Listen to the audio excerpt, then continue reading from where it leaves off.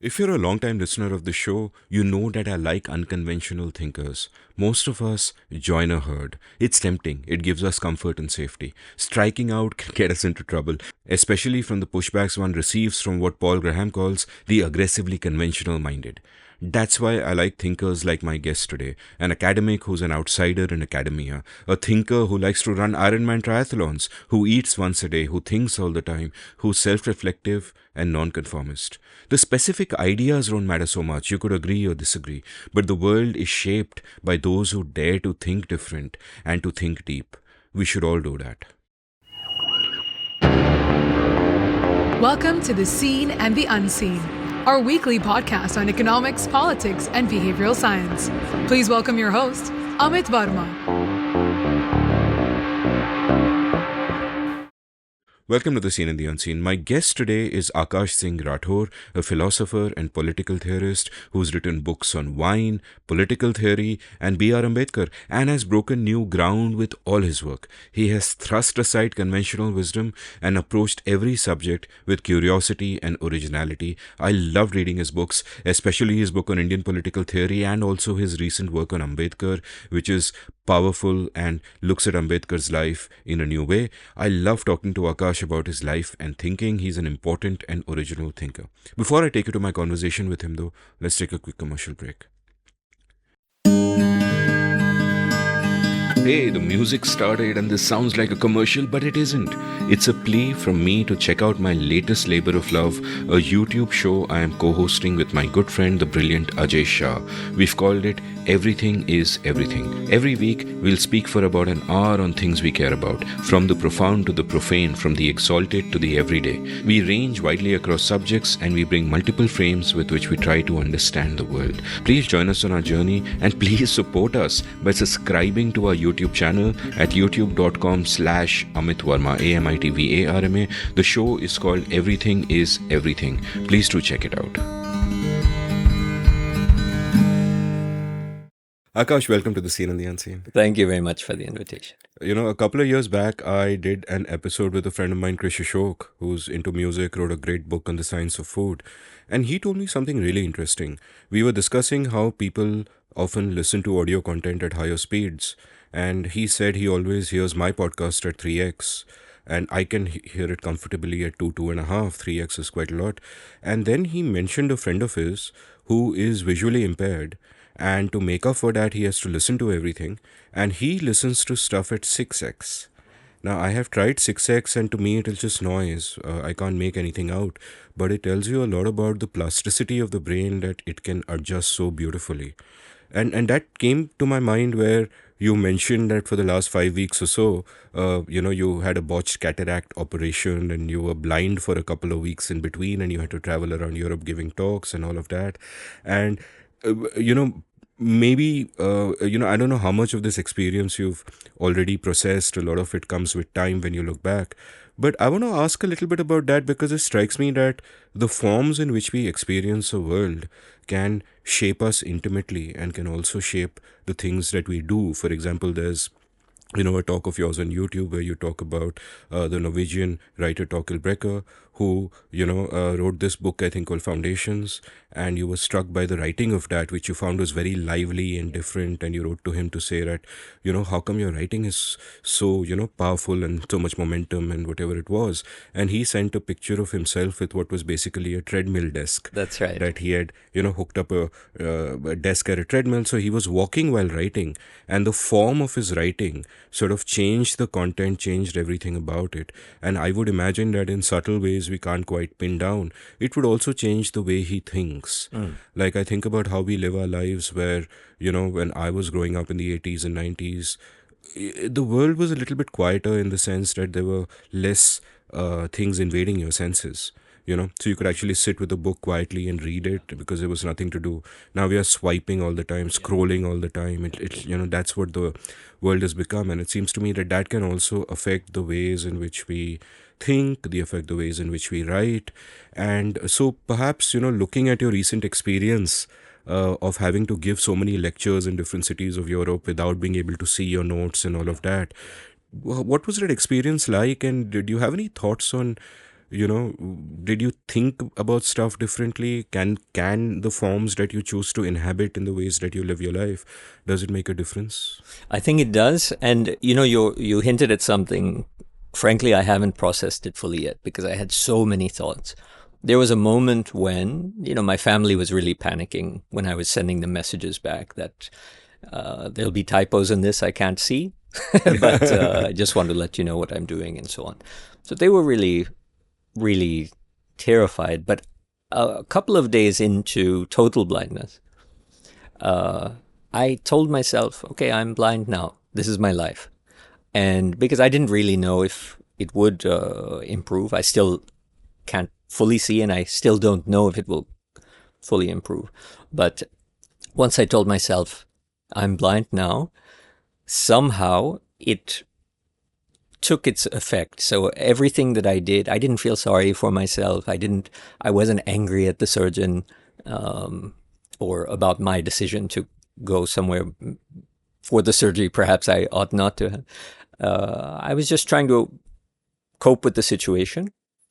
And it wasn't even coping in the sense of coping with a tragedy. It was just restructuring my life. Now, you mentioned this friend or acquaintance of yours who can listen at 6x. When I was in college, in order to fund my university, I needed to take odd jobs. I had a recent tweet that became very, retweeted a lot when I was reflecting back on all of the jobs that I've done, because they're things that I think have really made me who I am today. But one of the jobs was to read textbooks into audio so that the visually impaired students could listen to those books. And one thing I made a point of doing was to speak clearly and slowly. And now that you say that, they develop this ability to listen fast, I feel kind of stupid for having read so slowly. But the experience, and that I must have been 19 years old. So that experience came back to me a couple of weeks ago when I started listening to old YouTube talks of my own in order to prepare for talks that I needed to give, because I couldn't read my notes. So I would try to piece together what it is that I want to say based on what it is that I might have uploaded on my YouTube channel. So that was one thing, dealing with how to continue my work at the same level of productivity. And the other was, as I had mentioned to you before we started recording, that I train every day. And I didn't want this to change either. And I started running completely unable to see.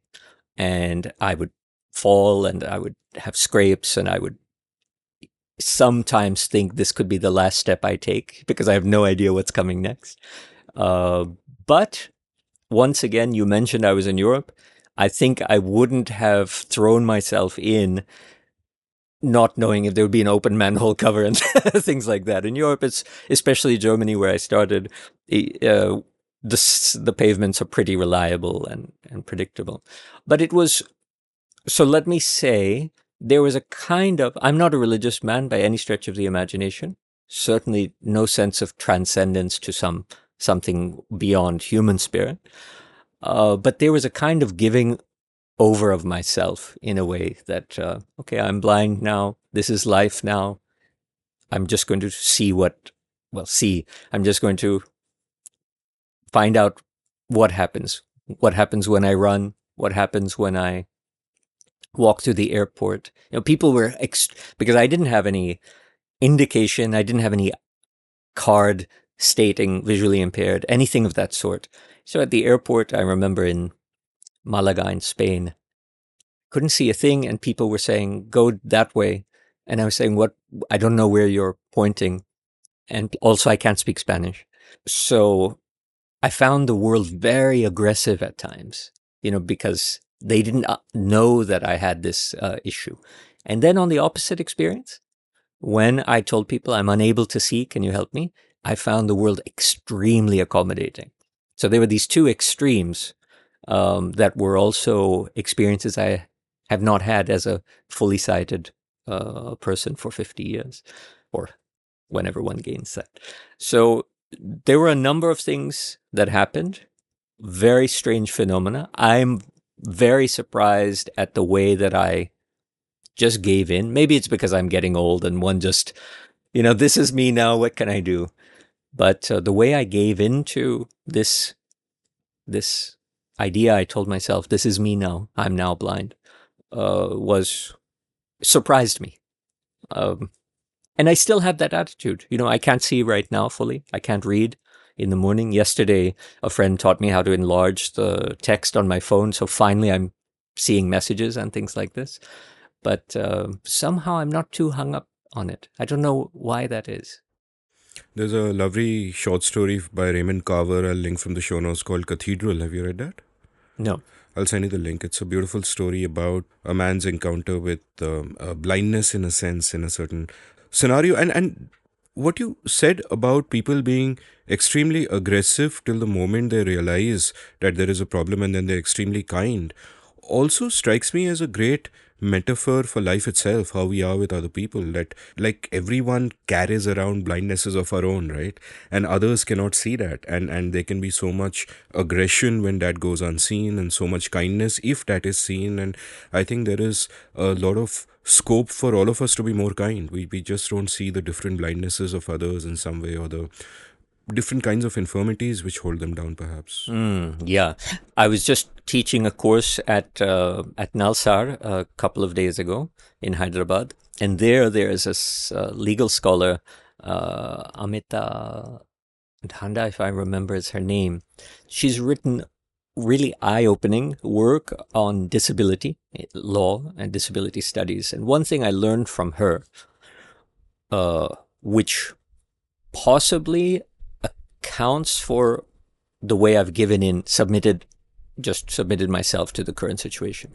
She has argued consistently throughout the years, for many decades, in fact, that the way that we privilege in public spaces and in law and in society in general, the autonomous, fully capable agent, is ironic, because how much of a human life is really like that? So maybe from age 25 to 40, we're fully able-bodied and we don't need really assistance, and we're autonomous and sovereign, as they say, self-sovereign in certain respects in public spaces. But from birth, we need care, attention, we need to be raised. We're incapacitated for many years physically early on, and then again after we age. We're not rational agents by any stretch of the imagination for decades of our lives. And so, the fact that we are autonomous, sovereign for perhaps 2 decades out of 8, and yet all of public space is arranged according to that paradigm. So Amita's work on disability studies was extremely insightful, suggesting that we complain so much about basic accommodation of disabilities or differences, when in fact each of us couldn't be autonomous had we not been cared for, had we not had accommodations, for in airports. I've been spending so much time in airports lately, every other day. So one sees the ways that these wheelchairs need to come on the gateway, blocking everyone's ability to get out of the plane, and people get extremely agitated, right? That they can't get off the plane because this person has a wheelchair, or this woman gets to board first because she's carrying an infant, and so on. We all need that accommodation most of our lives, and yet the brief period that we don't, we become so angry about people who are doing it. So, recognizing that those insights from disability studies have in some way become home to me very viscerally in the last few weeks, encountering that aggression, in the queue for security and so on. I just can't see. I don't know, do I go left, right? Have I reached to the tray or not? People behind will say, "Are yaar, jaldi karo," and all this kind of stuff. But it is very, very suggestive of how, the last couple of weeks have been very suggestive to me of how badly I must treat people on a daily basis, not recognizing whatever difficulties they may be undergoing, facing. And I was actually, using a sort of an expansive metaphor and not talking just about overt disabilities like, blindness or other kinds Yeah. of physical infirmities, but, not even looking at disability so much as differences. Like you've used a great term in one of your columns where you've spoken about cognitive empathy, where, you referred to Joni Mitchell's song, Both Sides Now, which Yes. even I love. We should perhaps discuss later which version of her renditions is our favorite. But there you speak about, the ability to see things from different sides, and you named your column in Deccan Herald Purva Paksha after that. And I'm also reminded of this great book written by Arnold Kling called The Three Languages of Politics, where he spoke about how within political discourse, and he wrote about it in the US context, you have the three broad tribes as he identified them, simplifying a bit for the sake of the argument, speaking past each other and never to each other because they simply don't recognize that each of them starts from different first principles. So progressives will talk about equality, libertarians will talk about freedom, conservatives will talk about tradition, and those are their sort of North Stars, and that's what they are guided by. And when they speak to each other, they speak to each other from their own point of view, and the other side is therefore not merely wrong but evil and misguided and heretical and so on and so forth, instead of acknowledging where the other person is coming from and being able to have those conversations. And I think within our political discourse that leads to a lot of that kind of aggression, where it should really not, where it should be, where that whole Purva Paksha spirit that you talk about should sort of come about. And I see a lot of that in your writing, but is that something that you've kind of had to cultivate over time? Because what happens, like when I look back on myself as a young man, obviously, you build a frame to see the world, and that frame seems to explain everything. And for a while, you might be very taken by whatever that frame is. And you become less tolerant of other sides. It seems to you that those who are wrong must also be bad, and so, or stupid, or whatever, so on and so forth. And it takes a period of time for us to lose that youthful arrogance, to gain some humility, to be able to have conversations and find common ground and understand that there's no point my telling this person to go towards to turn left there when they don't have their bearings yet, or they might have different bearings from me. It's not like, in that context, it's not that one can see and the other can't. It's that both are just seeing different things. Like, how did you arrive at being Purva Paksha, as it were? What is that journey like? There's so many ways to answer that question, because the most interesting way is the one I have least access to, which is understanding it in my own personal development. I have a grasp of it as a scholar and a philosopher. I can give all of the arguments about why it's significant. But really, I ought to reflect back on why that is of personal significance to me, as opposed to merely theoretical significance. One's experience in the world gives so many opportunities to understand this truth. The way that laborers regard intellectuals such as ourselves as really ridiculous people. We might be offended by it. We might think the same about them. But what it actually is an opportunity to understand that we see the world completely differently.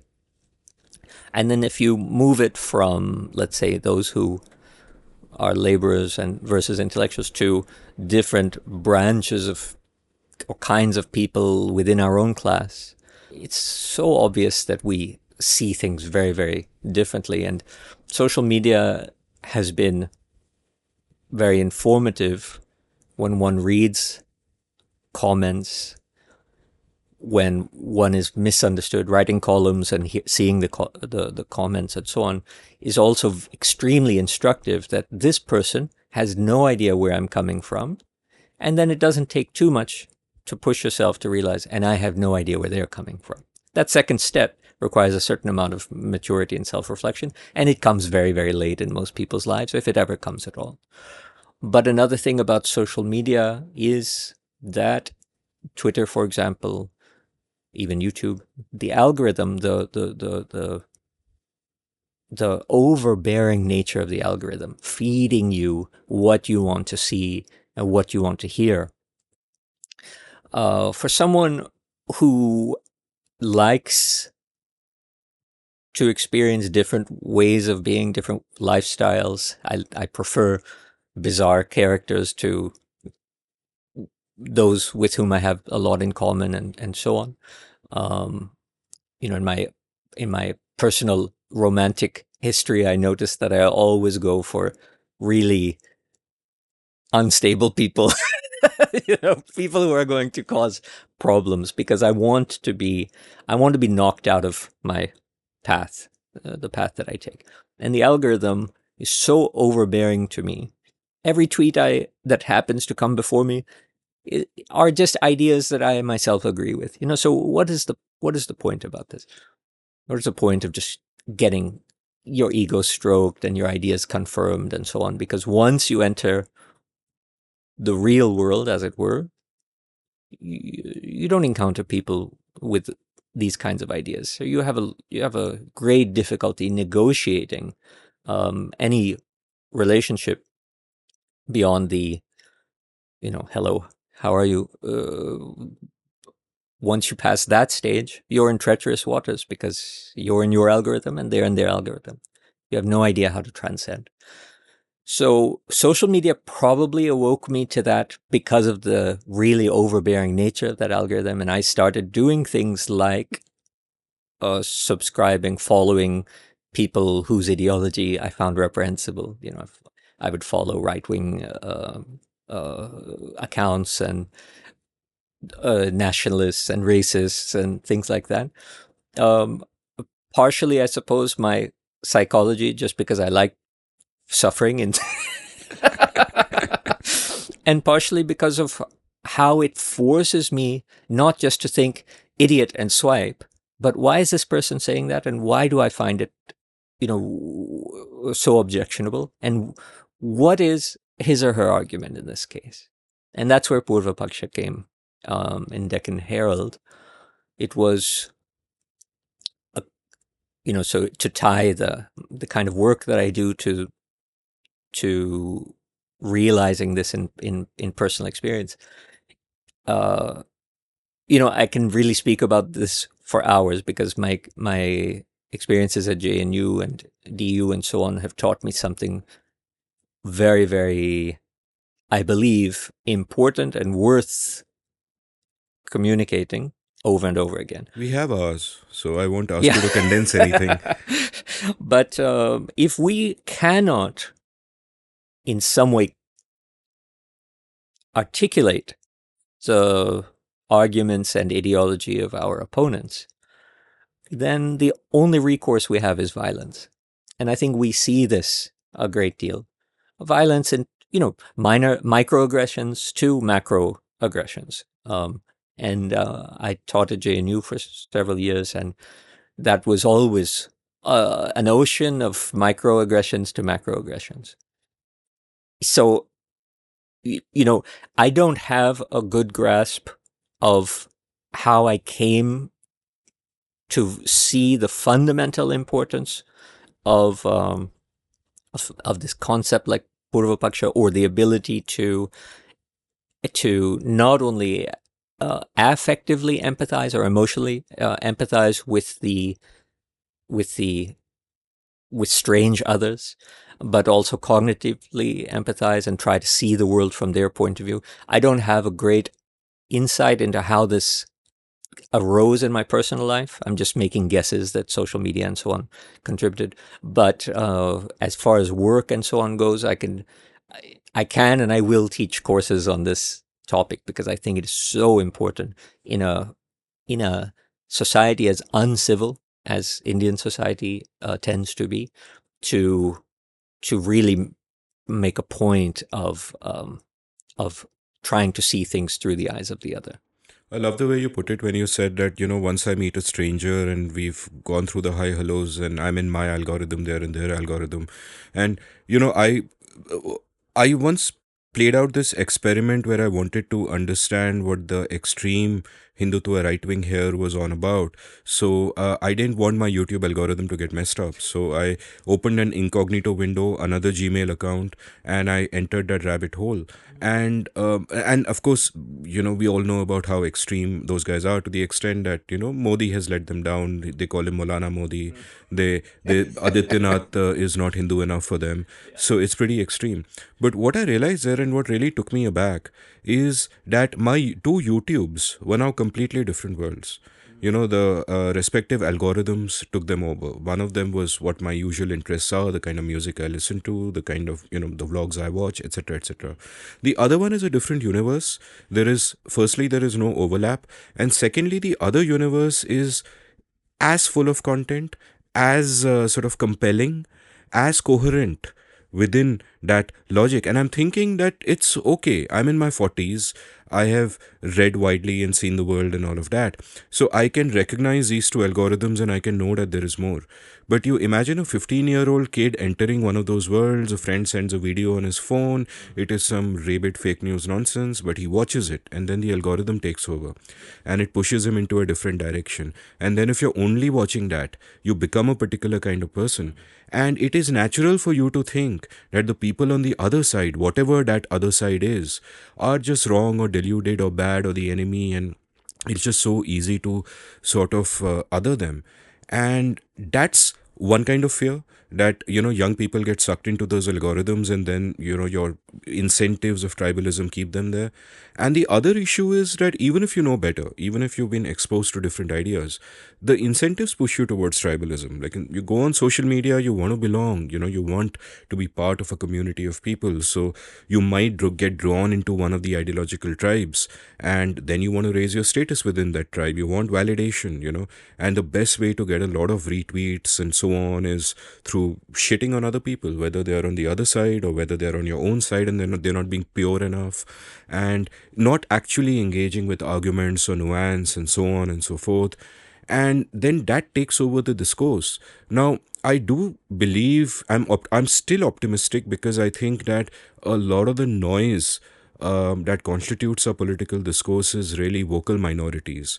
That the silent majority is just sitting back, and they know the world is more complicated, but they don't really want to enter and get cancelled and so on and so forth. But yet these vocal minorities do shape the discourse. Like you've spoken about in one of your articles, you wrote about how in JNU once you gave a talk on Ambedkar's riddles in Hinduism, and the ABVP protested. Yes. And shortly after that, you gave a talk on Golwalkar's We, or the Our Nationhood Defined, and the left protested. Yes. And the ABVP guys were on the front benches. And this is just crazy. Everybody should attend both of those lectures, right? So that statement you just made, everybody should attend both of those lectures. How much experience and understanding goes into that realization? I think a huge amount of experience.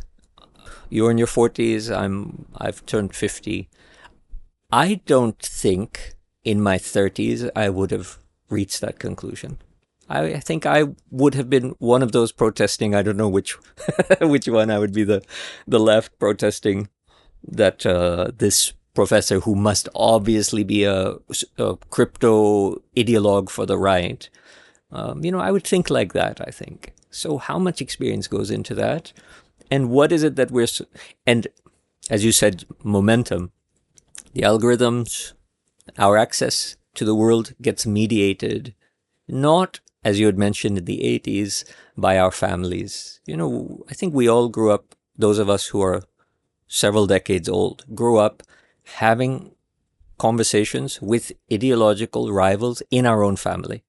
And so we still had love as a basis to prevent murder, which was the inclination, a strong inclination in some with some family members for their ideas. But now, I don't want to sound like a very old man, but the dissolution of family bonds that may, be the result of just a faster paced world, two parents working, whatever social causes, have reduced that experience. And then what experiences do we have? We have that in the schooling, I don't really know what happens. Does the algorithm, does the ideology, does the polarity already take hold from that point? Certainly in colleges where I do have experience, one sees from day one a kind of lining up in your camp. Which camp do I belong in? And then, 3 years, you stay in that camp. And then, of course, a pet peeve of mine, the way that the national parties have youth wings on campuses, I think is criminal. I think it should absolutely be prohibited on college campuses to allow national parties to have representatives, especially walled campuses. And maybe later I can talk about why a wall is so important around a campus in this respect. But we get locked in, and more traditional ways of transcending, emotionally transcending, the vilification of your ideological opponent. It's one thing to loathe, despise, or have contempt for ideas. It's another to have those feelings towards a human being.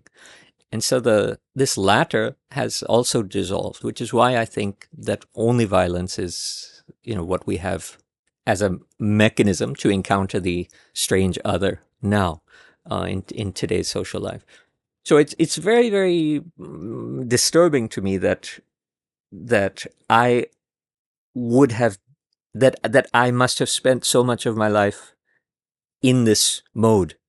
I wonder how many mistakes I made, how many people's dignity I didn't recognize or acknowledge because of being, not having gained this insight. And yet I don't know what creates this insight, this experience that allows you to make that statement so plainly and me to agree so readily.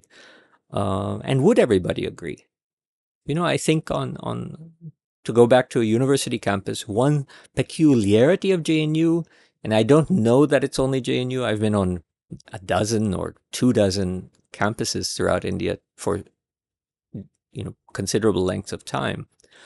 But one experience that is very crisp at JNU, if I go across a room to shake hands with someone who's obviously an ideologue for the right, I will hear hisses and later contempt and later receive WhatsApp messages. Why did you go speak to that person? Don't you know he's this and that? And why did you shake that person's hand? We all knew you were secretly right wing. And, just walking across the room to show some kind of basic human decency. It's unacceptable in the ideological polarity of a campus like JNU. And once again, I think it's not only JNU, it must be elsewhere. I've had similar experiences at HCU, Hyderabad Central University in Hyderabad, and Aligarh Muslim University, all very prestigious universities, all places where I have been in HCU physically accosted for having shaken hands with someone from an ideologically rival camp. So, the situation is not good, especially considering that these are great liberal arts universities. We all know what's happening on IITs. Engineers are never, in the first place, even introduced to ways of thinking beyond cultivating their imagination in any respect, that life can be otherwise than, how you've been raised. But if on these prestigious liberal arts campuses, people are closing off the possibility of having civil encounter with your ideological opponent, that's what frightens me. And I think that's what motivates Purva Paksha. And largely, all of the books and work that I've been doing for the last, probably since 2015 or so. I see a clear change between what I was doing, in 2010, a book that I had written. I see the preface was extremely hostile and unkind to my ideological opponents versus, work after 2015. So sometime in that period, I had the insight that you find so natural. Sometime in that period, I guess it occurred to me. Before we go to your childhood, and I want to ask you a lot about that, I'll first ask you about Parenthood, because that's also relatively recent. You've got, two young kids growing up, and I imagine the texture of their childhood must be completely different from yours. When you and I grew up, and I'm going to be 50 at the end of this year, so we're pretty much the same age. When you and I grew up, and I was a child of privilege, and I'm guessing you were as well. But despite that, compared to today, there was such a scarcity of knowledge around us. I mean, I was lucky to be surrounded by books and all of that, but today's kids have the whole world on their smartphone, and everything is available to them. And yet, as Jonathan Haidt points out, all of us are consuming content that was produced in the last 3 days, right? And we are constantly scrolling, or we're constantly swiping, and everything is just broken up into bite-sized little TikTok bits of entertainment. And I don't necessarily mean that as a pejorative. I'm a big fan of TikTok, but the texture of our lives are completely different. So when you see your kids today, one, in certain ways they're far luckier than you were, because this incredible world of possibility where they can learn anything they want. And in my time, I remember we had to scramble to just figure out what kind of music we like. It was so hard to get a mixtape together, and you'd get together with a friend who had a double deck, and you'd copy song by song, if you remember that. And today those scarcities are completely gone, and yet I find that a lot of young people today, it's almost as if they have all the time in the world, but they have no leisure time at all, because they're constantly bombarded with shit. And it also leads to different kinds of anxieties, especially, it's been much remarked upon by many how in the last decade or so there's been an outbreak of teenage depression among girls in the US, depression and suicides, and part of that is because has been attributed to Instagram, Facebook. Young people are comparing their real lives with other people's projected lives, and it becomes like a constant race to keep up. The anxieties can be crippling. So, so in terms of parenthood, one, what worries you or gives you hope about the world that your kids are inhabiting and the way they are growing up? And two, how has that changed you? Parenthood.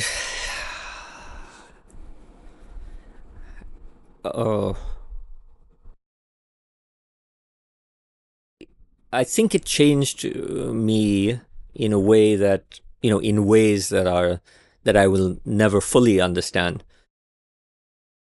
As I had mentioned, in the 30s, I probably was rather ignorant in so many ways.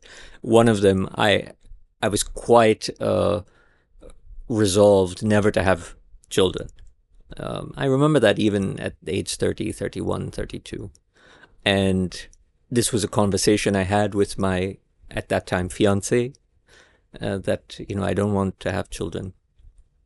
She knew I was an idiot, so she would just, okay, fine. But I think she had a great, maybe because of the way she grew up, she had sort of more insight into the way people change and delude themselves and so on. So she didn't make a big fuss about it, but I remember having that conversation with her.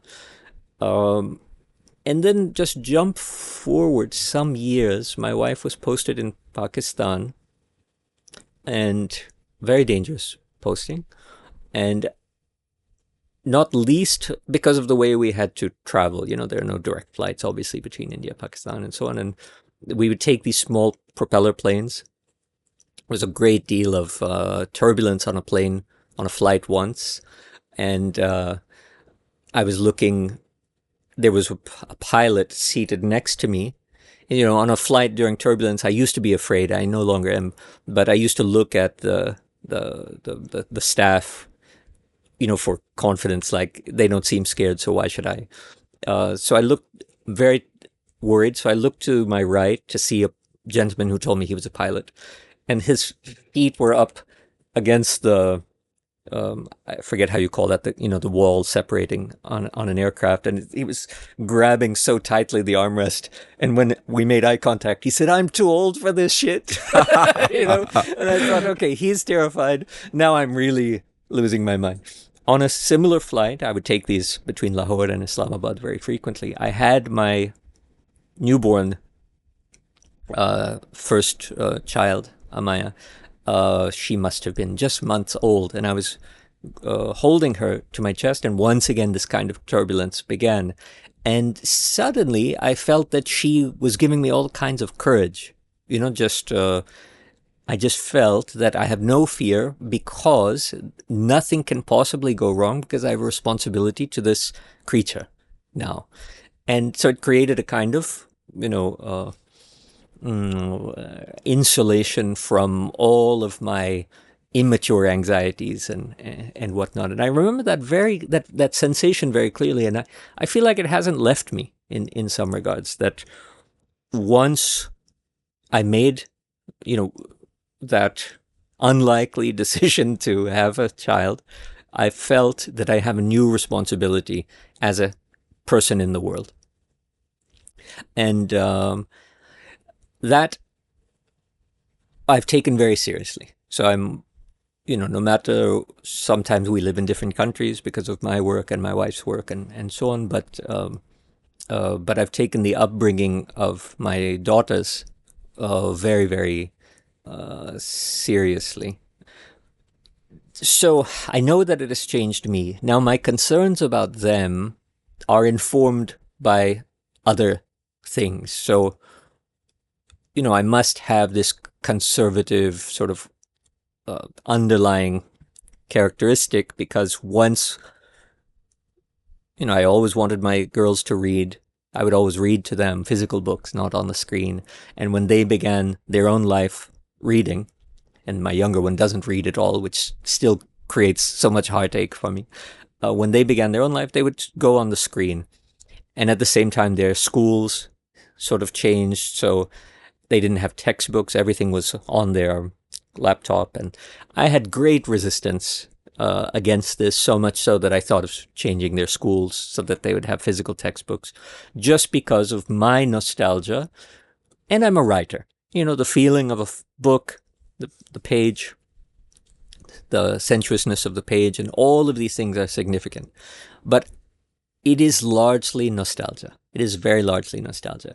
Now, as a philosopher, I have an understanding through my study of authors in the ancient world like Plato up to the contemporary world like Marshall McLuhan, who have shown that at every innovation in technology,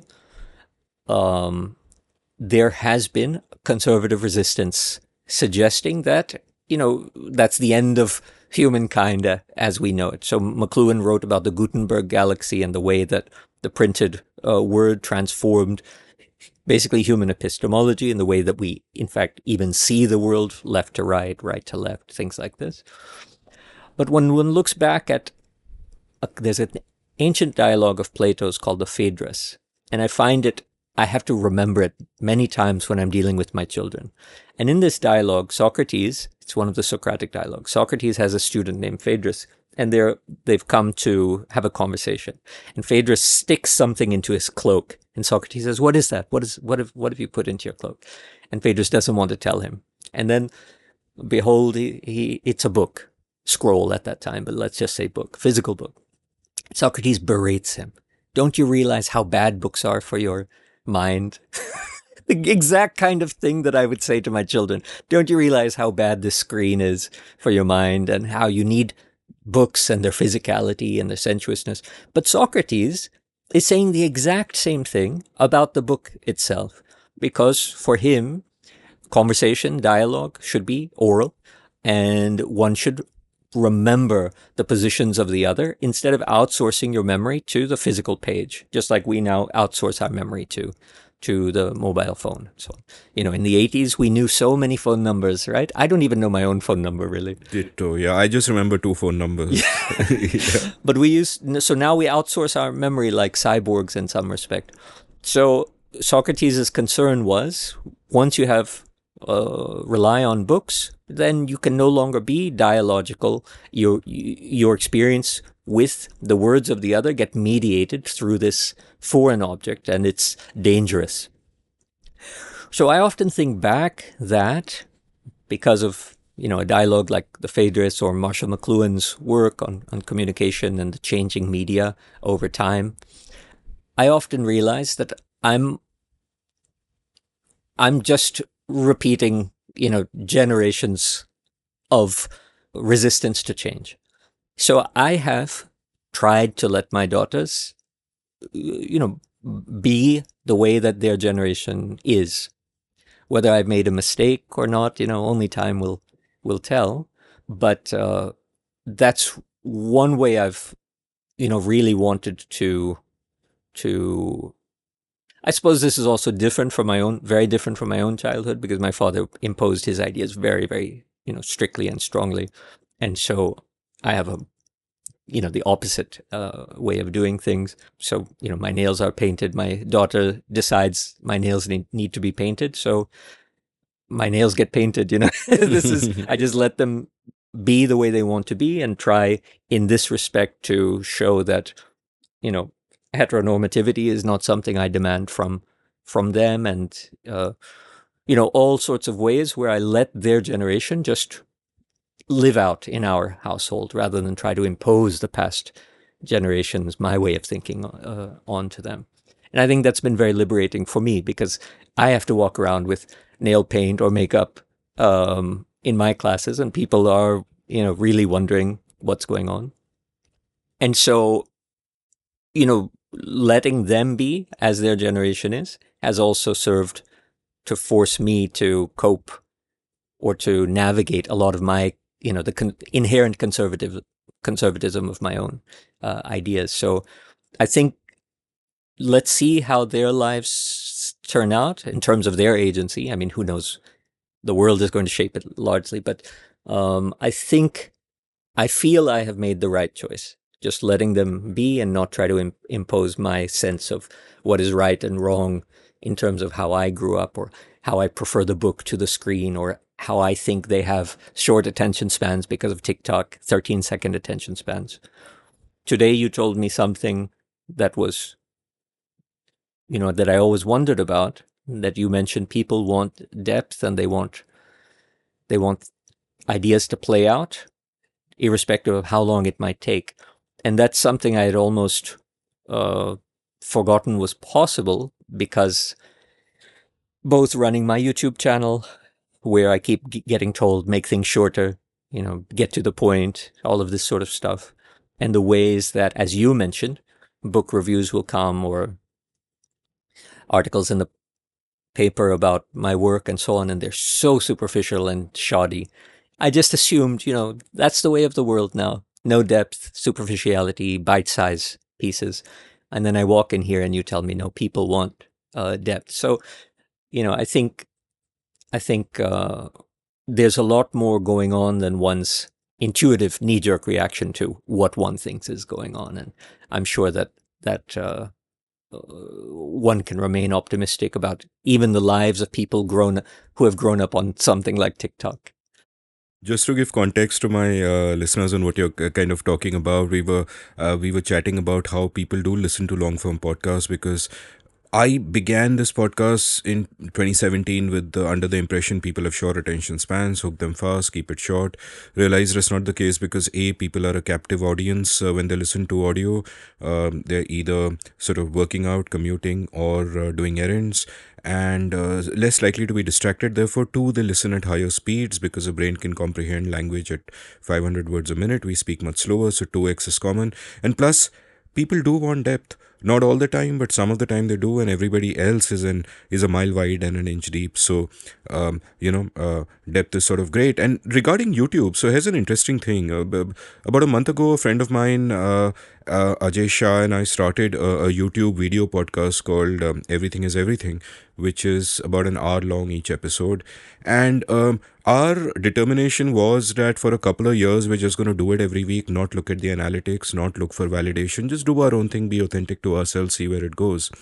But Ajay is a bit of a geek, he's an engineer, so he did look at the analytics, and he found two interesting data points. And one data point is that in our first two episodes, there's a metric YouTube uses called how many people dropped out in the first 30 seconds. And for our first two episodes, that metric was about 45%, 55%, right? But the second metric, which I love, which is more important, is how many people watch the whole thing at one go.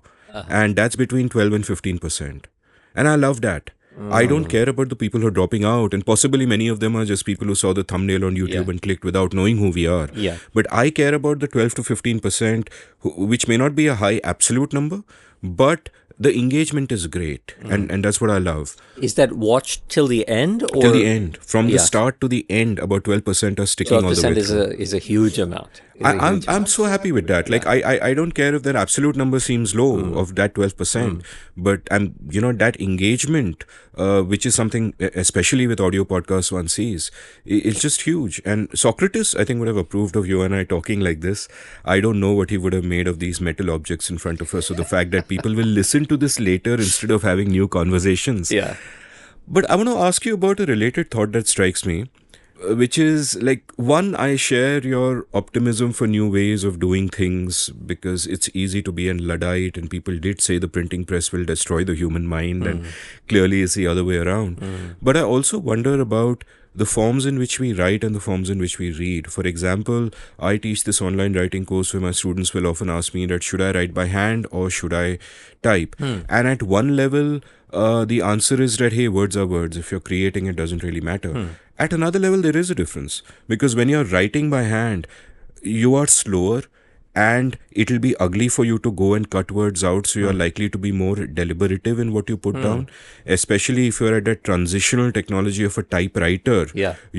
You've got to be really careful. But today we've got the backspace, we can type fast, we can just go through things. The speed of thinking changes, the amount of deliberation you put in changes. I wonder if that makes a difference. Another thing I've explored with a couple of my guests is how back in the day, I remember when I left home as a young man and I would work, I would send long letters on these inland letter cards, or even, proper paper to my parents or to friends, which would be like, you're talking about your day, you're talking about how you were feeling, you were talking about a book you read, and our communication was like that. And at one level, the act of sitting and writing a letter to someone is sending a message that you matter to me, so I'm spending this time. And it is also a time of quiet reflection for yourself, that you're getting to understand yourself and even shape yourself better in the act of writing. While today, so much of our interpersonal communication, even with loved ones, is really terse, instrumental WhatsApp messages, it's information exchange. There's nothing of that. So that form has changed, and I wonder if the changing of that form changes in some way the ways in which we relate to them, the ways in which we relate to ourselves and think about ourselves. And you've even given a talk on writing and cognition and all of that. I'll link that from the show notes. It's fascinating. But what do you think about this? Like, do you feel that there is a difference in the way that you read and the way that you write? Is this something you've thought about? It's something I think about very frequently, and more lately. And one thing I'm picking up about you, Amit, is that I think you and I are both very nostalgic people. That's what old age does, bro. Is it our age? I think it could be. So have you seen any of these letters lately that you used to write 30 years back? So I actually did. My dad had died last year, a couple of years back during COVID second wave. So we cleaned out his house and gave most of his books away and gave most of the things away. But I found some diaries and stuff, and obviously I kept them. Some of them were his diaries and my mother's diaries, and they're really interesting in the kind of insight they give. But I also found an old letter I had written to someone and never posted. And this must have been when I was 19 or 20. And it is an enthusiastic letter about the plot of a story I want to write, a short story I want to write.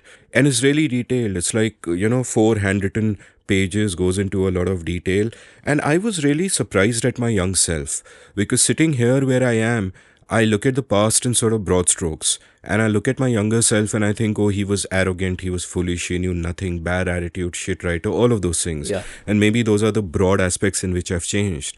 But I've forgotten the finer details of what that young person, who is almost a stranger to me, was like. And reading this letter, I thought, what an interesting guy. Yeah. Right. And what interesting ideas. And how is he even thinking of these? And it was like looking at someone else. Right. And not even nostalgia. Yeah. It's just an act of curiosity.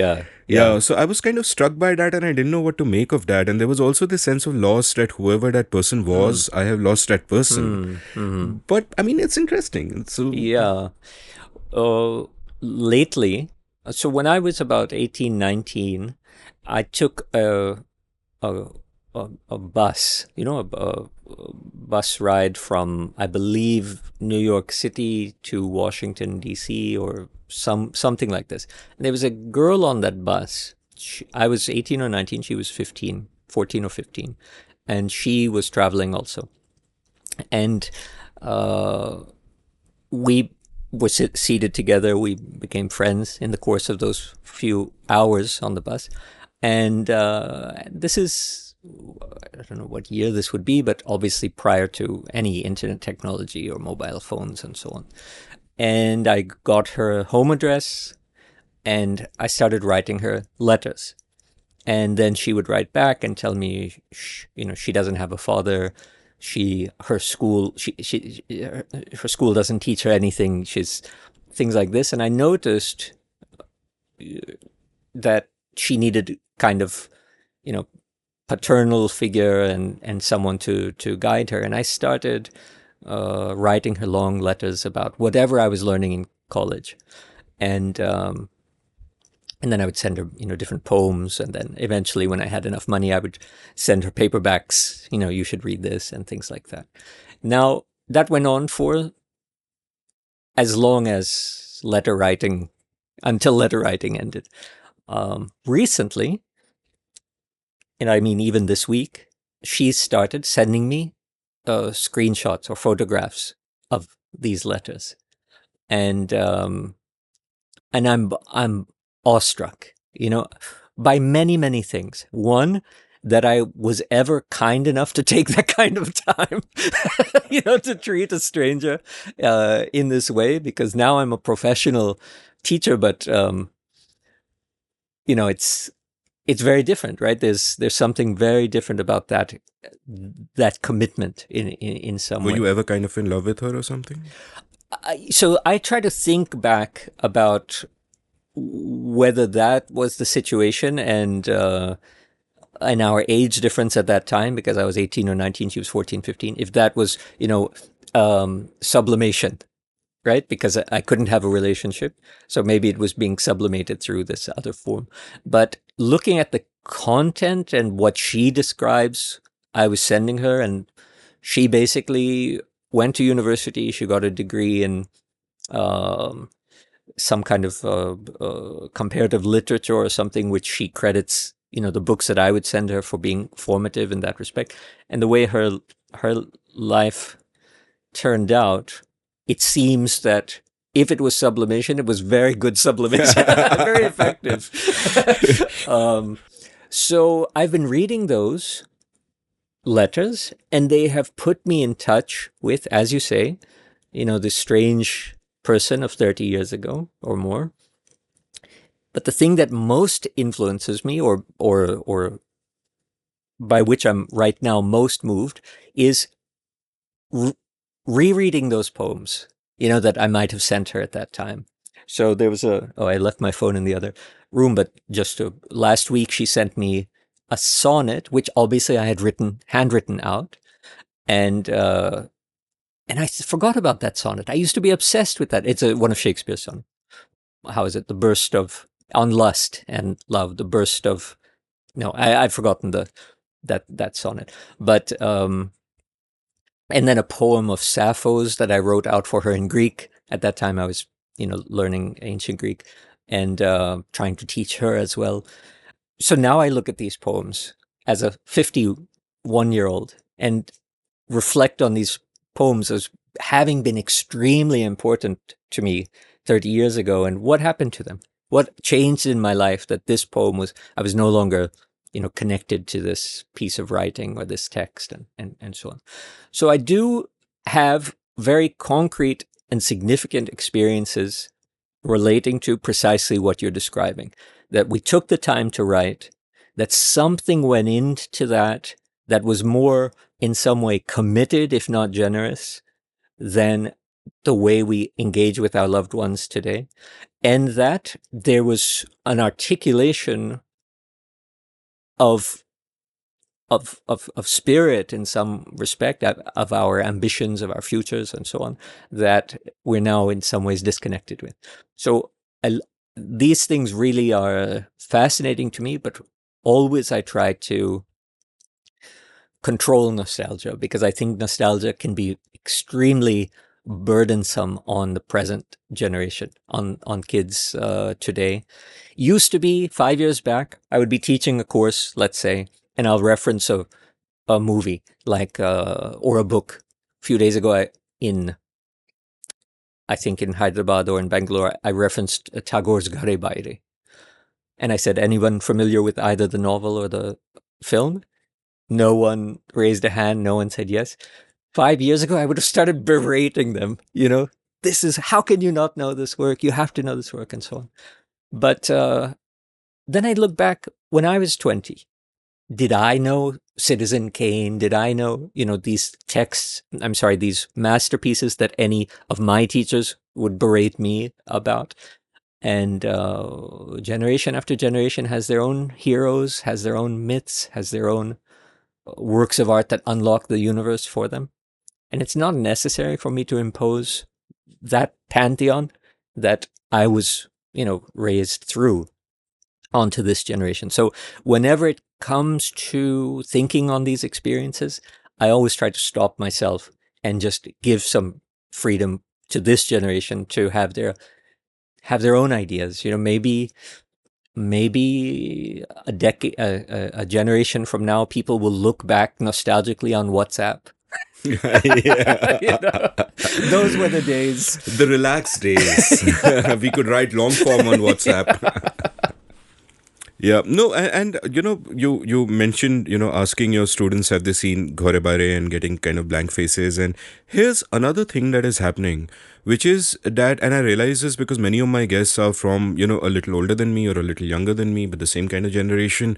And many of our influences, we realize, are similar, or at least we read the same kind of things growing up. So, you and me obviously can talk about, how good Victor Banerjee was in Ghore Baire, or whether it was one of Ray's good films, and so on and so forth. But I've realized that what has happened in the last 10-15 years is that the mainstream has dissipated in a way that these common cultural connections are really vanishing, in the sense that, back in the day, there were a certain number of films and a certain number of books which are part of the canon, which everyone kind of refers to, which everyone has sort of heard of.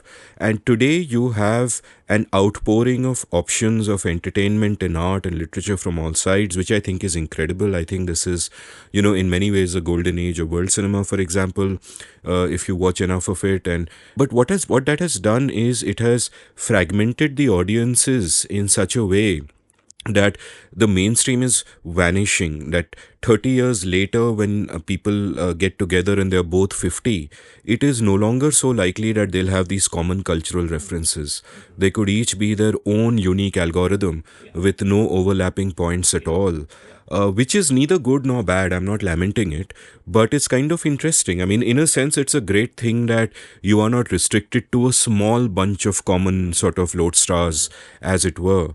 But also then, and I'm sure when we talk about your childhood and ask you what you read and what you watched and all that, there'll be a lot that will make me nostalgic, because there'll be common points of connect. And those common points of connect for a future generation might sort of not really be there. And I'm just thinking aloud. I don't know if it's a bad thing or a good thing, or It's hard to say. There must be elements of both. So one can see the dissolution or the fracturing of the canon in many, many different forms. So there was a literary canon, there was a cinematic canon, there's a music canon, and then there's also a moral canon, and an aesthetic one, and so on. But what people have come to realize is that in almost all of these different modes, what has been asserted as universal was in fact particular to class and caste and gender and race and so on. And so the fragmentation of the canon is part of the consistent logic of the recognition of all kinds of hegemonies and forms of systemic oppression. What's disturbing in it is that once again, to be nostalgic, the era that I find so fascinating, which is why all of my songs that I write in the Purva Paksha column come from the 60s, that the civil rights fighters of today, in the studio right now, there's Bob Dylan's photo is right in front of me. The songwriters, the filmmakers, um, the novelists, and so on, often used that shared canon as a resource for arguing why the canon needs to be brought down.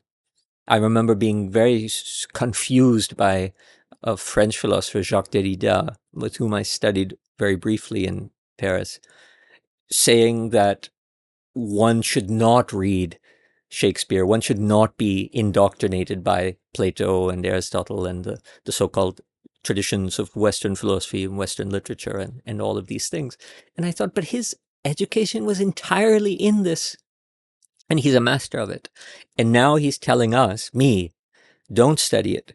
So what am I supposed to do now? And I found that very ironic. And I also, the feminist movement, early feminism, the Black Power movement, civil rights, hippies, the singer-songwriter, folk singer-songwriter, all of those people had the experience of the canon in whichever modality, while they deconstructed it and taught the next generation, don't listen to it. Find your own way, find your own thing. And indeed, the result today is total fracture. Their canons are specific to caste, and they're specific to class, and they're specific to gender. At IIT Tirupati, I was just teaching a course on my book, Philosophy of Autobiography, and going through Hemingway's autobiography, A Movable Feast, and thinking how moving, how powerful this book was for me as a budding writer to learn the discipline of writing. Hemingway would sit down every day, whether he had something to write or not. He made himself sit in this chair for 7 hours so that eventually that part of the physical discomfort was no longer an issue, and he was left to write. So this discipline for me, it changed my life. Reading Hemingway's A Movable Feast changed my life as a writer.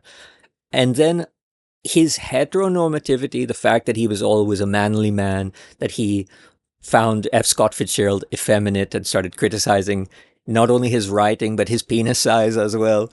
And, all of these, I asked women in the course. There were many women who were a bit older. Teachers also joined this course. Has anyone else been inspired from this? Only men raised their hand. No women. So one realizes that often the canon is, gender specific as well as class and caste and culture specific. So somehow it is something to celebrate that we have destroyed the hegemony of this canon, which was the universalization, the false universalization of a particularity, usually white man or Brahmin man or whatever. On the other hand, one has to think that something much larger is going on in terms of the way that global capitalism works and the way that global capitalism requires the splintering of identities and the lack of solidarities and the lack of commonalities in order to exploit every market and every individual within those markets. So, the Marxist side of me makes me very skeptical about these fractured identities and recognition and acknowledgements of the specificities of each of our positions. But let's say the progressive side of me makes me very, makes me champion it. The nostalgic side of me makes me miss it. So it's very complicated, but I think so is the world, I guess. Yeah, I mean, I think a lot of criticisms of capitalism should at some level be criticisms of human nature itself, because capitalism is all about, when it works well, is all about giving people what they want. You fulfill my need, I fulfill your need. It's a positive sum game, and so on and so forth. But there are these two interesting currents in opposite directions which I see as having taken place. And one is a sort of a homogenization, where, back in the day, to become a successful artist, and only 1% of your musicians would be successful, the rest are strugglers, and you have to achieve scale, and everything is homogenized, and you're, playing to the lowest common denominator, and so on and so forth. And that is a force against art, and whatever indie art survives also survives thanks to markets, but at a smaller scale. Today, I think what's happened is that the mainstream no longer matters so much. Artists no longer need to scale. Like, certainly within the creator economy, as a podcaster, I don't need to reach 1 million listeners to have a show that is working and paying for itself and appreciated by others. I can exist despite that, and that's enabled again by markets and markets and technology. And a future shift, and I'm just thinking aloud here, is that, we talk about the fragmentation of entertainment and all of that, but a future shift might even come about, for example, because of AI. Like, I did an episode with the writer Jerry Pinto. We spoke for more than 8 hours. One of my Only 8 hours with Jerry Pinto. it was too short. It was too short. Yeah, Jerry is fantastic. But at one point, we were kind of musing about how he's written this great crime thriller called Murder in Mahim, and I was like, why don't you make it a series? And he was like, no, man, I have so much work to do. And I just thought that, X years later, there is going to be AI, and I'll tell that AI, write me more novels in the series, and the AI will. And now I'm taking that thought further and saying it is not that a publisher will get an AI to write 10 more books and they will all be as good as Jerry's original. I am saying that we could literally sit down and get AI to write individual versions tailored for us of, Murder in Mahim in that series. And you could just get it on the fly. And that completely destroys mainstream entertainment in terms of, and this is something like my writing students often ask me that, if AI is going to eventually one day, somewhere down the line, produce great works, if a monkey is going to write Shakespeare, as it were, then what is my motivation? And the way I break it down is that, sure, if your thin desire is to get validation and acclaim for your works, you may not get that because there might be much better stuff coming out and you can't compete with either quality or quantity. But if your thick desire is to be a creator, to tell stories, to write, no one can take that away from you. Is this sort of something that you've thought about? Well, it depends which aspect you're talking about. The drive to create art and write, or I think AI? Both as a creator and as a consumer, and AI itself. Like, you wrote a recent piece about how your phone is full of these AI apps that make your life easier in so many different ways. And one of them promised to tell you the truth, and you were like, I love you. So what is your sort of relationship with technology in that sense? And as both a creator, if I can use that term, I've had people on the show get offended before and say, I'm an artist, I'm not a creator, but the sense in which I mean it. But content creator. I have to say, I have a discomfort with that, with that also, with the idea of content, because then what about form? I also want to contribute to form. You're contributing to form by doing an 8-hour podcast. It's not merely 8 hours of content. It's the very fact that you go for 8 hours changes the form in some respects. Yeah, but the important thing there also is that the form changes the content. And like, I wrote an essay about how the form changes the content because our conversation already is much more discursive than it otherwise would be if we just had an hour. We are flowing into all these different directions. It forces me to listen. It changes the quality of both my listening and my engagement with your work. And that eventually ends up changing the person that I am. So form, content, character, they all feed into one another. Yeah, they all move. But because of that, I have a lot of difficulty being called a content creator when I'm working on YouTube, because I want to be more than that. I didn't know artist was maybe the paradigm that I'm secretly... What is actually annoying me is that I'm being referred to as a creator rather than an artist. That's fascinating. The ego of the artist is No, but just to sum that up, mysterious. I think Eric Weinstein did an episode with me, and he took umbrage at being, at the term creator, Ah, and he preferred artist. And I said, no, I actually think creator is much more egalitarian, because uh-huh. here's the thing: if I'm a 17-year-old kid Yeah. and I've started creating my own stuff, Yeah. it would be pompous and presumptuous of me to call myself an artist right away.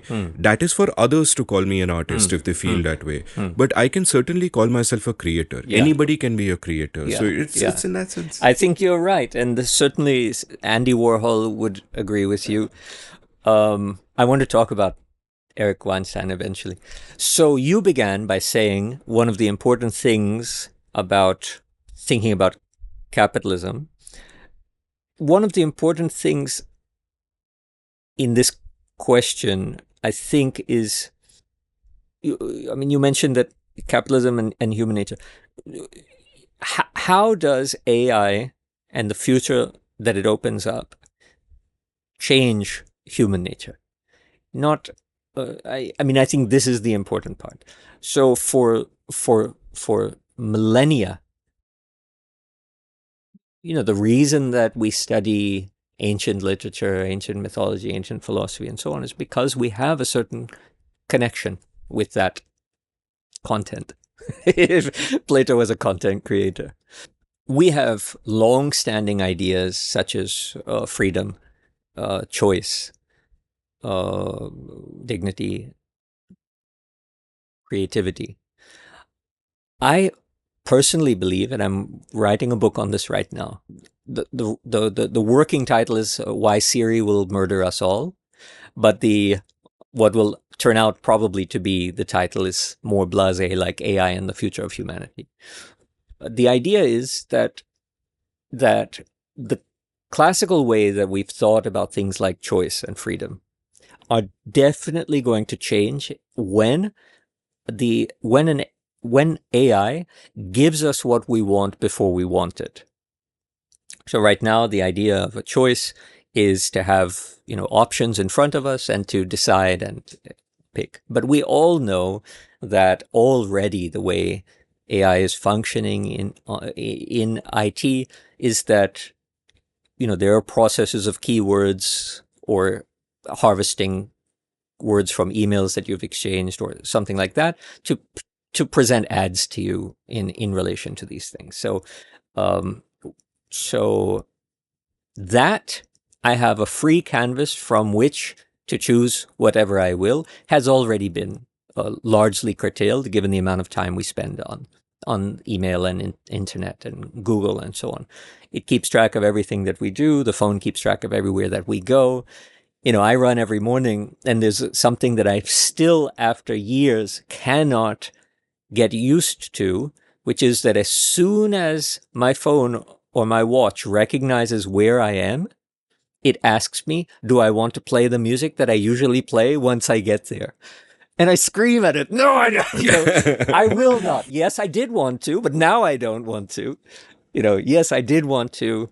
It knew my thoughts before I had them, but just to resist and to show that I still am an agent, I will listen to, something completely different, just to throw it off, But what this suggests is that as AI progresses and as our experience integrates more closely with it, both in terms of, the watch is going to change into the glasses are going to change into a retinal contraption, the watch itself might be integrated into the wrist, our PayTM is eventually going to be a fingertip, as we cyborg ourselves, along with these changes will change human nature. What we always thought freedom was, from the ancient texts that we currently read to, the future when it begins to unfold. So the idea of choice is going to change. The idea of freedom is going to change. What does it mean to choose? What does it mean to be free? And consequently, the idea of creativity is probably also going to change in ways that we can't anticipate now. Again, we're complicated, multi-layered people.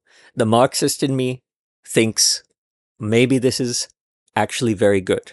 because Marx had this notion that there has to be a fundamental changes in human nature so that consciousness elevates to a point where something like communism is possible. It's certainly not possible today. It certainly wasn't possible in his time.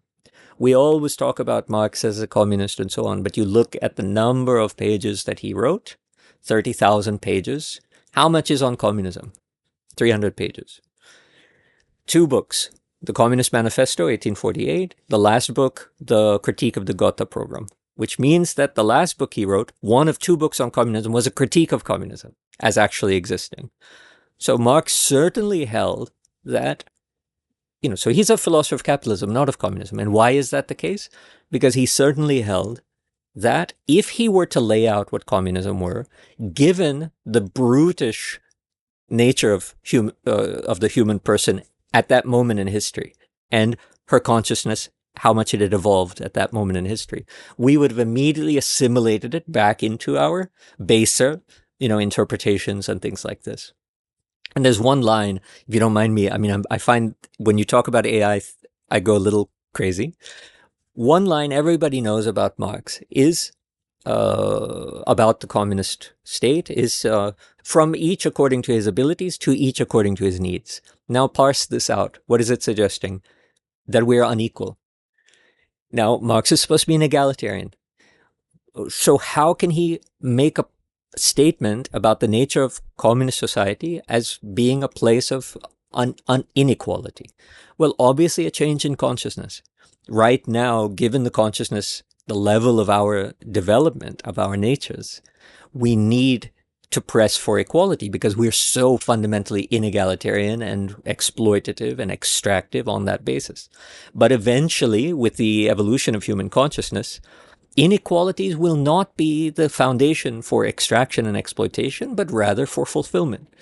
But Marx can't explain these things. That's why he never writes about communism, because we would appropriate it into our own, grotesque ways of being. So I believe that Marx anticipated that technology like AI would serve to elevate and advance human consciousness to such a level where it could start to make sense to talk about justice and a kind of communist, whatever content you want to fill into that concept, utopian, let's say, way of being.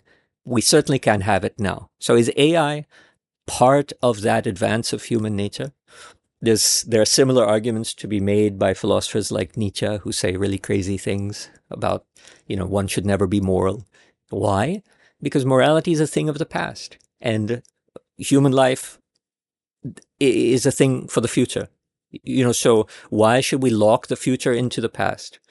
Only animals want their offspring to live identical to them, right? A puppy's life is the same as a dog's life, and that, when it becomes a dog, that's the life of animals. So for human beings, we want our progeny to be in a better position than ours. That's what makes us uniquely human. And yet we bind them in our morality and the moralities of the past. So Nietzsche's argument is the only way that human consciousness is ever going to evolve and advance is if we untangle and dismantle the expectation for future generations to be bound by our morality, which is basically bound by our history. And he tries to liberate them in that respect. So, philosophers like Marx and Nietzsche make me very optimistic about AI, even though, once again, I have that discomfort about, is it being done just for profit? Is it being done just for the total surveillance state? Is it being done for all the opposite reasons that I'm optimistic about it for? And so both of those, that great optimism and that great discomfort go hand in hand, along with the nostalgia. Life was so much better before AI. Isn't the future of humanity going to be so much better because of AI? These are the things to balance. I'll cut myself off here. I can go on forever on this topic. No, there's lots I want to double click on. But first, an anecdote. You spoke about how the tech in your smartphone will go to your glasses and then it'll become retinal and all. And I remember recently, for the last few weeks, I've been spending a lot of time at a friend's farm in Karjat, Karjat is like 2.5 hours away from Bombay. And I was driving there one night, and it was pretty late at night when I was getting there, and it was raining. And there's a stretch of road in Karjat district which is completely dark. And for some reason, when I was driving down that stretch, even with my headlights on full beam, I simply couldn't see anything. I could just see black all around me. It's like and it was moving in weird ways. I was very tired. It was like black waves and walls and all of that in front of me. But I managed to get to where I had to go. How? Because I replaced what I could see with my eyes with what the map told me. So if the map told me go straight, I was just going straight, albeit very slowly, because you don't know there might be a speed breaker. And I can't see anything, right? But I just kind of followed the map really slowly and got to where I was going. Which was sort of a surreal experience and not part of any point I'm making at all. But what you're speaking about Marx and elevating human nature, and that reminded me of something the biologist E.O. Wilson once said about communism. He said, "Great idea, wrong species." His intuition was that it would have worked in ants. But humans know, given human nature as as a restraining feature, it could not possibly have worked. What I think technology and AI do, and this is both worrying implications and good ones, is that they don't elevate human consciousness. Instead, they amplify aspects of human nature.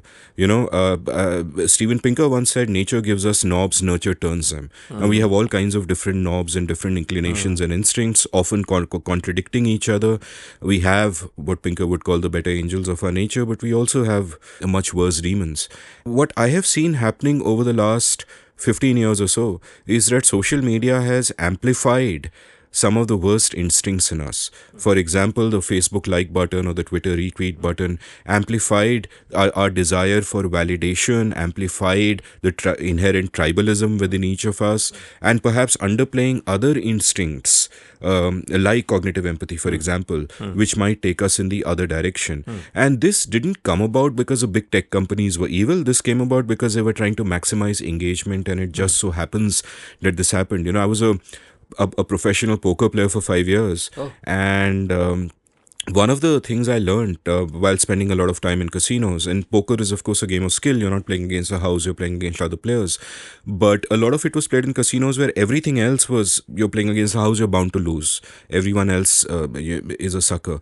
And there's a great book by Natasha Dow School on how the gambling industry 20, 30, 40 years ago realized this, what the tech companies have now, and they were amplifying our worst instincts in terms of how we are addicted. So you'd have a slot machine which has, the sounds and the lights are in a particular way, and, and there's an algorithm somewhere in the back end. And this is, I'm talking 1980s, 1990s. And somewhere in the back end, there's an algo which is figuring out that, this guy has sat there for 3 hours. He's playing more slowly. This is his pattern of losing. At some point, he'll get up and go. And so send a waiter down. And a waiter comes to him and says, "Hey, sir, free drink for you on the house," and blah, blah, blah. And you continue playing. While, markets and technology exist to fulfill our needs, they also end up in these insidious ways in amplifying these instincts. So you are absolutely right that an algorithm which is tracking me on my phone will give me what I want before I know I want it. And that makes us rethink choice, that makes us rethink freedom. And I think that part of the answer there is not necessarily in coercive state regulation, which always ends up in territory I'm very suspicious of, but just figuring out that, okay, we turned the wrong knobs. How can we turn the right knobs and make it play for us? Like, I find Reddit a far less toxic space than Twitter, for example, right? And it's interesting to think about why that is. What are the different instincts that these technologies are playing on? So in a sense, I'll kind of disagree on the narrow point that I don't think we can elevate human consciousness, but I think there's a lot of good stuff about human nature as well. And I think what all of us have to figure out, and the problem that we have to solve in peaceful, voluntary ways, is how do we turn those knobs? And how do we minimize the damage that the other knobs are doing? Right. Well, one thing that is interesting is to take a grand historical perspective here. So as opposed to what the destruction that the last 15 years of Facebook likes and Instagram models and so on will have done to each of us, and especially, as you had mentioned much earlier, to teenage girls, self-image, and all of those things. The fact that these things come out and can be reflected on at a larger if you pan out, these might be the conditions for what I was referring to as the elevation of human nature, because essentially it's just greater experience upon which we can reflect about the wrong roads that we have gone down. And there's a larger element. I mean, obviously the violence of the 20th century has done very little to teach us in the 21st that we have been taking wrong paths. So there's an extra element, an extra dimension that needs to come in there, which must be partly physiological, must have to do with brain chemistry and all kinds of things like that, which somehow, as a materialist, I believe AI can in some way influence or alter. So I don't think human nature really is anything more than stereochemistry in the brain and body. So I think that just the fact that the like button was invented, has played out, continues to play out, and eventually will be part of our learning about ourselves.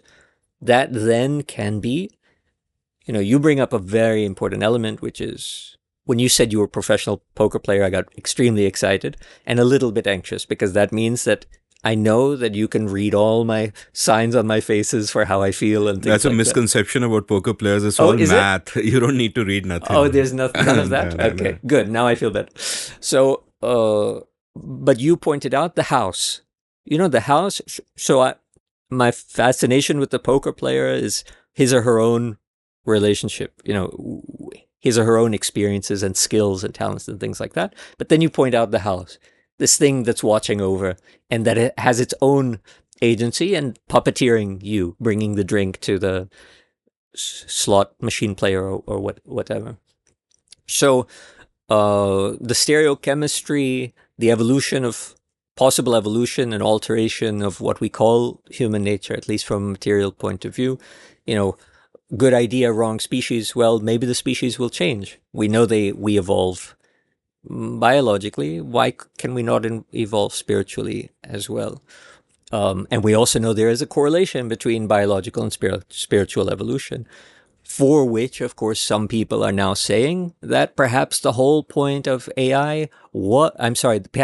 the whole point of evolution was that a species such as our own should bring AI into the universe. That was the ultimate aim, not the human intelligence, but this further artificial intelligence. So I think that there's a sense in which the very fact that these horrible knobs have been turned, and that the better angels and the worser ones, whatever, the devils, that they have emerged in ways that we a generation ago didn't know. We didn't realize that hormones could do this to us. That we needed this fixation of the like button and the squirt of whatever hormone that we get from that and so on, dopamine. And now we know. Now, given that we know, as an intelligent, reflective species, we assimilate that into our self-understanding, and we evolve as a process. I'm more optimistic about not this static idea of the human, but there will and must eventually be some kind of quantum growth in our spiritual evolution that matches the one of our biological. No, what I find miraculous is we are the only species that can actually fight its own programming. We can reflect on the machines that we are, and we can redesign ourselves, and that's miraculous to me. It is, of course, true that we should have extreme humility, because there is an argument that can be made that we are colonized by bacteria. There's another argument that we're colonized by wheat. All of those may well be the case, but they can't change themselves and we can. But yeah, there we veer away from humility again. Now, I really want to kind of begin our conversation about your younger years and how you grew up and all of that. But let's take a quick commercial break. And on the other end of that, we'll meet up with the much, much younger Akash Singh. Okay, great.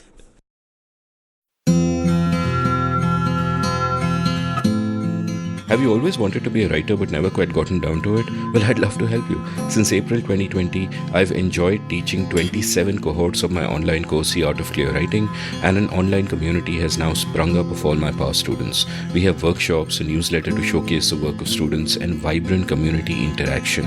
In the course itself, through 4 webinars spread over 4 weekends, I share all I know about the craft and practice of clear writing. There are many exercises, much interaction, and a lovely and lively community at the end of it. The course costs rupees 10,000 plus GST, or about $150. If you're interested, head on over to register at indiauncut.com/clearwriting. That's indiauncut.com/clearwriting. Being a good writer doesn't require God-given talent, just a willingness to work hard and a clear idea of what you need to do to refine your skills.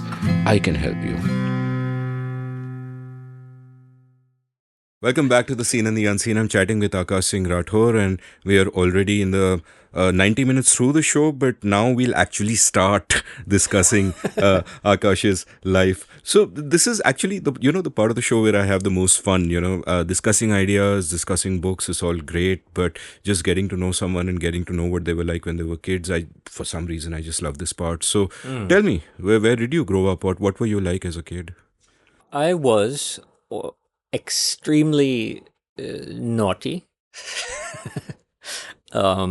fairly precocious, I think, but just we can put it in context because I grew up as, an Indian in the US, not quite second generation because my father had. So to go back, my father left in the 1960s, so very early, to New York City. He did his PhD at Columbia University and then started teaching there at Columbia. So I grew up on that campus. I was born in the US, but my older brother and older sister were born in India, in Benares.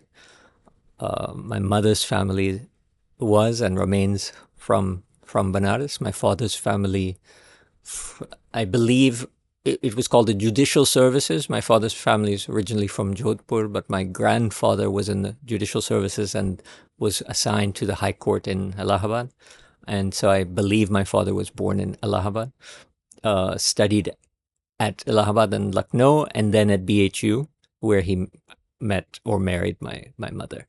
Now, she was, according to what she tells me, she's only 17 when they were married and 18 when she moved to New York, which is just remarkable because she already had 2 children, and then I was born there, and her life story is far more fascinating than my own. Tell me her life story first. Yeah.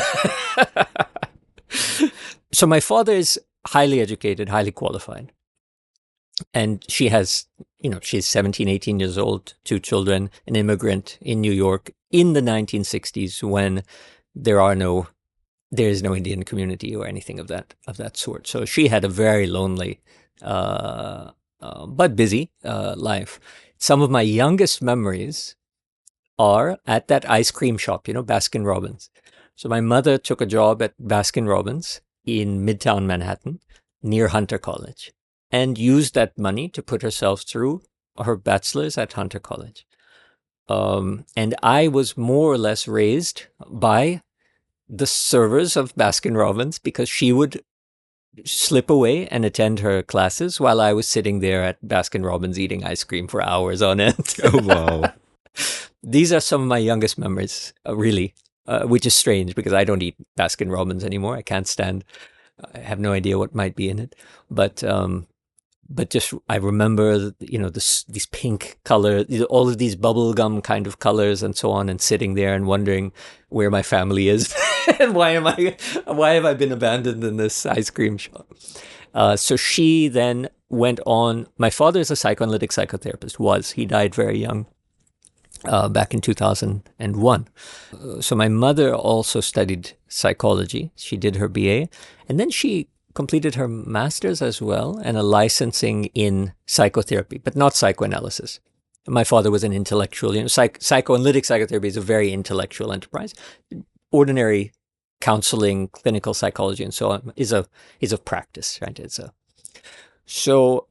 But she, really, in some respects, my father was very orthodox, not a misogynist, but the classical Indian man of the 1960s of that caste and class.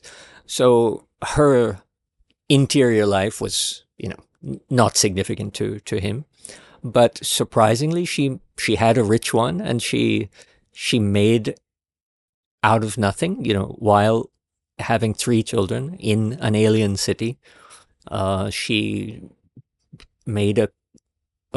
got herself educated through her own cost, because I think my father wouldn't pay, and then opened a practice, and she eventually became such a success, opening a private practice. I believe she had 30 counselors working under her, and she titled it Alternative Counseling Center.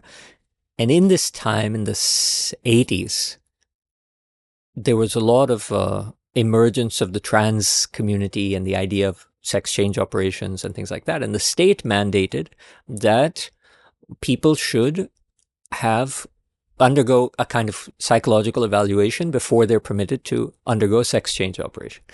And since her clinic, for some reason, she chose ACC, alternative, only to get high up in the phone book. You might have to explain to the audience what a phone book is. So she wanted the A, but everyone understood it as alternative, as in non-heteronormative. And so she kept getting these phone calls. Can you meet me? I want to have a sex change operation. She slowly started specializing in transsexuality and issues like this, and became very, very popular amongst the trans community. And I remember another one of my early memories is not as an infant like the Baskin-Robbins one, but is encountering all of these people that, were obviously men, but dressed like women, or, these kinds of phenomena. And I think I've taken that with me.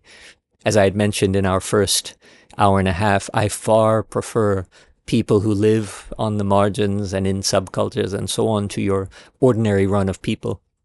And I think maybe it comes from feeling safe in that environment early on. So that's a bit about my mother, quite extraordinary. Often I wonder about why I don't watch sports. I never was into watching football or cricket or anything like that. And I often wonder if it's because I was essentially raised by a single mother.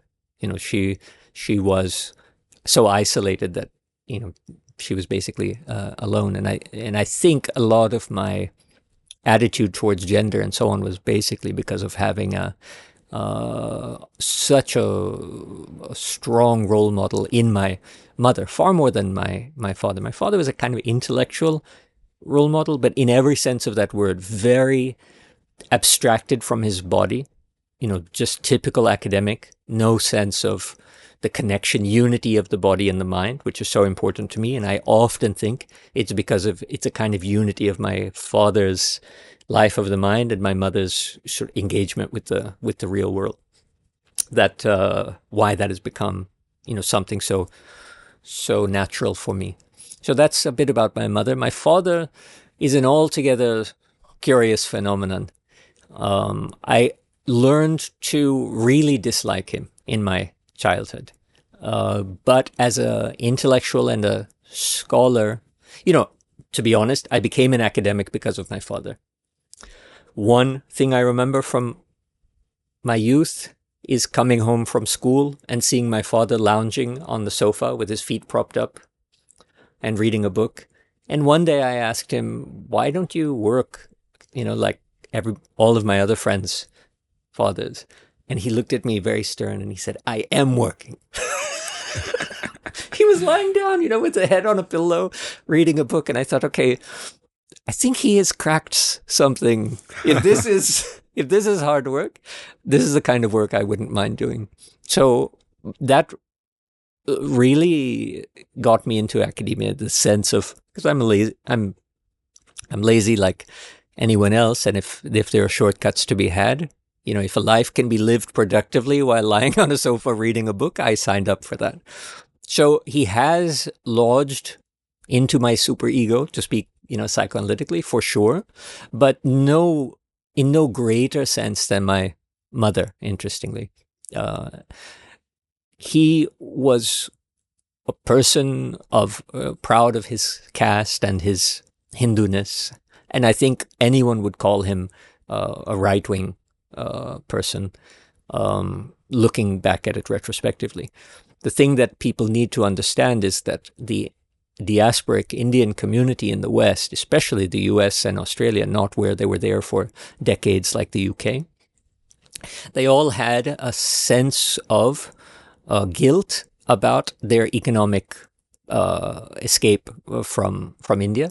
And I think that got filled in with hyper nationalism and a chauvinism, which one can see parading today when Modi goes to, the US, and throngs of NRIs there championing him, because I believe there is this guilt about having abandoned India. If it's so great, why did you leave? And then the precarity of their position as a racial minority, even though they are generally a very rich and powerful, affluent minority. So the psyche of the economic migrant, especially the Indian in a place like the U.S., is a very curious thing, and it manifests in my father as kind of hardcore nationalism, and he donated everything to the construction of a temple in Chicago. And from an early age, because of my mother's influence, I did not identify with this saffron, Sanskritic kind of ideology of my father. But when he was in charge, we did have to, every weekend was spent learning Sanskrit, reading the Gita in the original, and having lessons with him. We had to go to various kinds of temples. Krishna consciousness was a phase which actually turned out to be very useful when I left the United States at around age 18 and started traveling around Europe. Turned out that these Hare Krishna organizations have restaurants and hostels all over Europe, Vienna, Berlin, London, and so on. And after, I'll get to it, but, sometime homeless in the UK when I was thrown out of university and lost my scholarship and was sleeping in the park for some time, I was rescued by the recollection that my father had given so much money to these people that I'm a lifelong member, and I could freely sleep at any of these Hare Krishna hostels anywhere in Europe. So I moved, from one to the other, staying with them instead of being homeless. But he had forced us, literally, to, we had to learn. I had to learn tabla and harmonium. My sister had to learn, what was it? We each had to take up Indian instruments, and I think my sister had to learn Bharatnatyam, and all of this kind of imposition, so we would remember not just our roots, but the glories, the wonder that was India needed to kindle in us. And very typical of that time, school studies were not enough, just like the average middle-class Indian kid. School is one thing, but then tuitions is another world. So that is completely alien to American culture. But every day after school, we were each assigned a letter of the encyclopedia that we should, read, master, and then he would test us on this. I was the youngest, as I had mentioned, and in some respects, possibly because born in the United States, as opposed to my brother and sister, I think I was more adjusted because of the racism of the 1970s, I believe being an immigrant was far harder on my brother than it was for me, because I could always retort, I'm a natural born, citizen. My brother was not. And I believe they had their Indian passports for several years in their childhood. So my brother, I say this just to suggest there was a very oppressive, it was an oppressive childhood under my father's regime, because my brother didn't cope very well. He had a bipolar disorder, which everybody, of course, says is a genetic, natural, whatever. But I think there definitely are social factors that come into play. You had mentioned that you reversed your type 2 diabetes. I have a feeling that I may have reversed my own bipolar disorder, but that is speculative. So. So my brother didn't survive, really. He also died younger than I am now. I think he was 40 years old when he died of a heart attack, but it was really from drug abuse and things like that, from the traumas of our childhood. So a few things happened. One, for someone like me, being the youngest, for example, my father never beat me, but he did my sister and my brother. So I had a lot of liberties being the youngest. So as a consequence of that softer treatment, I think I did get a lot of the benefits of this brutally enforced education and acquisition of knowledge and certain skills. Sanskrit, in fact, has proved very useful to me in later life, in like arguing with my ideological opponents, who immediately assume because I am a leftist that obviously I can't know Sanskrit, and then I start, in on that as well. But it was a very nurturing, loving, but fractured childhood from my mother's side. And one of my other earliest memories is my father leaving the house, my mother's throwing him out of the house. By the time she had developed, the kind of autonomy and confidence to take charge of her own life, and, not allow him, knowing that you can call the police if he starts hitting her, things like that. So one of my very traumatic memories, which I try not to remember, is him being thrown out of the house under threat of her calling the police, because maybe he was violent with her or something. And he's saying he's going to take me. And she's saying, no, he's staying with me. And both of my parents pulling on my arms. So one has my right arm, the other has the left. And they're both pulling me, trying to take me or keep me with them. So it was, not the healthiest childhood by any stretch of the imagination, but still somehow, from my father's side, filled with a quest for knowledge and maybe, just luck, genetic, inheriting his intelligence. And from my mother's side, a kind of respect for. So if from my father was very proud of his caste, of his class, of his learning, of his family background. I remember he would make me recite all of my ancestors and stuff, all the way back to Mirabai.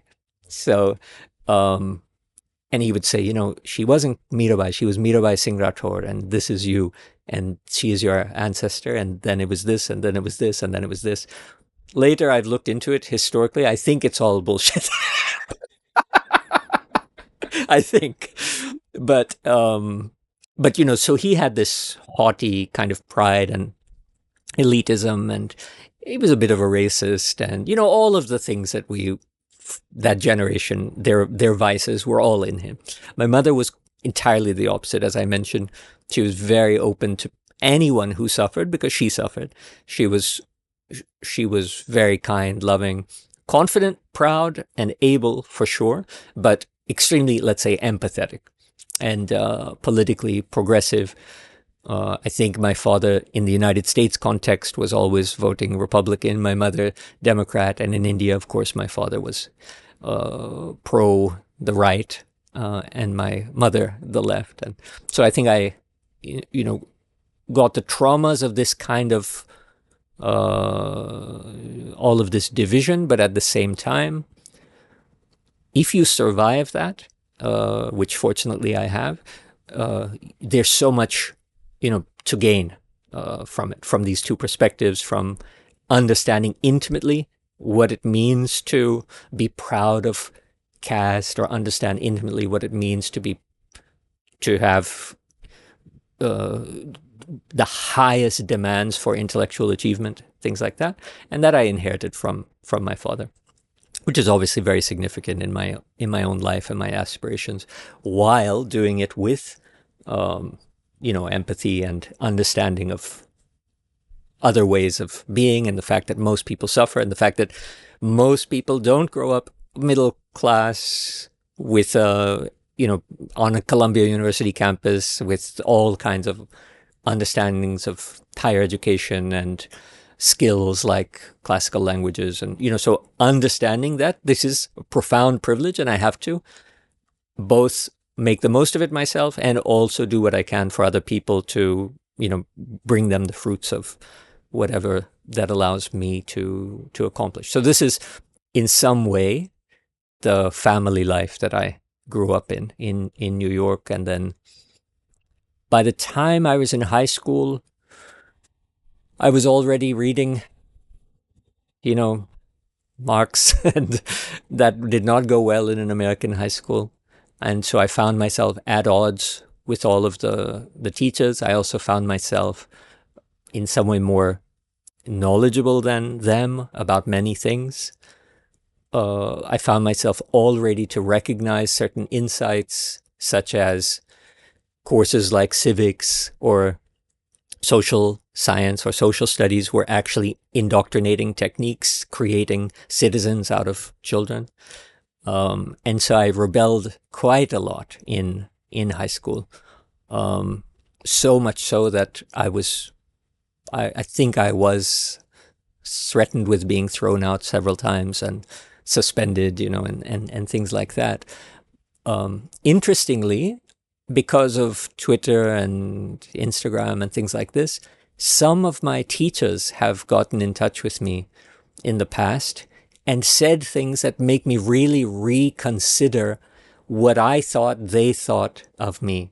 So I received not long ago, about 2 years ago, a message from a teacher who I gave a lot of grief to, an English literature teacher. And she wrote something like, it was a comment on, I believe, a public talk I was giving about a book that I had written. And she wrote, "I always knew you were going to be a success." I said, when I read that, I was very surprised because I made her life miserable. I remember we had to recite that Friends, Romans, Countrymen speech from Caesar, Shakespeare. And I thought that, in my constant rebelling against authority, trait that I continue to have today, I thought the way I could undermine that was by taking a Walkman. I think it must have been a cassette player. I recorded the speech onto that, giving breaks, and then I put a earpiece in with the cord behind my shirt, and when it was my time to recite the soliloquy, I just pressed play on the recording and it went into my ear, and then I just repeated it. So I thought, cheating on this was my way of undermining the requirement. So I did so poorly in that class, and yet she wrote that comment. So, memory is a curious thing. So maybe teachers recognized my talent even in my disobedience and troublemaking and so on, or maybe just this one person did, who knows. I went on to university again in the United States, at a small liberal arts college called William James College, and started studying philosophy, I believe, or physics. I think I started with physics. I was fascinated with theoretical physics. And it was physics first. Then I did a year abroad at King's College in London as part of an exchange program. And that's when I was thrown out of university. I lost my scholarship and started living in Hyde Park. That was 1990 maybe. And it was a very, very significant point of my life. So London was very cold and rainy, and sometimes when I would sleep in the park, I would get just drenched and shivering, and so then I learned that you could climb up in the night after the sunset. You could climb up buildings in London, and the rooftops were isolated, and they would have little shelters and things like that. So I started climbing rooftops and sleeping there in my sleeping bag in the night. And then when the sun would rise, then I would pack up everything and go around looking for work, as bad as I must have smelled and all of these things. So I lived as a homeless person in London. They have a circle line, and the circle line would run all night. So when I learned about that from some other homeless people in the park, that you can get warm there, but the police will harass you eventually, I started to go to the circle line at night, and you just fall asleep, and it just goes round and round and round and round and round, and then eventually you get woken up. So living homeless for a while, I wasn't unhappy. I guess I was too young, and it was exciting, and I would read, what was that literature? Dharma bombs and, Kerouac. the beat. Yeah. So I was reading beat generation. literature, and I thought I was living that way. What maybe it is true of the beat generation also, but the secret here is I come from a middle class family, and eventually when I got tired of it, I rang up my mother and I said, send me money and get me out of this. That's the difference of, this really living it and just fantasizing it or whatever. Although, I mean, it was dangerous. I got attacked and things like that. And it was a learning experience. But then someone took pity on me. I started working as a bartender in a restaurant in London, and then eventually got back on track, went back to the United States, and then started studying philosophy. So there was something about that time in London that got me interested more in philosophical speculation than the narrow way of thinking and speculating in theoretical physics.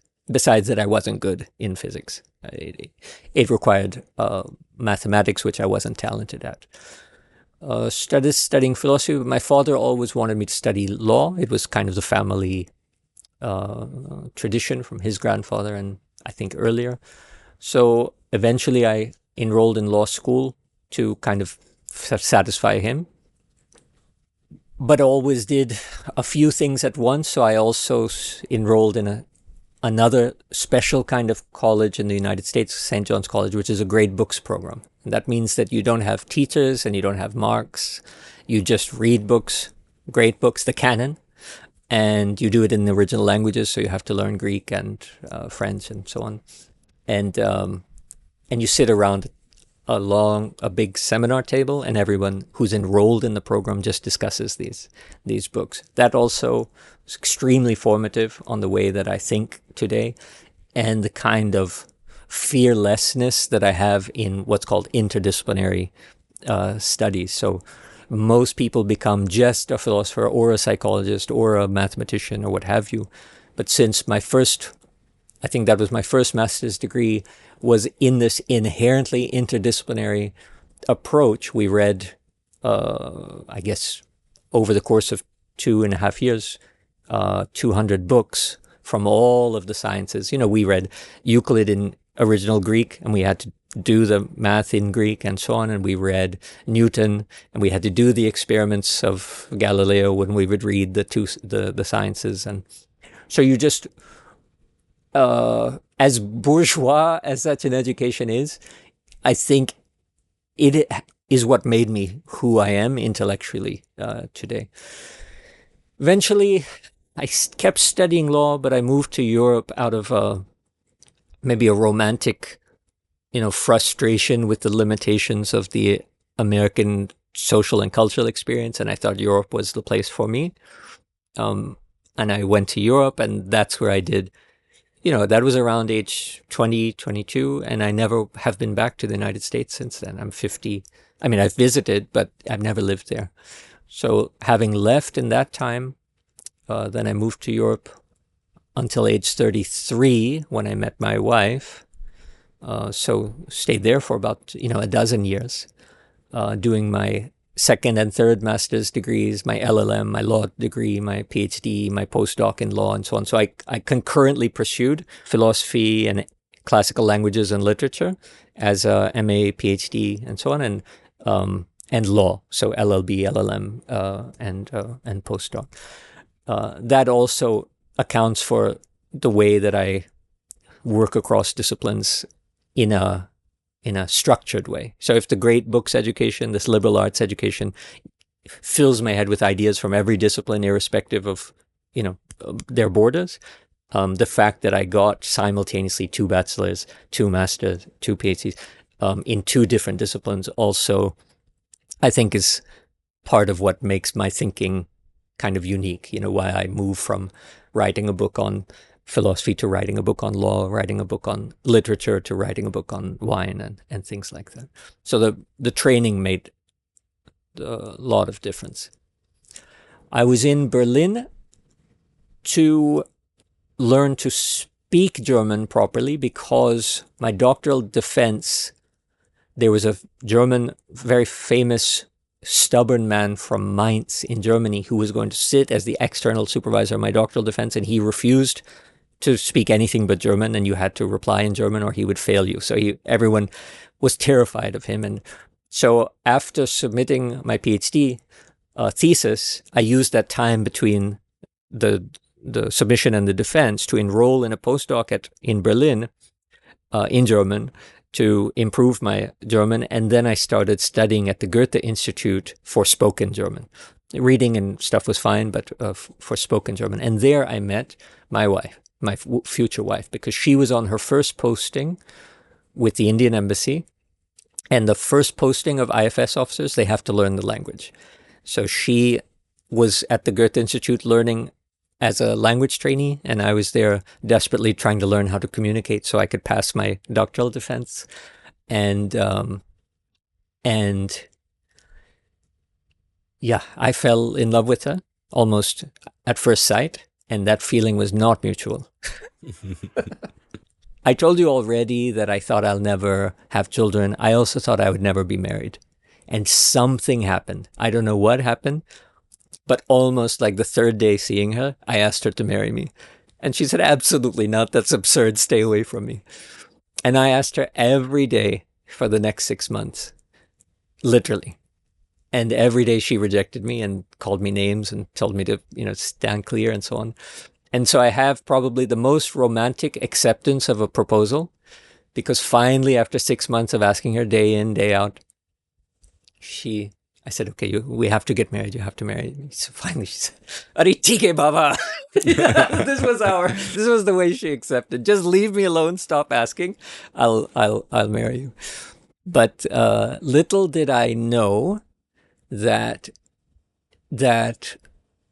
all of this thing that I was saying about my father and his, the pride in his caste and things like that, that this made material difference. So part of the reason my wife was saying no was because of our difference in caste. And her father, who's quite radical, outspoken, Dalit, he was a Dalit Panther. He was at the first meeting of the Panthers and so on. The last thing he wanted was for her to marry some, casteist guy, which he would assume that I am because of my father. And so he was partly behind her constant rejections. But he also happened to be an IAS officer with contacts in CBI and things like that. And so he went and got me investigated. Wow. And it turned out that I think he sent people to go to my ancestral home and to go to Banaras Hindu University and find out things about us and our family. And it turns out that he received sort of positive reports about the son, me. I don't know how or from whom or why, because I had hardly spent time in Benares. Like all NRIs, every summer you come back home and you spend time there. But the report came back that, I was not a casteist. I was not an opportunist trying to get, into this family for whatever reason, that I was just a, intellectual, sort of well-educated guy living his life. And so he decided to give me a chance. And interestingly, the government of India rules at that time, probably hasn't changed, is that you need prior permission to marry a foreigner if you're in the IFS. And that prior permission is at the, whim and fancy of the External Affairs Minister or whoever is the so-called competent authority. So we planned for a marriage in Mumbai in 2003, and I believe we flew to Mumbai and everything, and then that permission never came. In fact, the permission didn't come for another full year. And that turned out to be for two reasons, if I understand properly. I could be misrepresenting this, but if I understand properly, one was just, the status of a Dalit in the IFS, in the service, which is a service dominated by people from other castes. So a kind of another way of imposing, authority on her. And secondly, because they had their own security checks to run on my background and so on. So whoever the RNAW people or whoever are outposted in Europe and the US need to go and find out, why am I trying to get in, have this marriage? So that finally was cleared a year later, but that year gave me a lot of time to get introduced to my wife's family and their ideology. I mean, they're hardcore Ambedkarites, unquestionably, and very, very suspicious of people from me and my caste. And in fact, my father-in-law told me something very touching, which I couldn't even imagine. He said he was a election observer or something like this in Gorakhpur district. And he says that he discovered through, that investigation that he had conducted, that one of my members of my family abused him, even though he was a government officer, gave casteist slurs against him and things like that. So, and I can understand that. I mean, Gorakhpur and the Orthodox part of my family living there. And so he told me, don't think that I have a problem with you. You just have to understand that people from your flesh and blood haven't just historically humiliated my people. It happened a few years ago, So that year gave me time to get to know him. This was where I was, of course, introduced to Ambedkar, because as a, second generation growing up in New York City, the ironies here.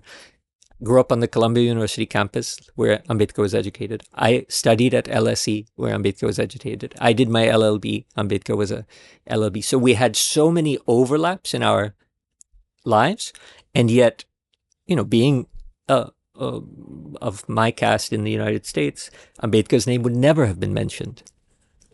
So ironically, although my life paralleled his in so many ways, it wasn't until marriage that I understood, who he was and what he stood for, what he meant. In fact, the very first time I saw his photo at my wife's apartment in Berlin, within months of meeting her, I looked at it and it was prominently placed in her hall living room. And I said, "Is that your grandfather?" And she always thought I was an imbecile. So her answer was yes. Later on, I asked her about that. And she said, look, by now you understand that I wouldn't be here if it weren't for him. So I wasn't just making fun of you when I said yes. He's very much so my grandfather. So the condition for me to be. So these kinds of experiences, led into the work I started doing, dipping my toes.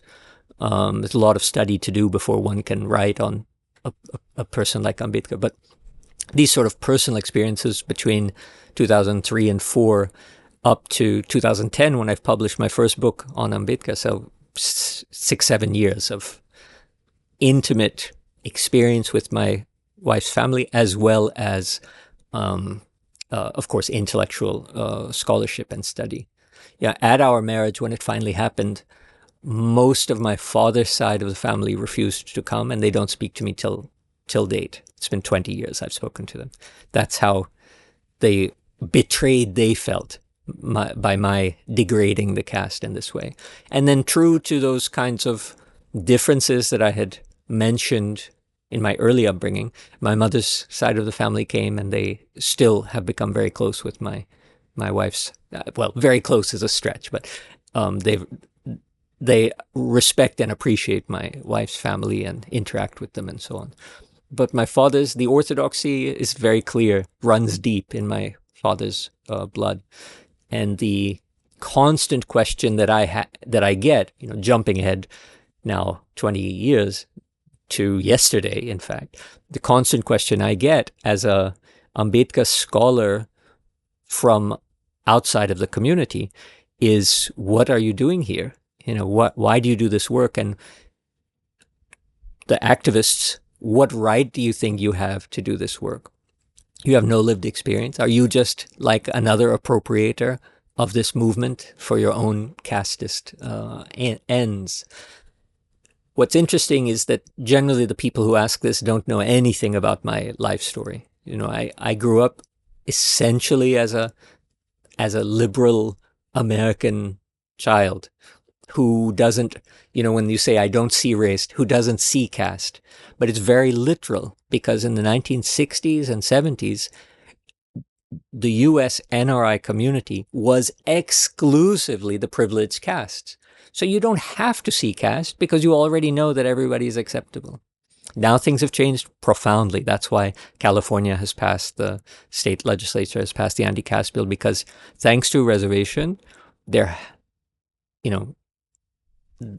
compared to the 1980s, the 2010s is a period where a generation of marginalized Dalit, Adivasi, OBC students could get educated in the IITs, the places from which they were previously excluded.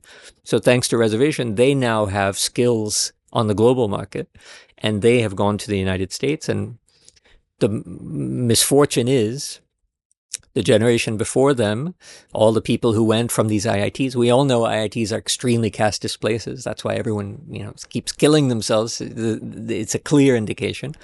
But the IIT mentality was just picked up and dropped in Silicon Valley. So Silicon Valley is now as casteist as IIT Mumbai, Bombay, or IIT Madras.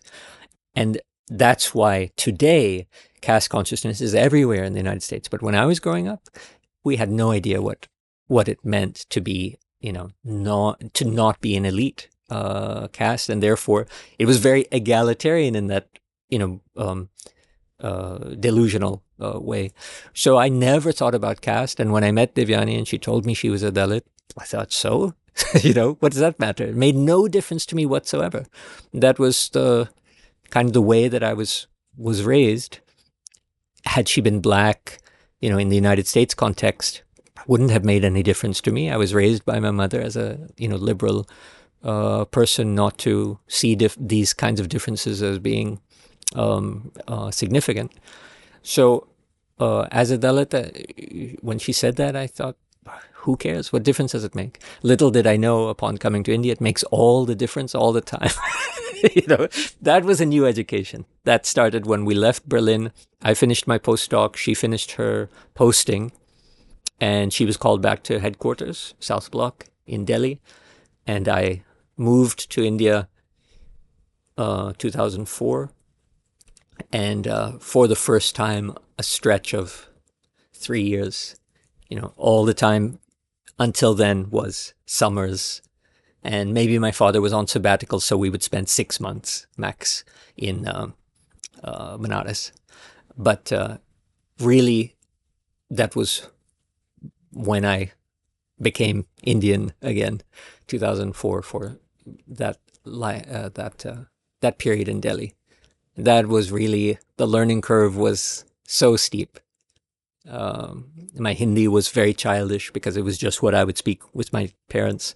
And so my vocabulary and everything was like, that's how my Hindi was formed. And people would just look at me like, you look 40, but you're speaking like you're 7. So, and then understanding caste, understanding the privileges of the bureaucracy in India, living in Chanakyapuri.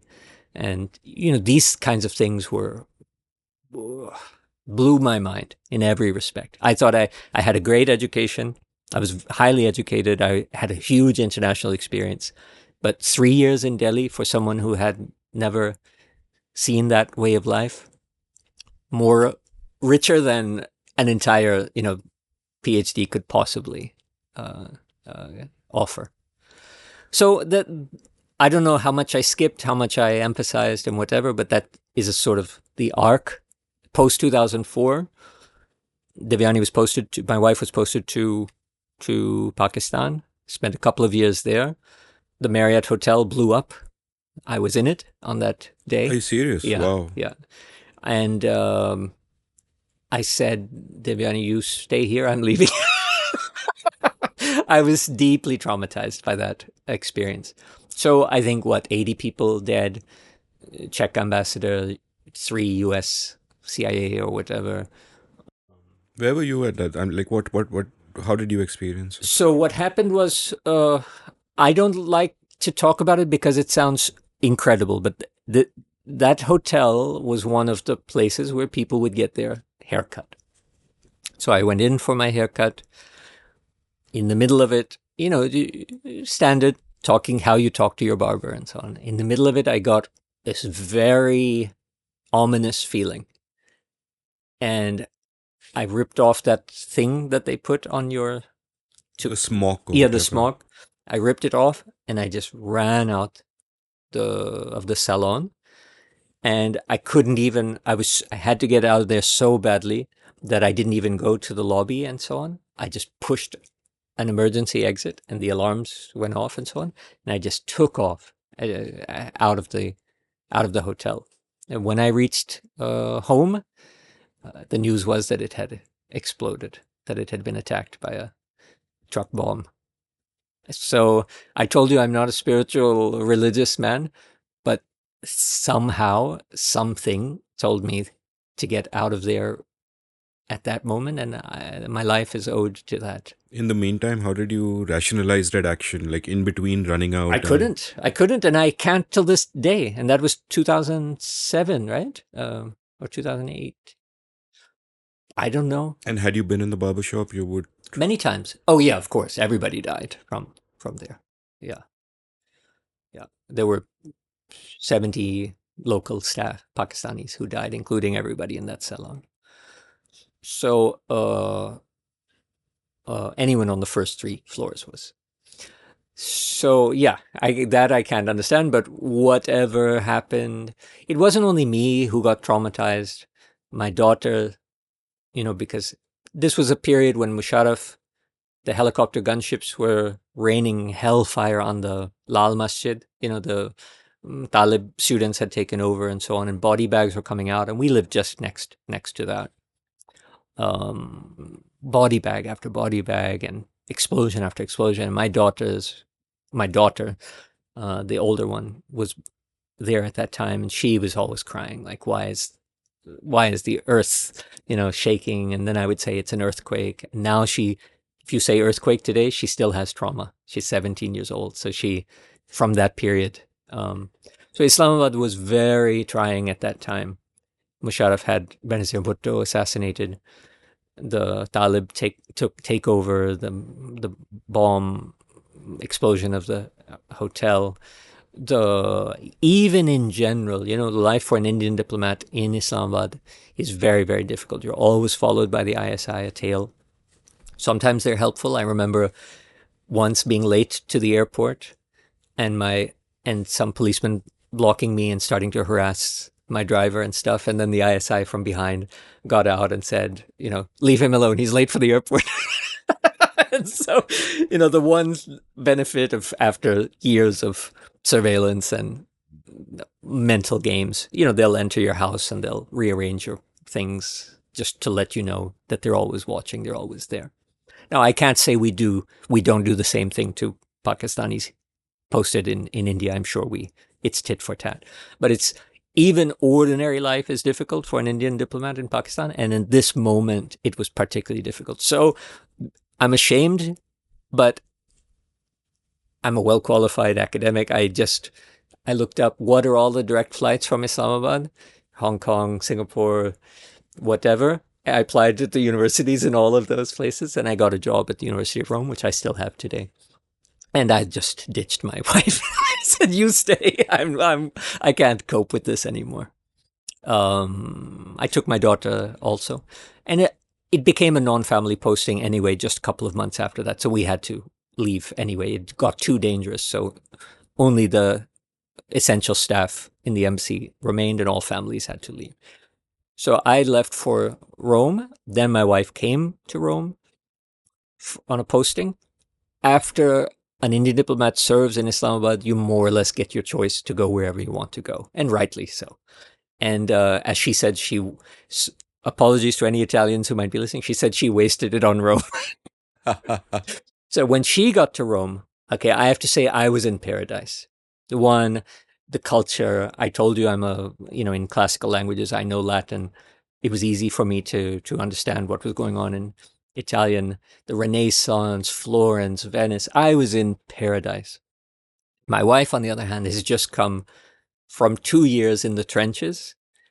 And the only day I saw her smile in a year of living in Rome with me, the only day, and I'm not joking, was when some Khalistani group sent a letter bomb to the Indian embassy in Rome. She thought, finally, some action, What nonsense. So she was so miserable. She applied for a termination of her post, and she went back to HQ. She went back to South Block, and she said, okay, if you're enjoying yourself in Rome, you stay here, but I can't stand it. I have to do something meaningful. I didn't join the Foreign Service to relax and have la dolce vita. I joined to make a difference for my country and my community and so on. And so she went back to Delhi, and then I was stuck in Rome again on my own. Eventually, I thought I have to join her and my daughter. So I moved back to Delhi. I joined maybe JNU at that time. No, DU, I think, Delhi University. But the rest is kind of boring. Total adulthood, normal life. Moving place to place, different universities, different...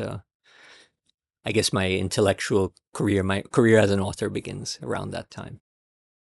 Lots of stuff I want to double click on, but Yeah. little anecdote about Pakistan. You mentioned about whether it is reciprocal or not. I remember in 2006, I had traveled through Pakistan for 3 months with the Indian cricket team. There was a tour there, and in Islamabad, I was hanging around with the bureau chief of the Hindu in Islamabad. I think it was a gentleman named Murli. I have an old post about it. I'll link it from the show notes.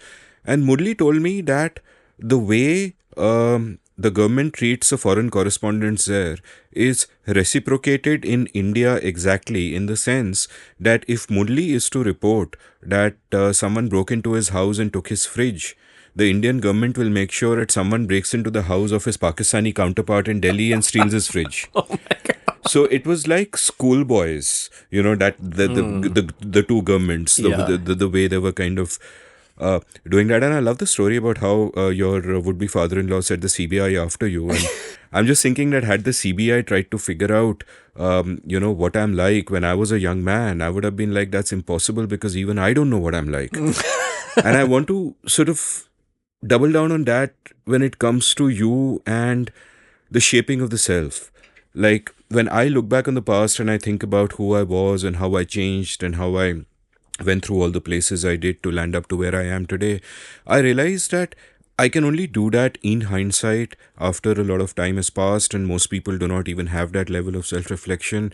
And in your case, it seems that The influences are really rich, like you pointed out. Your mother's constantly engaging with the real world. Your father is lost in the world of ideas, which perhaps also explains why they are, such different kinds of people.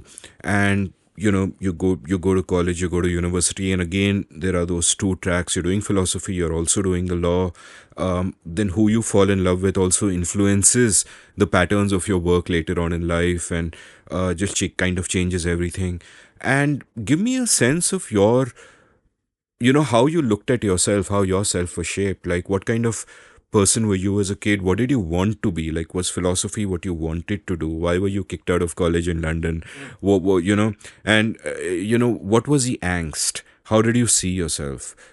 Why dharma bums and Kerouac? Did you also have that artistic urge? Take me on that journey as well, on who you were and how you became, what you are. Yeah. I don't think that it's inaccurate to say that I had no idea who I was. Um, I, I had, by dint of luck, was born into a family that had means and genetic, some intelligence. My mother's also very, very bright, and so on. So none of this was my own doing, right? The advantages, the push, the jump start that I received. But I relied on shortcuts. I see this with my older daughter too. She's very bright and very lazy. So I see her in her high school doing exactly what I did, which was, you don't have to study because you can cram just before, and thankfully, you have the intelligence to get by. One, so there was always maybe a kind of undermining reliance on natural ability that turned out to get me into trouble. That mixed with something which I don't know where it comes from. Psychiatrist or psychoanalyst might know, but a profound anti-authoritarianism. It is so deep in me, and I can remember it from the earliest moments of my life to today. Everything I do, every position, intellectual position I take, ideological position, every interaction I have with a bureaucrat, a guard at standing in front of a bank, everything is motivated unconsciously by an anti-authoritarianism that is so pronounced that it is probably the trait that stands out most in me if one were to evaluate. And don't know where it comes from. The obvious thing is, uh, against my father.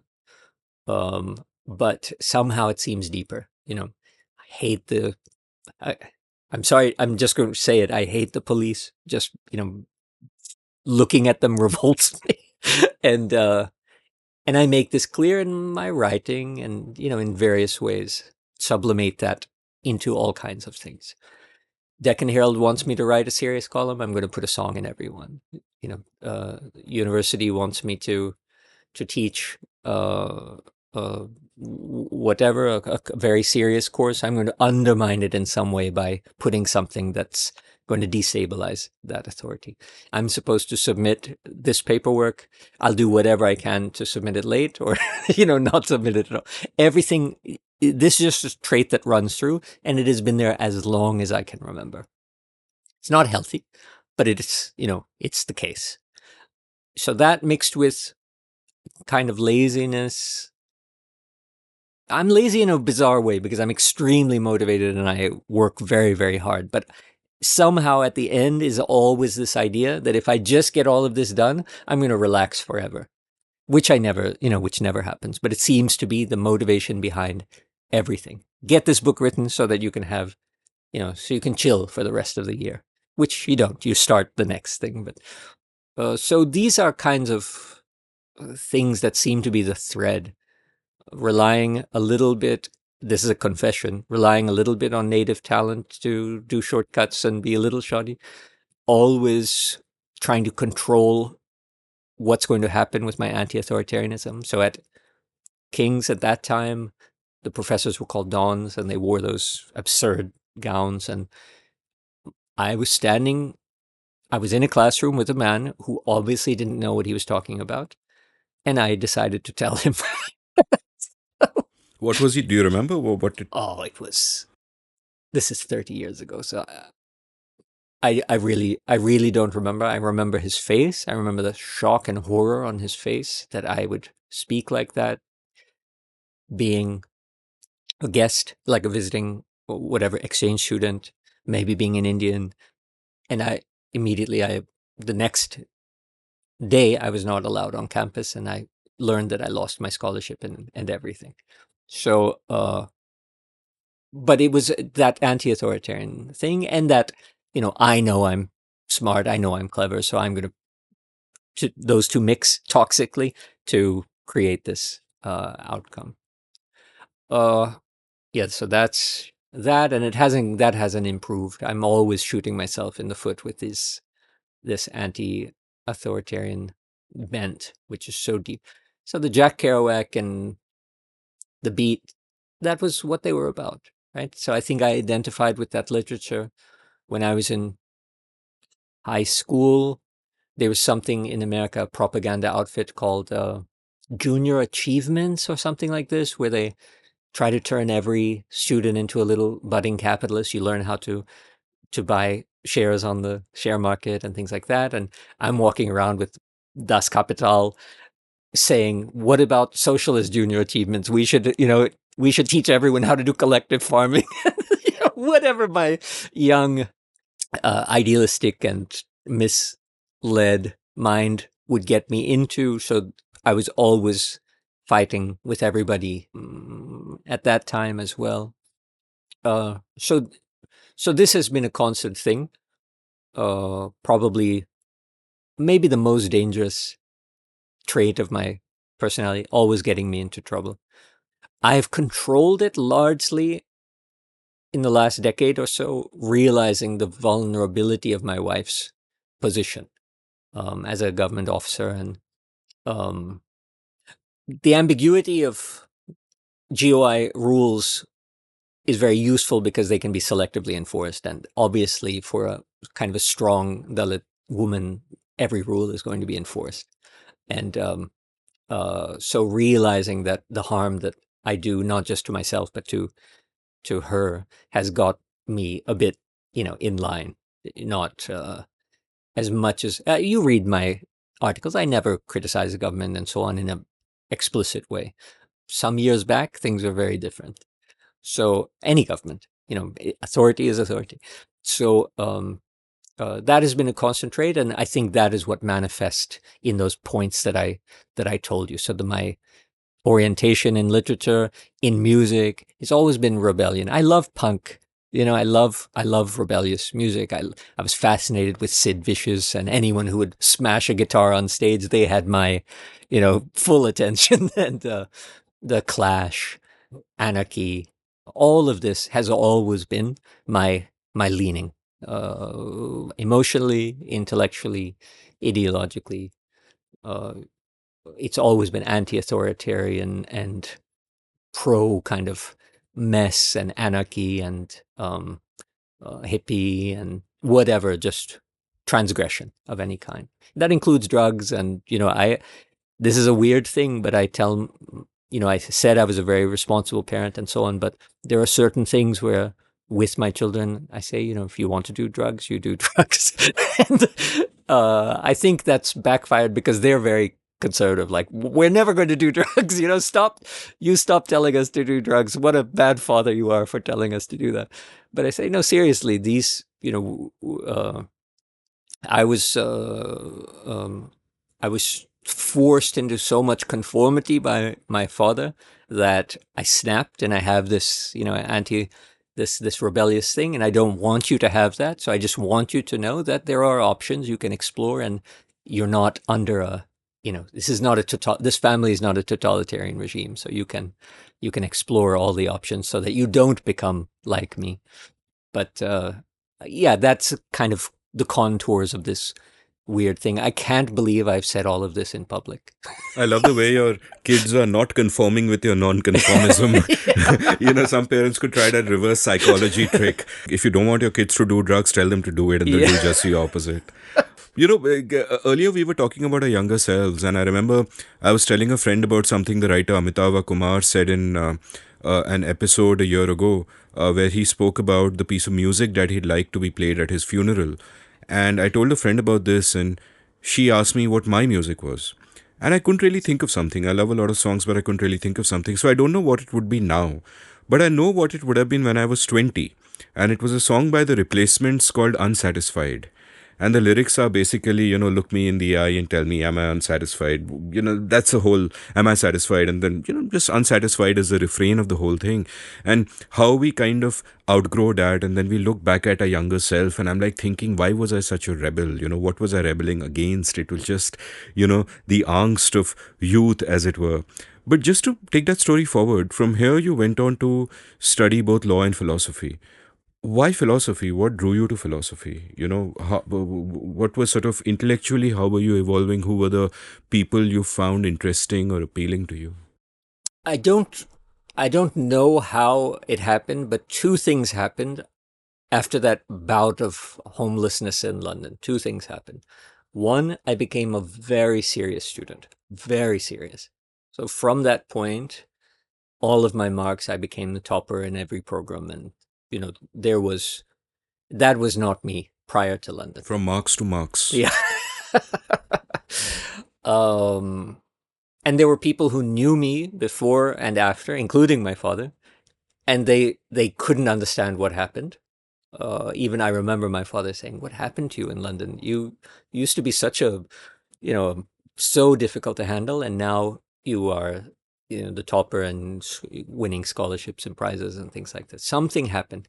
In terms of the discipline of study, philosophy, I think it came largely from a couple of things. One is I was always, what form does rebellion take?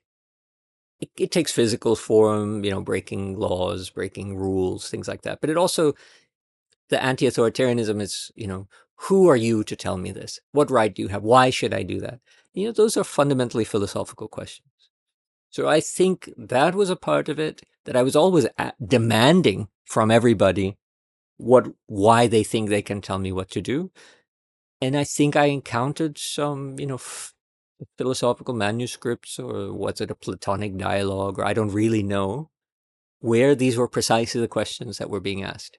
And so I was so shocked that I'm not alone in my rebellion. And in fact, it turns out that maybe in some respects, the long history of philosophy has been a history of various kinds of rebellions. And so I wanted to figure out, what kind of questions were asked and what kinds of answers were given. So that was maybe the intellectual side, and somehow sleeping on a bench, being arrested, spending time with. There was this soapbox, right? In Hyde Park. I was sleeping there on a Saturday. I believe it would take place on Sunday mornings. I don't remember quite, but I was sleeping on a bench near there, and I heard this man just espousing whatever he was espousing. I thought, okay, another madman in the park, not unusual. But I went over and started listening, and he was giving a speech on Walden, maybe Henry Thoreau's Walden. Wow. Something like that. And it was really captivating to me. And then I started listening. I started coming to the park to hear that people doing those public lectures. And I think a lot of them were about philosophy. That's not normal, right? To be homeless, sleeping in a park, and hearing other homeless people giving lectures on philosophy. So there was something about it that made me think that is the solution to all of my problems. That somehow philosophy is going to teach me, maybe help me understand my past and how bizarre it was, and was my father right to force us to read the Gita, and was he, what is the nature of family and all of these philosophical questions. So I think it was very much therapeutic, but also intellectually stimulating. And I believe that's why I went into it. And I've always, my book on Plato is it makes academicians so uncomfortable, so much that at Gargi College, University of Delhi, I'm enemy number one because I went to speak on that book. And basically the lecture I gave to all these young, innocent minds in front of all of their philosophy professors was that everything you learn about the sophists from these professors is wrong. You learn that the sophists were like, are you familiar with the sophists in ancient? So Socrates was presented as this noble person who didn't take money for his teachings and so on, and taught morally correct things, while the sophists were all relativists and they were manipulators and rhetoricians, and they took the audacity of taking money for being, for teaching and so on. I wrote a book basically exposing my true understanding of the sophists, which was that they were not aristocrats, and Greek philosophy was the domain of the aristocrats, which is why they needed to take money to teach, and that they were basically teaching common people how to succeed in the political debates of the time, which was the emerging democracy had people having public speeches and competitions, and obviously the aristocracy always dominated, whereas the common people couldn't participate in democracy. So the sophists were training. They were common people, and they were training common people how to compete with the aristocracy. Also, Gorgias, for example, was the first person in Greece to defend Helen. Helen, in the Iliad, she had always been represented as betraying the Greeks, and as a temptress and a turncoat and all of these things, because she went off with the Trojans. And the only defense of Helen ever made publicly was by a sophist, Gorgias. So I argued in that book that the sophists were the emerging democratization and the first, sort of steps towards feminist thinking and democratic thinking, authentic democratic thinking, not the ideal aristocratic side, in early Greece. And consequently, the aristocracy had to react, Plato being the classic, aristocrat, so much so that in his Republic, he creates a caste system, right? People have gold in their blood and silver in their blood and so on. So they had to undermine the reputation of these sophists, which they succeeded to do for all of history. So I gave this talk at Gargi College with all the citations, and I know how to read ancient Greek and so on, unlike most of the professors. So I prove very systematically that they have been taught incorrectly by all of their faculty.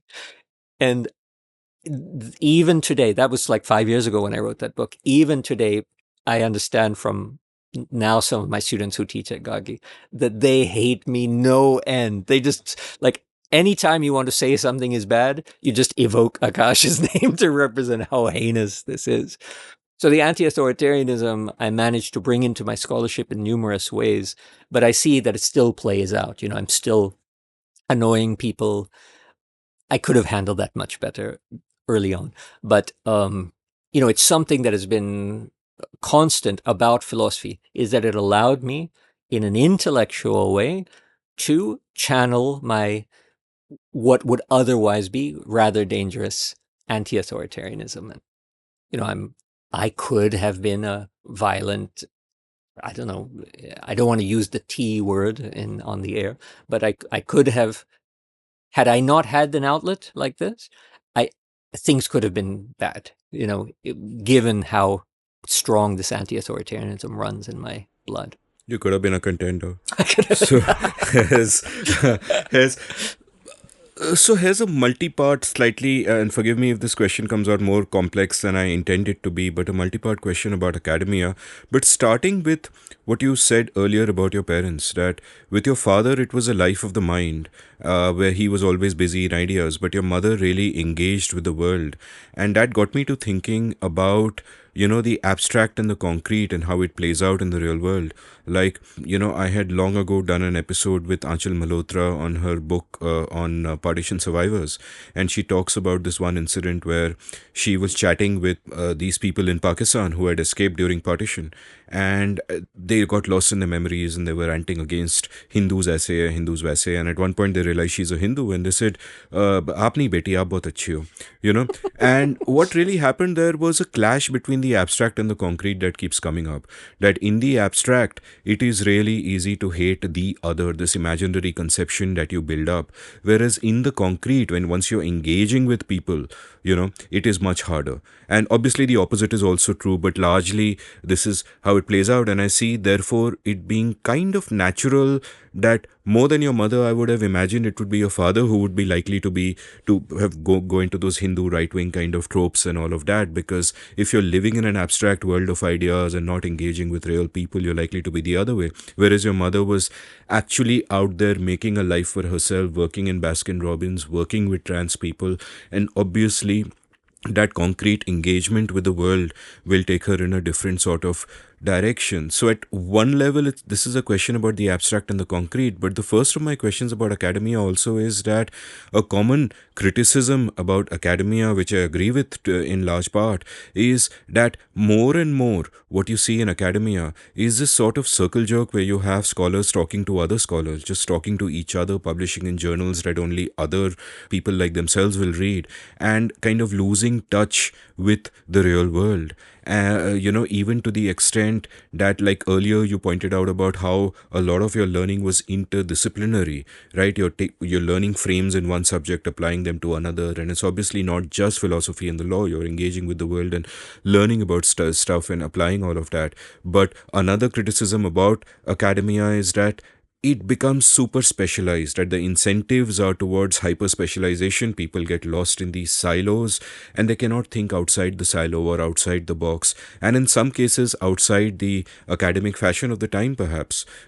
So whenever you do something unconventional like you did with those poor folks at Gagi College, there is going to be that sort of a reaction. So what is sort of your sense of this? Because at one level you are an academic, you've gotten the degrees, you've written the books, you've taught in so many different places, but on the other hand you're not typical as well. You're ranging across subjects. You might be writing about Plato, but you're also writing about Ambedkar in such great detail, which would seem atypical given the sort of the journey that your academic career was taking. Give me a little sense of all of this. Are you a misfit in that world? What is your opinion of that world? Do you think that that world in certain ways has become deficient or kind of hampered itself? My very good friend Ajay Shah talks about how, and he talks about this in the context of the humanities and especially economics, that it is such a waste of great talent, that the incentives of publishing in journals and getting tenure and all of that make a lot of great minds work on subjects of absolutely no import to the real world, and he considers it a bit of a loss. And that becomes a sort of a vicious cycle out there. So what is your sense as both an insider, but also from where I can see it, and forgive me if I'm being presumptuous, but also a bit of an outsider? So I have essentially been an academic, all of my adult life, but I am very much an outsider, very, very much an outsider. That is clear in three ways. One, I don't have a permanent position, so tenure is, of course, the crown for a professor, and I don't have tenure at any university. I have been tenured, but due to my own, this is something we didn't really get into, but I'm not comfortable staying in any one place for very long. I grew up like that, I suppose, and once a university offers me tenure, if it does, I usually resign. So that's, I can't say that no one has ever recognized me, and therefore I don't have tenure. That's more my, some sort of psychological tick that I have, that I don't want to be. There are two things. Groucho Marx said, I would never be a member of any club Loved that it. would have me as a member. Every time I'm offered a position, like I had tenureship at Delhi University and I resigned after a couple of years. Every time I just think about, is this my life now? Am I really going to be here for the rest of my, until I become a decrepit old man, coming to this office, seeing these faces? Is this what it's going to be? And that scares me, and I leave.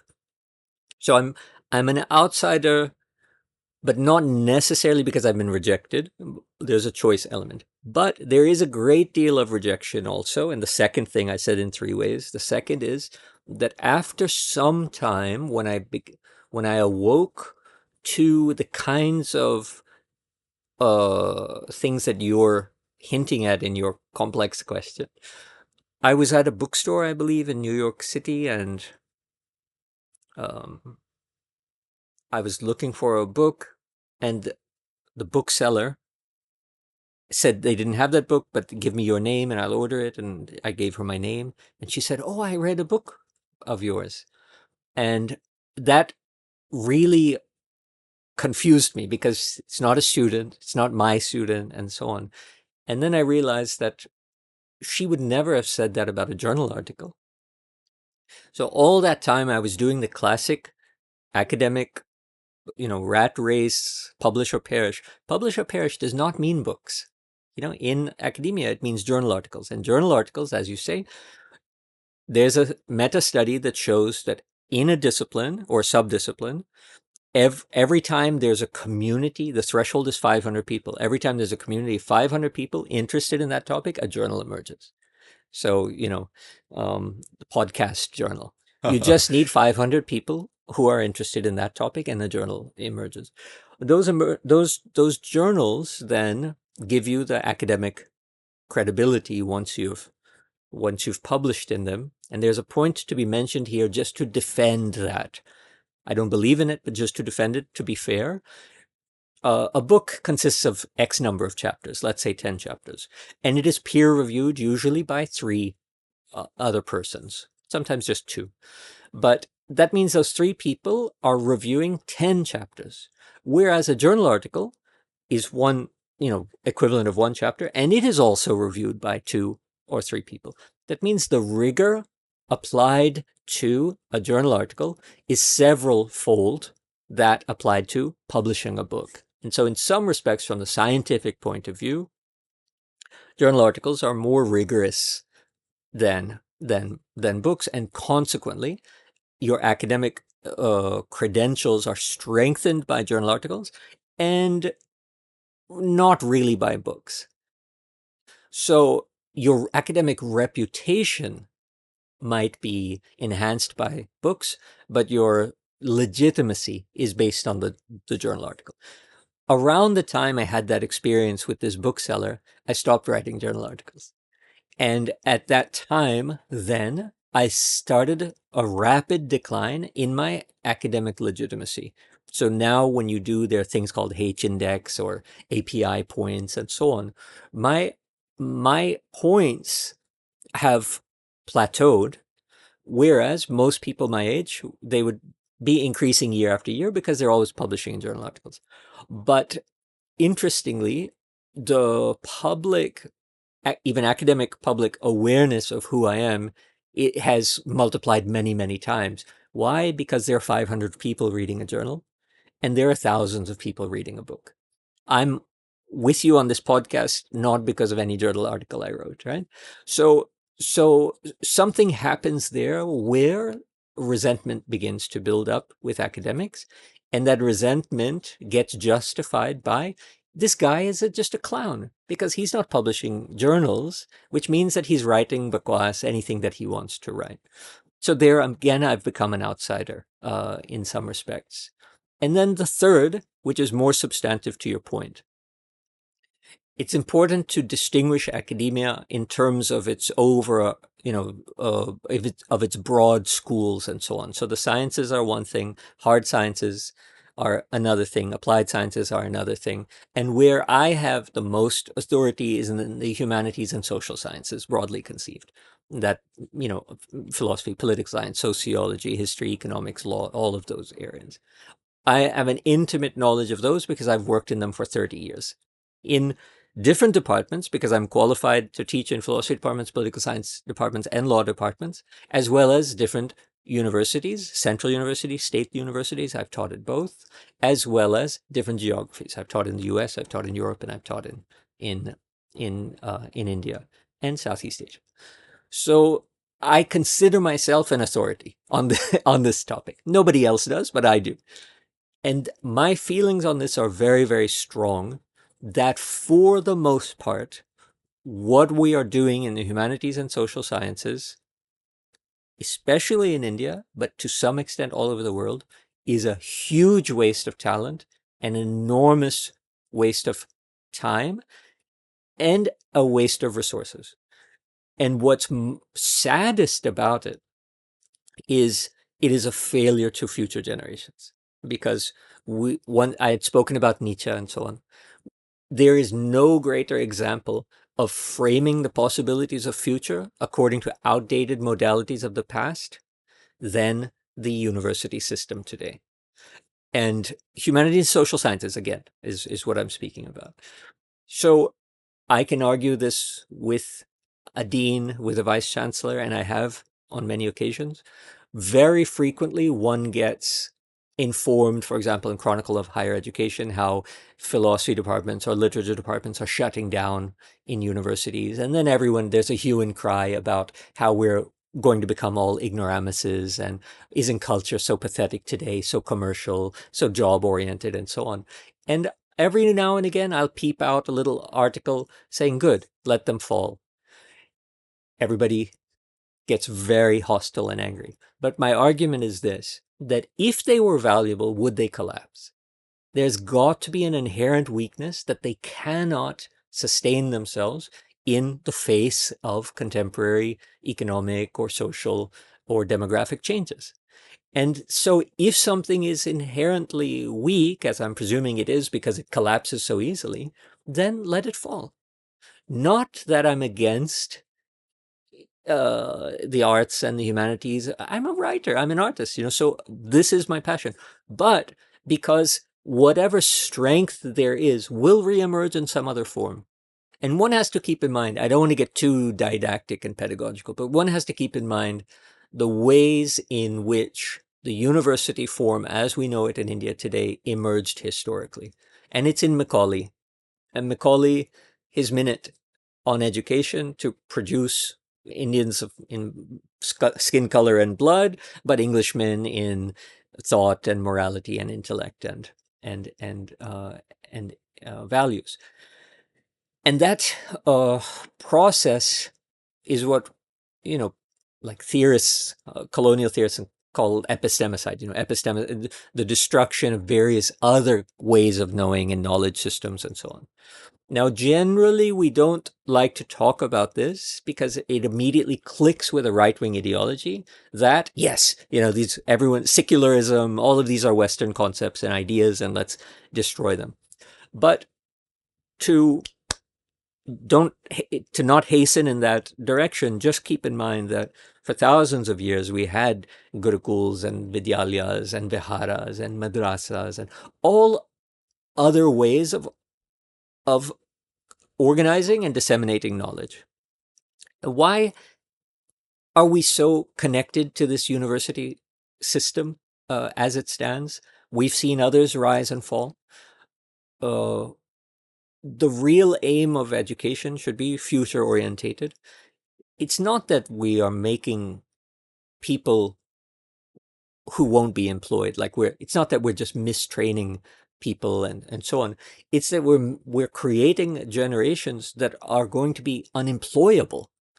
Not just that there are not enough jobs for these people, but the training that we're imposing is, whole cloth, useless to the dynamics of the changing world.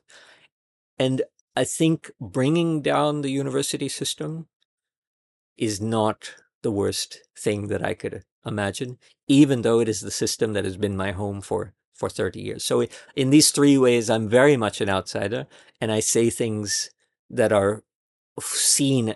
I do things that are seen as a betrayal, and I say things like this that are seen as a betrayal. But it's not because I want to destroy it. It's that let it pop up, let it reemerge in ways that are healthier and more sound and engaged with the future direction of the planet rather than stuck to the 19th century way of organizing knowledge. Was that a weird speech I gave? No, it's wonderful, and I completely agree with you. And like one thing I want to point out is like one, yes, may the university system collapse as soon as possible. And I will also reiterate that, what I keep telling people is that a humanities education is absolutely fucking essential, and it has absolutely nothing to do with humanities departments in universities. How you get your humanities education is by engaging with the real world, by reading books, by watching movies. That's how we learn all that stuff. Not through the moribund university system that was long, Yeah, I agree. Now, there's another issue that I have with the IITs and technical education in India, especially the production of engineers. And, it goes back to my understanding of Nazi Germany. Hannah Arendt, a German-American philosopher, wrote a book before she was an academic. She had to work as a journalist when she moved to the United States. Mossad, the Israeli Secret Service. So many Nazis fled Germany, went to different places. Argentina was one where a lot of them developed a kind of incognito life. And one of Adolf Eichmann, who was responsible, whose job was to figure out logistically how to get all of the Jews from all over Europe onto trains that would ship them to the death camps, Auschwitz, Birkenau, Dachau, and so on, which are all basically in Poland, Western Poland, Eastern Germany. And that's not an easy thing to do. Talking about there are 9 million Jews around Europe. I think he managed to get 5 million of them. So he was trained as an engineer, logistical genius.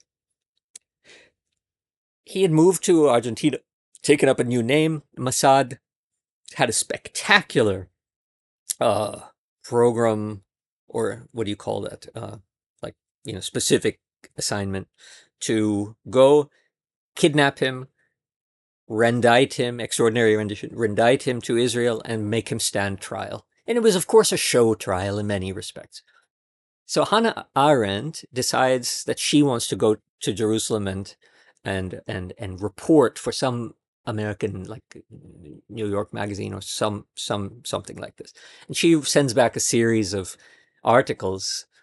I guess the golden age of journalism, when a great philosopher starts writing on a great historical event. She starts writing on Eichmann's trial and the irony of his intelligence, because she, like all of us in a way, assume that, if you're very bright, you're probably also moral or some kind of equation of goodness and that kind of intellect. What she found was, of course, far from moral. He was as criminal as a human can get, figuring out how, the Jews had to pay their own tickets to get on these trains to Auschwitz. So, he even managed the funding by taking the people who he sending to their death. They're paying for that journey. So he managed all of these logistics. He's very bright. He can argue perfectly well. The prosecutor is telling him, why did you obey Hitler's commands? And he's retorting, look, it's just an accident that you won this war. And if I had disobeyed Hitler, I would not be in trial before you. I would be on trial before him. And he would be saying, why did you disobey orders? And the whole, everybody in the courtroom would see me as disgusting as you see me now for precisely the opposite thing. So So he had good arguments. He was intelligent. He had a engineering genius and logistical, prowess and all of these things. So Hannah Arendt is trying to understand, when we thought that being educated, being intelligent, having an analytical mind, that all of these things were the virtues of the human, and that's how, and then we put morality with it, when in fact it's all used for precisely the opposite. So what is missing? And then in her postscript, she says what's missing is he didn't have a drop of empathy. So this gets back to, a lot of my work on cognitive empathy and so on. So then she moves in her own philosophical work on talking about the German philosopher Immanuel Kant and his third critique, which is on aesthetics and literature and representation and art and the sublime and so on. And she begins, but she doesn't completely conclude, in the kind of work that I've been doing, which is to suggest why I write that book on autobiography and why I write biographies. And you hinted at this earlier on, but I didn't want to mention it, which begins to suggest that the only way that we can translate our intelligence into moral goodness is to mediate through the imagination and cultivate empathy for the distant other. If we have been educated entirely into vocational kinds of training, like being an engineer, chemical engineer, civil engineer, and IT specialist, and so on, and have never been introduced to the humanities, which you had mentioned. And these people, BTech starts from 12th, right? So they never read a novel. They never, of course, they're generally from privileged castes, but at least for the most part, classes and castes, they never interact with those who are different from them.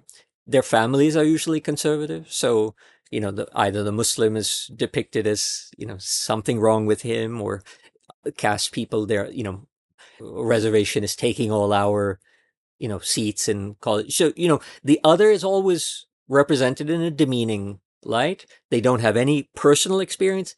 And more importantly, they don't have any imaginative experience. Because we're all stuck in our algorithms. We talked about that before. So what's the only way to puncture out of that? If you're not going to interact with people who are unlike you, and we don't, usually at a level of equality, at least you can in the level of imagination. So the IITs need the humanities so desperately so that we don't produce generations of Eichmanns.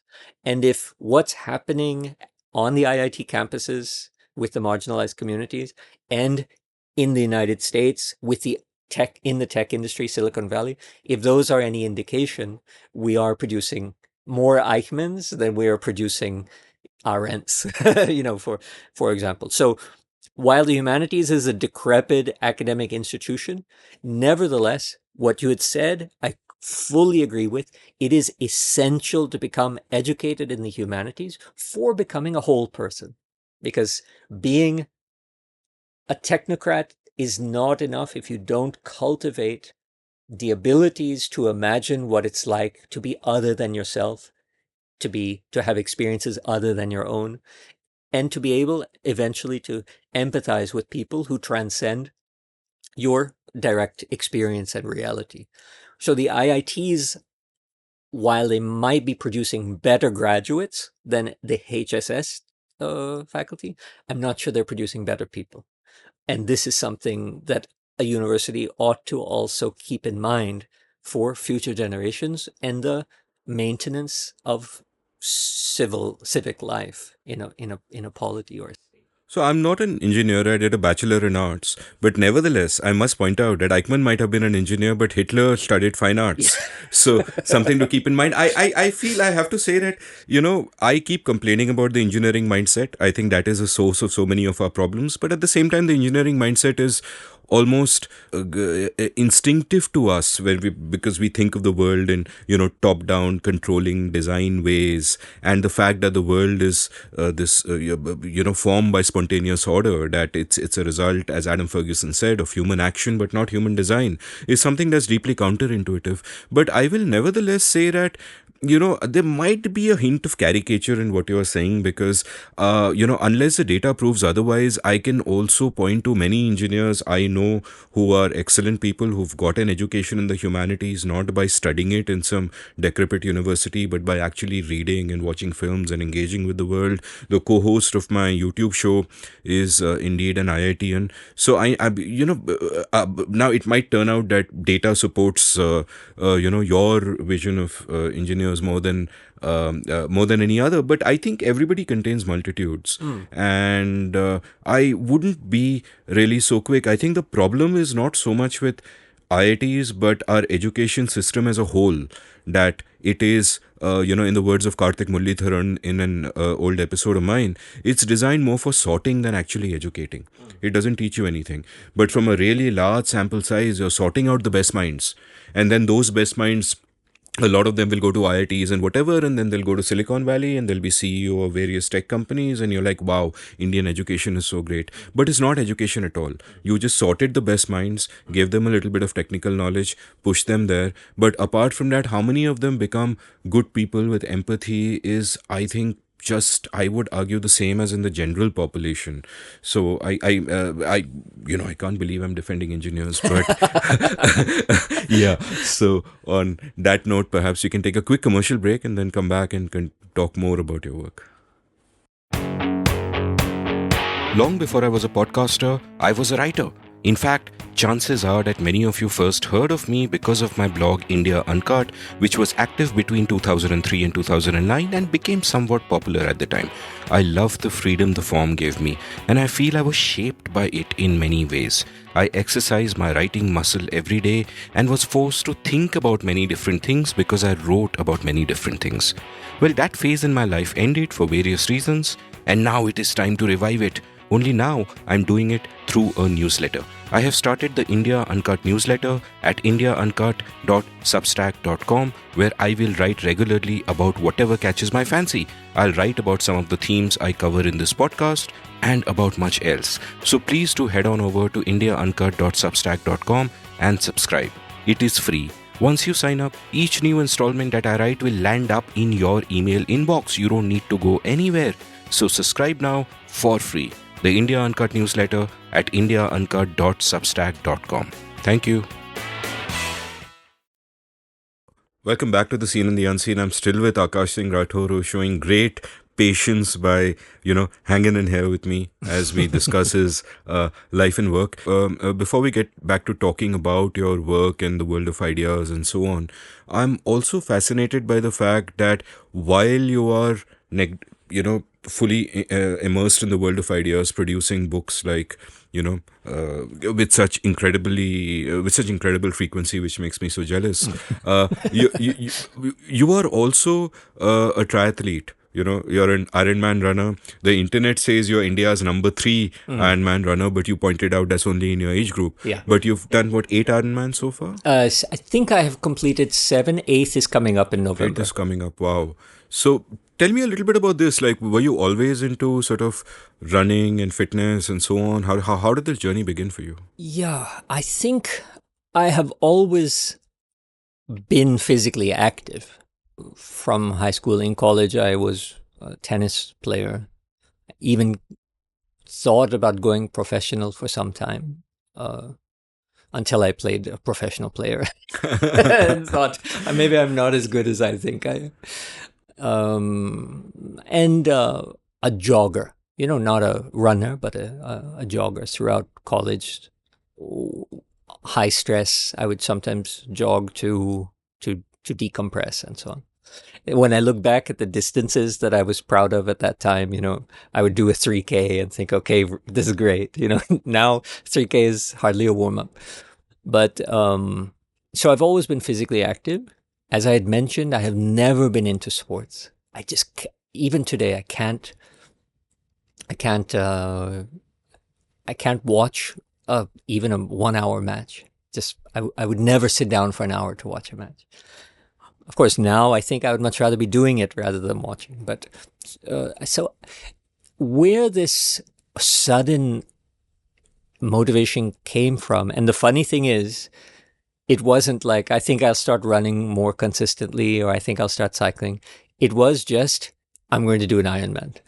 So it started just like that. Why did it happen? I don't know. Just through a friend, a doctor friend of mine, medical general practitioner from the United States. He started doing them, and I just got into it like that. Interestingly, the last one I did in Mexico, he was there with me also. So we still continue to, we live in different countries, but we meet to do these races. Yeah, I can't say how it actually began. What I can say is that I don't know how I ever lived without it now, because it's only been 10 odd years. And it's changed my life. It has unified my life in some way. It's given retrospective unity to my life. Somehow I think it's like these two sides, my father's side, my mother's side. Somehow I feel it has healed trauma in a lot of ways. So it's fundamentally important to me. At the same time, I recognize how unusual it is. I'm even writing a book on this. I had a Quora blog on this topic called Mind and Muscle. And somehow, I don't know how, by the time I kind of stopped posting, which I apologize to all the followers, there were 140,000 followers or something like that, which told me that, people are really interested in this, even though nobody does it. And so this is the mystery. So I have been working on a book called, tentatively called Mind and Muscle, on the unity, the rareness of the attempted unity of the life of the mind and the cultivation of physical virtues. So you look back in history, how many people have really attempted to achieve,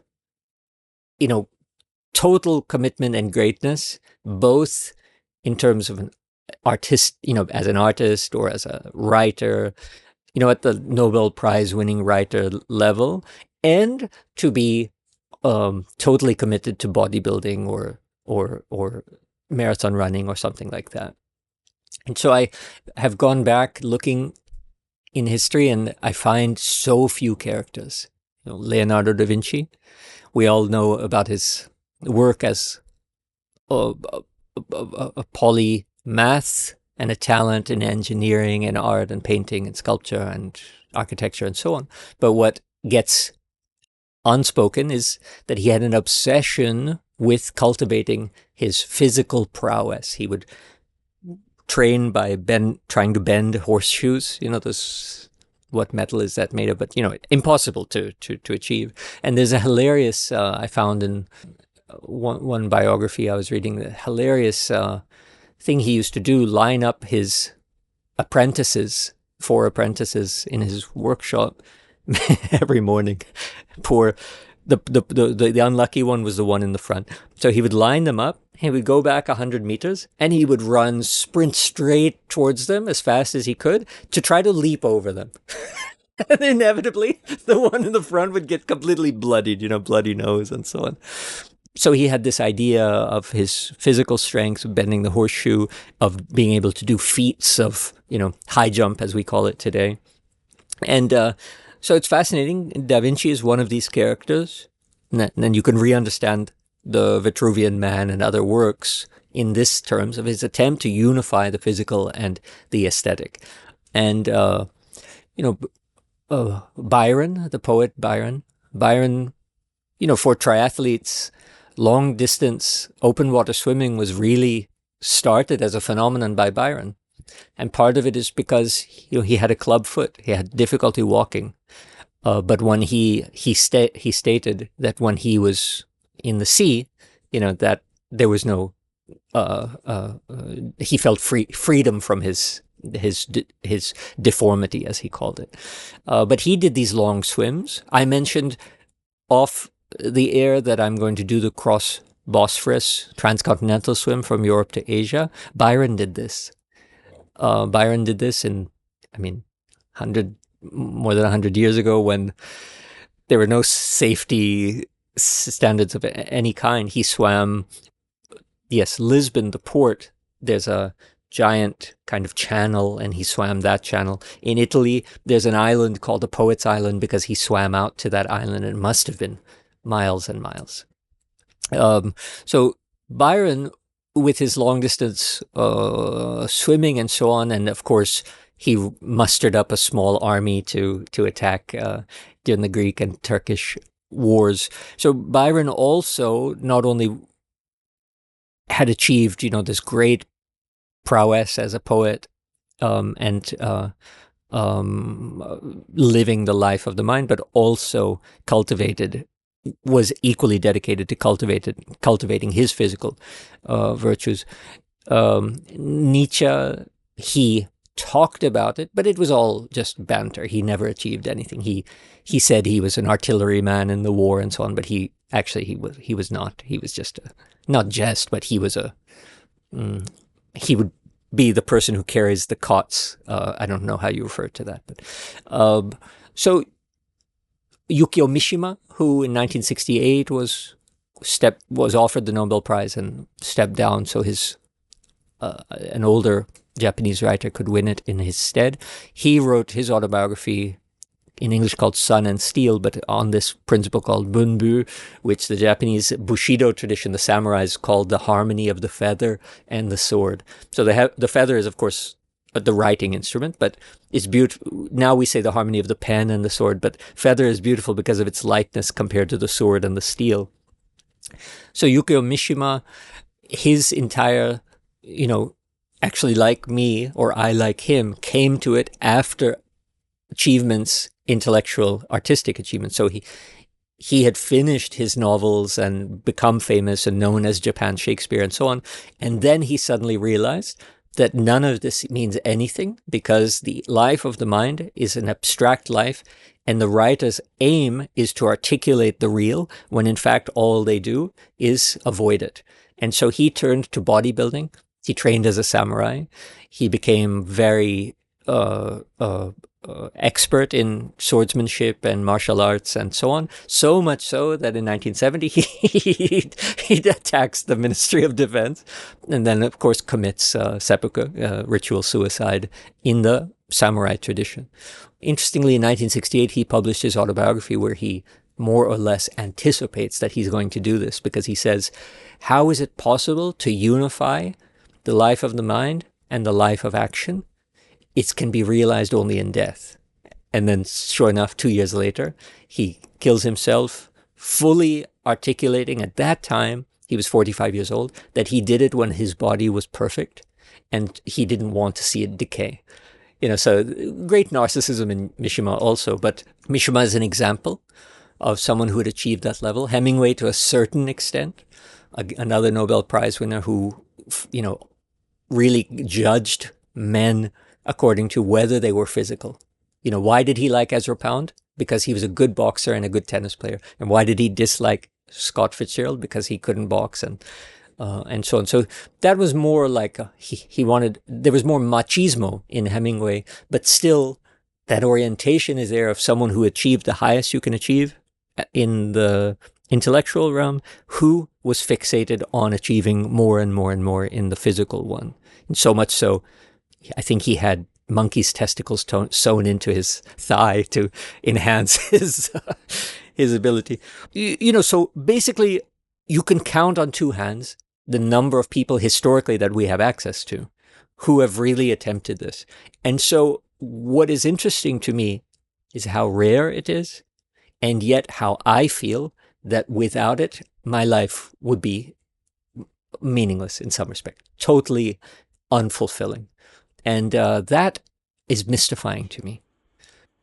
I guess at one level it's rare because you're only going to get a small subsection of people who are great artists, and at the same time a small subsection of people who are into this kind of physical activity, and for them to sort of coincide is a really tiny bit of a Venn diagram, so there won't be too many people anyway. Though I think in modern times consciousness about fitness is so high, and you see so many people working out and spending time in the gym and so on and so forth, that I would imagine that moving forward there will be kind of more people like that. But I'm also curious about how the different impulses that drive you towards something like this come together. Like, on the one hand, as we were discussing outside in the break, on one hand it is obsessiveness, that you decide you're going to do this and you get obsessive about it, and you just go all out, you grok it intellectually, you figure out what you need to do, you enter a rabbit hole of that world, and you get the job done. And I'm also kind of like that I'll be a serial obsessive about different things.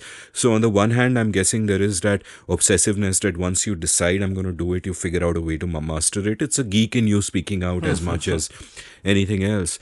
And on the other hand, I think there's also, I guess, the realization of what physical activity can do for you. Like, when I was running regularly a few years ago, I obviously I geeked out and I read all the books on running that there are. And one quote that struck me, I forget from which book it is, but this guy said that, I'll often kind of wake up in the morning, I'll be feeling terrible, I'll be hungover, I'll be like, do I want to go running? But the one lesson I learned is that every time I have gone running, I have never regretted it. And I kind of made that my mantra, that when I gotta go, I'll just go, and I never once regretted it. So that high that that running gives you, or that physical workout gives you, and the fact that and that's a different joy of its own. Yeah. So what was that journey like for you? Like, did you get into it because you were obsessive?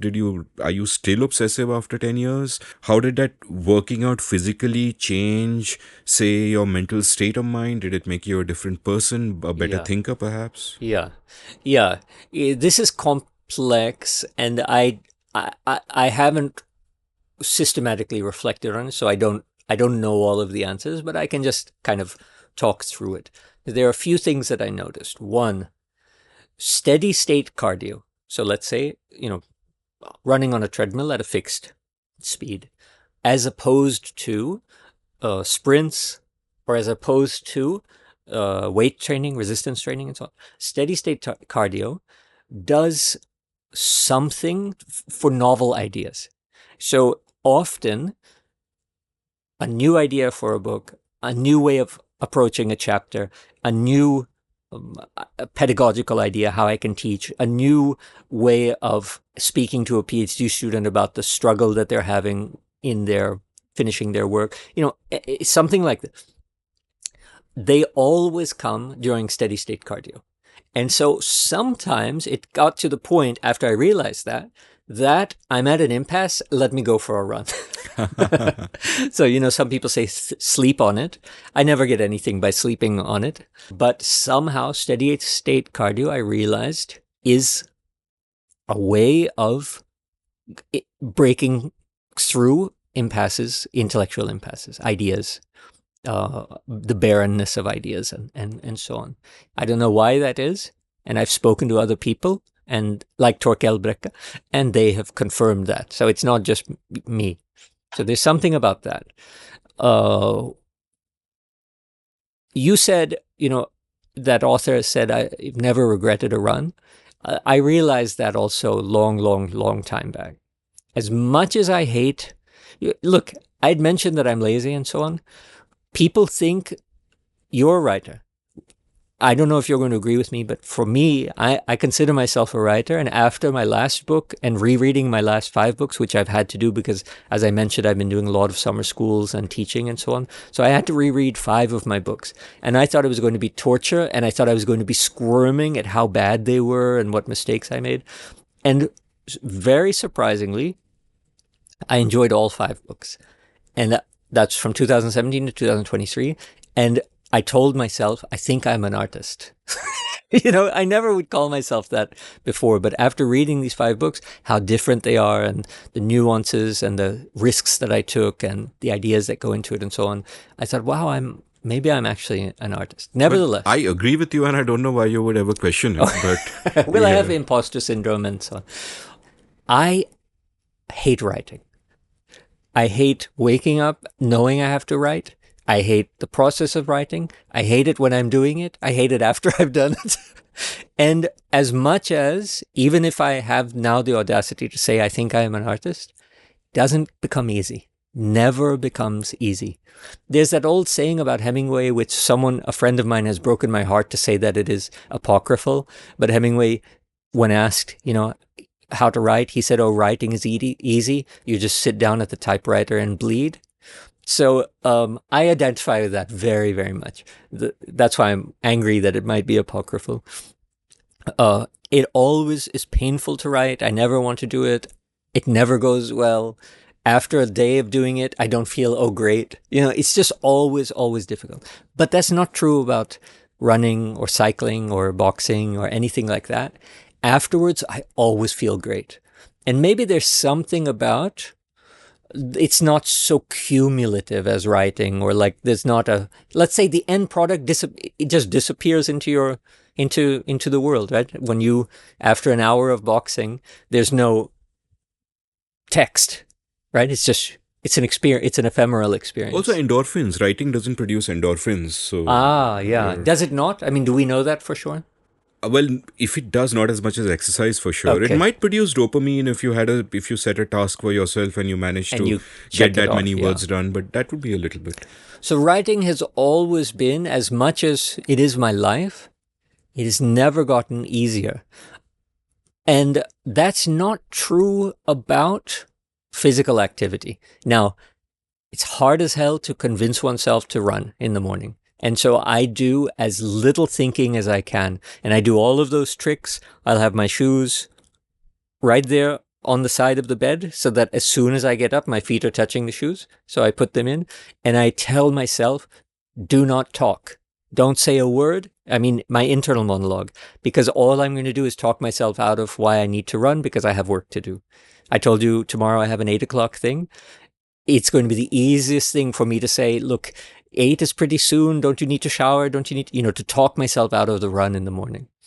So I don't let myself speak and so on, because there's a great, laziness that will immediately prevent you from wanting to do it. But it's certainly easier for me to run a 10K now than it used to be. And that's not true for me to write 10K words. They're just as difficult as it used to be. So there's something about them, these two arenas of my life, that are so dissimilar, and yet they are mutually reinforcing. So why, you mentioned that I write a lot of books. I see them as marathons, each one. And I didn't have the endurance to sit down for 12 hours a day and write. And now I have that endurance, and I do it all the time. And the discipline, see, I see everything as about being about discipline. And maybe this is what I've learned from the physical exercise that was very ambiguous or misunderstood by me when I lived only that life of the mind. That, for a long time when I was writing, especially when I was writing fiction, I thought, the more I drink, the better things are going to. Because there's that romantic idea of the writer, the drunk, the Bukowskis of the world, and Orchard Soul with single malt. Yeah, exactly. I can't tell you how much I've drunk to try to get books written, and that doesn't work. But when I started to apply the discipline required to push yourself physically to the limits and beyond, then I started writing very successfully, and finishing projects, finishing books. Right now in my head, I have today, sitting right here, I have 5 books outlined and kind of filled in my head. And I would have thought that an absurd thing to do 10 years ago, but now I know that these will become a reality. If I, inshallah, assume I live, these 5 books are going to be real, because I know exactly the steps that it takes to bring them into existence. And why? Not because of the experience, because I'm a better writer necessarily, but because I know what it takes to prepare for an Ironman. I know that you have to do it every day. You have to do X, Y, and Z. And that if you try to skip Y, it's not going to work. And, so the discipline of cultivating the physical has translated into the success of living the life of the mind. And maybe Torkel taught me this, by that one detail when he told me that he writes on a treadmill. The analogy became a reality for me that yes, writing a book, writing a paper, writing anything, writing a short story is like a marathon. You have to put the effort in. You have to manage the endurance. You can't take shortcuts, and you will the result will be determined by the input 100%. You can't cheat that. You can't cheat a marathon. You have to go the distance, and you can't cheat a story. You have to go the distance. And the physical has informed me about the intellectual much more than the other way around. The other way around almost interferes. Wow, that's fascinating. And I love the way you say the other way around almost interferes. Just last week, Parumita Vora in an episode with me told me about a slogan she coined: be kinky, don't be thinky. And I love that word thinky because, I guess thinky can also interfere with the sort of the physical exercise part of it. I especially like that you pointed out that writing is tough. Like in, the last webinar I teach in my writing course is about process, and I begin it by saying that every writer finds writing tough. Sometimes beginning writers will have this impression that for actual real writers, it must be so easy. It's just hard for me. I'm not cut out for it. I can't do this. And I tell them that no, man, it doesn't matter how many books you've written. It is always bloody hard. You're always sitting at the typewriter and bleeding, as you said. It is bloody hard. But the additional point that I go on to make, and I will make here again because I feel so strongly about it, is that writing doesn't require any special talent. Everybody can sit down, put in the work, put in the hours, and learn to write good prose. And it's just a question of trusting in that. In the same way as you'd probably agree that everybody can say run a marathon if they just put in the hours and do the process and go for that. Certainly. Now, certain things require talent. If you want to be a great painter or a great musician, there are specific talents required for that. But if you just want to write good prose, I believe so strongly that anyone can do it. You just have to put in the hours and put in the work. I agree. Not everyone can swim like Michael Phelps, run like Eliud Kipchoge, or cycle like Lance Armstrong or whoever. But everybody can learn to run fast. I mean, everyone who's able can learn to run fast, swim well, cycle. And the same is true about writing. You might not be Shakespeare, but who needs to be? That's not why most people write necessarily. You can do it in a way that fulfills you, is effective, communicates to an audience. You can achieve all of that. In my view, which I don't know if it overlaps with yours, my view is that it takes discipline. It that's really all it takes, commitment. By discipline, I mean like all of those elements, having a schedule, having a routine, having commitment to doing it, not giving up when it gets difficult, but persevering and pushing through. All of these sorts of aspects. Study, reading. Often when my prose is stale, I'll read poetry or something like this, and I'll start to imitate it and then stop reading that so I don't get too controlled by it and so on. But, these little elements, little tricks, little procedures to keep yourself going. I include all of that under, discipline. And I think with discipline, anyone can become a very, very accomplished writer. Wise words, and I agree entirely.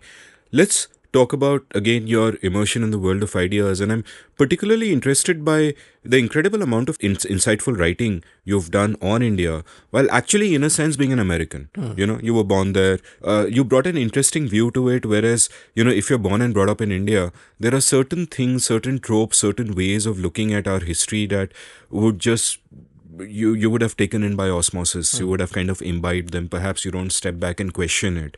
So, how did you first start looking at India? Did it help that you weren't actually here, you didn't grow up here, you had that remove from which you could look, where certain figures aren't deified, certain figures at the other hand aren't reviled, and all these great men and women that you've sort of written about, who were part of our freedom struggle and so on, contain multitudes, right? And sometimes what happens in India, especially with modern politics, is that they're painted as either black or white, or there's almost a mythology around each of them.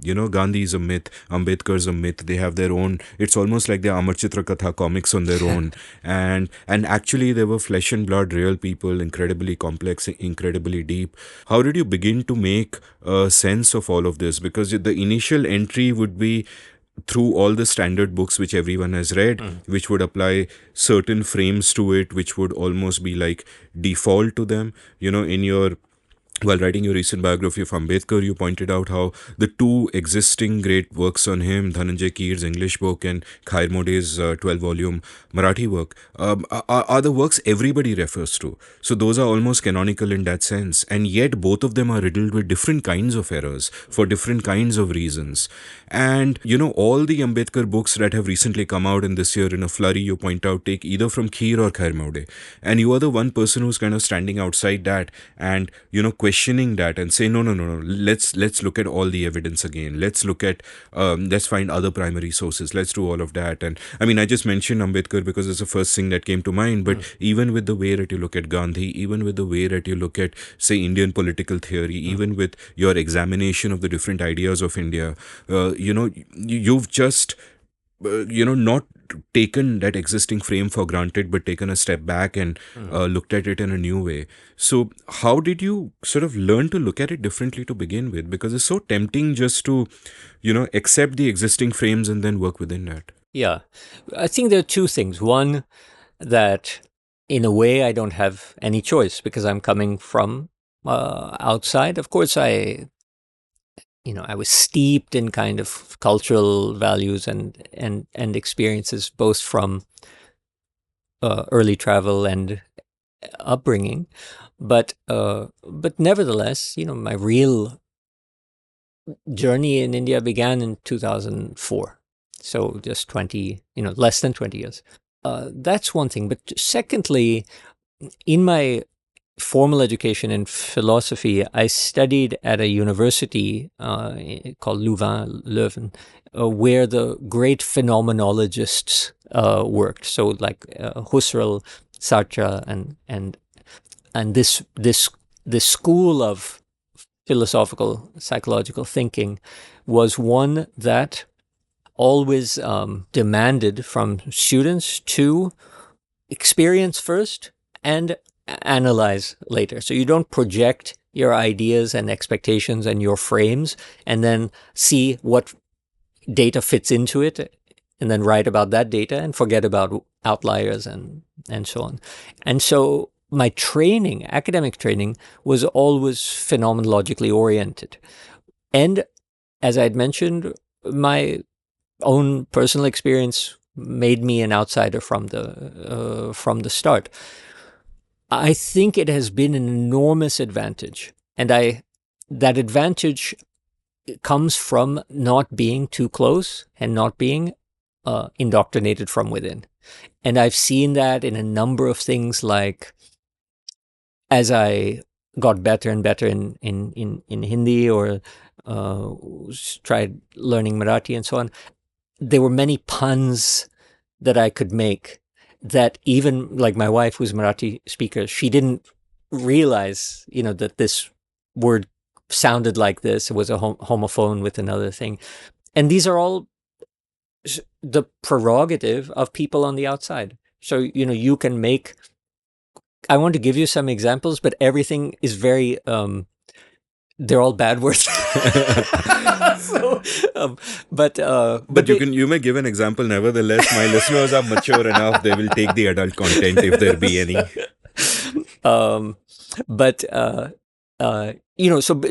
So approaching things from the outside allows you a vantage point, a perspective that, while people on the inside might think is immature or let's say, uneducated in some respect, because you didn't come from the inside. It has allowed me not. I never put forward my views as something to supplant those from the people who are on the inside, but a perspective that I think is unique and valuable given my educational training and background, which has been very, very good. That's a great gift that I've had, great privilege, and my positionality, which is the inevitable outsider. But one thing about growing up as an immigrant, one is always an outsider. So in India, for a long, long time, I was regarded as ABCD, right? American-born, confused Desi, suggesting that America is my home. But when I'm in America, I'm an Indian.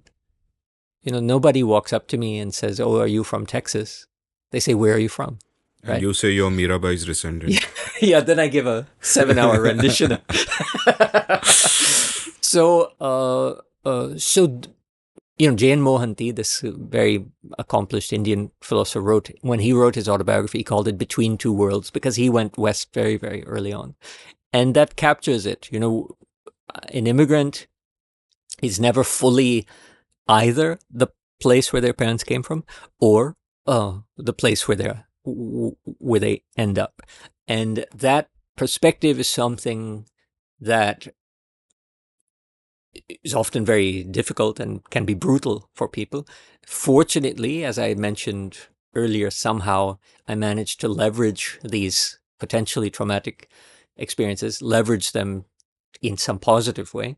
And I think this grants me a kind of unique perspective that can produce insights, because I don't need to think about Gandhi the way I was indoctrinated to think about Gandhi, whether to vilify or to, and I don't need to think about anyone or anything, any phenomenon, freedom struggle, partition, constitutional drafting, often like the preamble book, which I think every lawyer intellectual in this country knows now. I can't meet a lawyer who doesn't know who I am because of that book. I thought that book was so obvious. These are the concepts. We have to figure out what was, the lived experience that generated them in the mind of the draftsperson. It's like, obvious. When I wrote the book on Indian wine in 2005 or 6, I thought, why am I the only one writing this book? Indian wine is so, such a fascinating subject, and it's emerging as the wine industry is growing by 30% per year, and everywhere you go, people, posh people want to have a glass of wine. Why am I the only one to write a book on Indian wine? So I have found them, like a lot of my books, to be the obvious thing to do, and I'm wondering if someone else will do it by the time I finish. But it turns out that I'm the only one who's doing these things, and I guess that comes from having this outside view. So it has been a great advantage, and fortunately, since I have grown up with a lot of intellectual curiosity, the learning curve is often very steep, but it's not something that I shy away from. I want to know more and more. And there are often another advantage comes from just not having that burden of, I don't have to slough off an old way of thinking in order to do something new, because I never had that way of thinking. And I noticed that really burdens a lot of my colleagues in history, in philosophy, in sociology, in law, that they have to first get out of how they were taught to see it before they can start to introduce new way of seeing it. And for me, I start with a new way of seeing it because it's new for me. So I do think it has been a great, advantage for me in opening up new angles that are just not, my book on the philosophy of law in India, Indian jurisprudence, Rethinking Indian Jurisprudence, the whole series that I do with Penguin, Rethinking India, every one of these books is because everything is in a way new. Why is it like that? Let me see.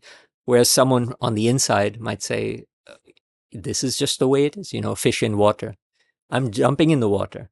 And so I'm looking around and have a different vantage point on it. So this, again, is a place where I could have been traumatized, debilitated, and paralyzed. I don't know enough. I can't do that.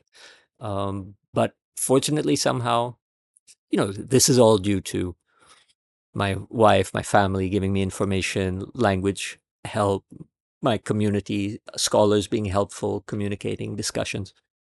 It's a generosity of the community, but thankfully, because of these circumstances, I feel that I've been able to produce very original work that later inspires others to start thinking along those lines.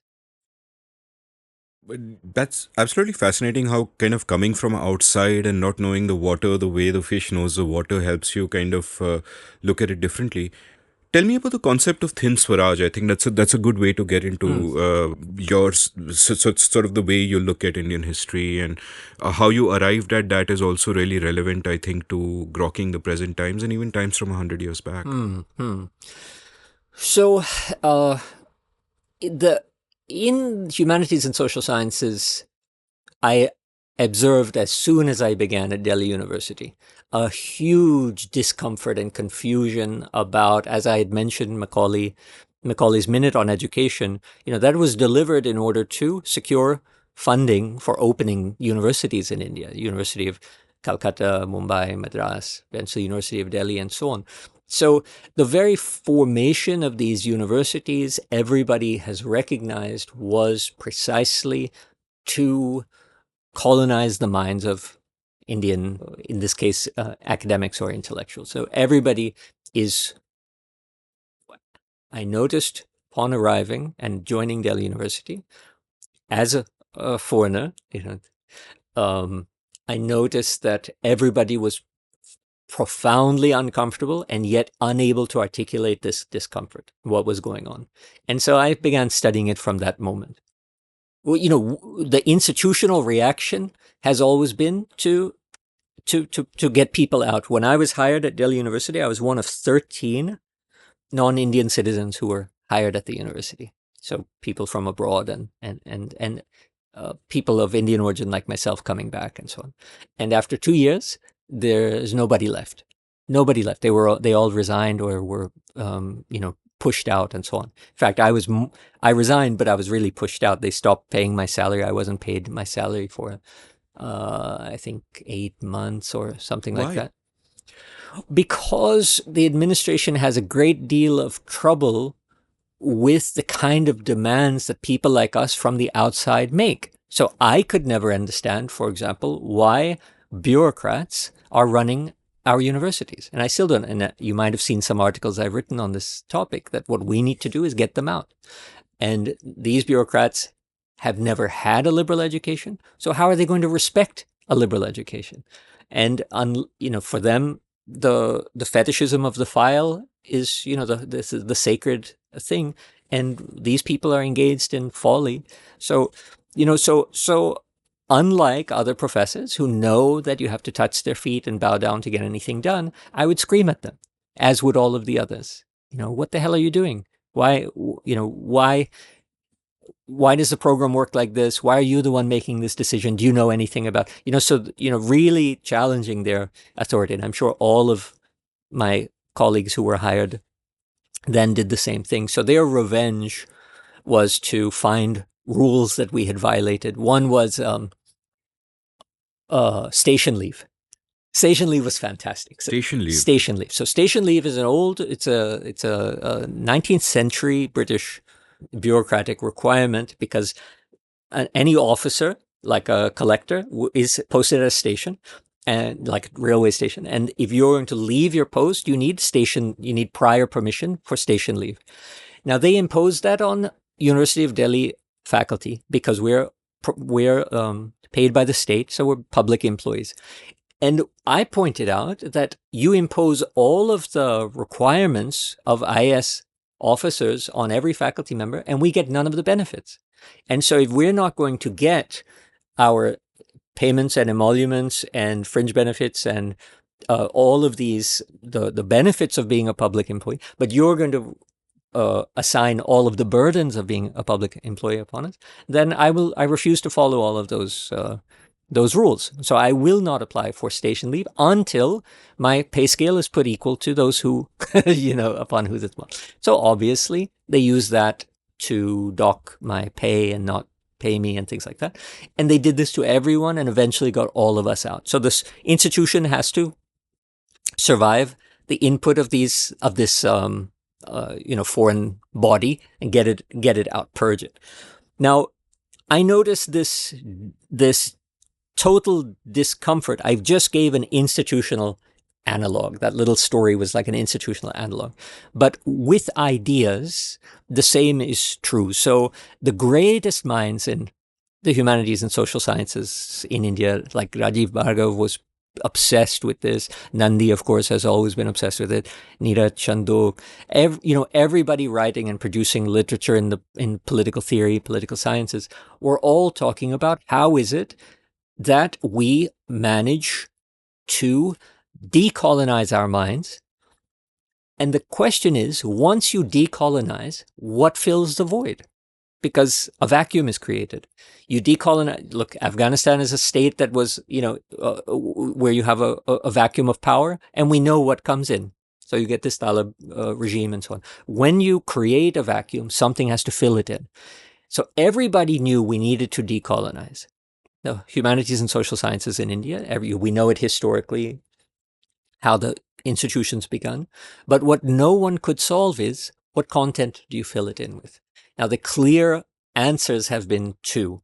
One is so-called tradition. And what tradition means, as you know very well, tradition is really modernity, right? There's nothing in the 11th, 12th, 13th, 14th century that suggests that the Gita was a book of any significance in Indian cultural history. That was resurrected in the 1870s. Gita Rahasya was written about 1908. Gandhi writes Hind Swaraj 1909, the next year, gets published in India in 1919. Savarkar writes Hindutva 1923 after reading Gita Rahasya from Tilak and Hind Swaraj from Gandhi. And so what's happening is that Savarkar himself recognizes that this weakness, effeminacy of Hinduism that's so accommodating is what has allowed these these colonizers to come in. And therefore we need to muscularize our Hinduism, Semitize our religion. And so the Gita stands in now as a document as the Bible or the Quran, because the Abrahamic or Semitic religions have these strong, powerful books as the centrality of their faith, and so we need to create one. So, so-called tradition that we hearken back to, the Gita is actually a modern phenomenon. Now, the Gita will supplant the Western philosophy or literature being taught. So, when you create a vacuum by decolonizing, what fills it in? Tradition. But is this really, some kind of authentic search for tradition? And as we know, India has never had tradition, it has had traditions. So if you have Brahmanism, you have Shamanism. If you have the so-called Upanishadic tradition, you have a rival Buddhist, Jain, or Charvak tradition, and so on. But because of the wounds of colonization and the kind of right-wing reactionary effort to recuperate our dignity and muscularity and our insulted, sense of national pride and so on, we harp on everything that we recognize as the authenticity of our tradition. And all that turns out to be is a lot of kind of fascistic, oppressive. The Manusmriti is going to replace our constitution. Our constitution is too Western, so let's supplant it by the Dharmashastras. Dharmashastras essentially are extremely patriarchal, extremely inegalitarian literature. So when we see that the efforts to decolonize fill that space with an extremely oppressive, reactionary, fascistic-oriented pseudo-tradition, the immediate response of any progressive or liberal mind is we can't decolonize. So doubling down on the Westernness of our education. And these turned out to be the two kind of vague ways that I noticed all my academic colleagues, intellectuals, political theorists, philosophers, public intellectuals, and so on, at CSDS or DU or Shanti Niketan in Calcutta or whatever, the two kinds of reactions they seemed to have were, you have fundamentalism or you have nothing. You have what I characterized as the Fukuyamian idea that let's just wait in the waiting room of history until we all become rational liberal agents, just like Fukuyama said, that basically the framework is there, Westminster parliamentary democracy, and we just have to elevate our, cultural accidents into fitting that model. So these are the two alternatives that you find in all public thought. I think any article in Indian Express, to the Hindu, to books on Indian political thought, all of them more or less show these two characteristics. And it's a legitimate bind and it's a legitimate fear. Right now we're talking about the UCC, Uniform Civil Code. Somebody like me, as a lawyer and as a kind of someone who likes order and rationalism and so on, I obviously am inclined to a uniform civil code.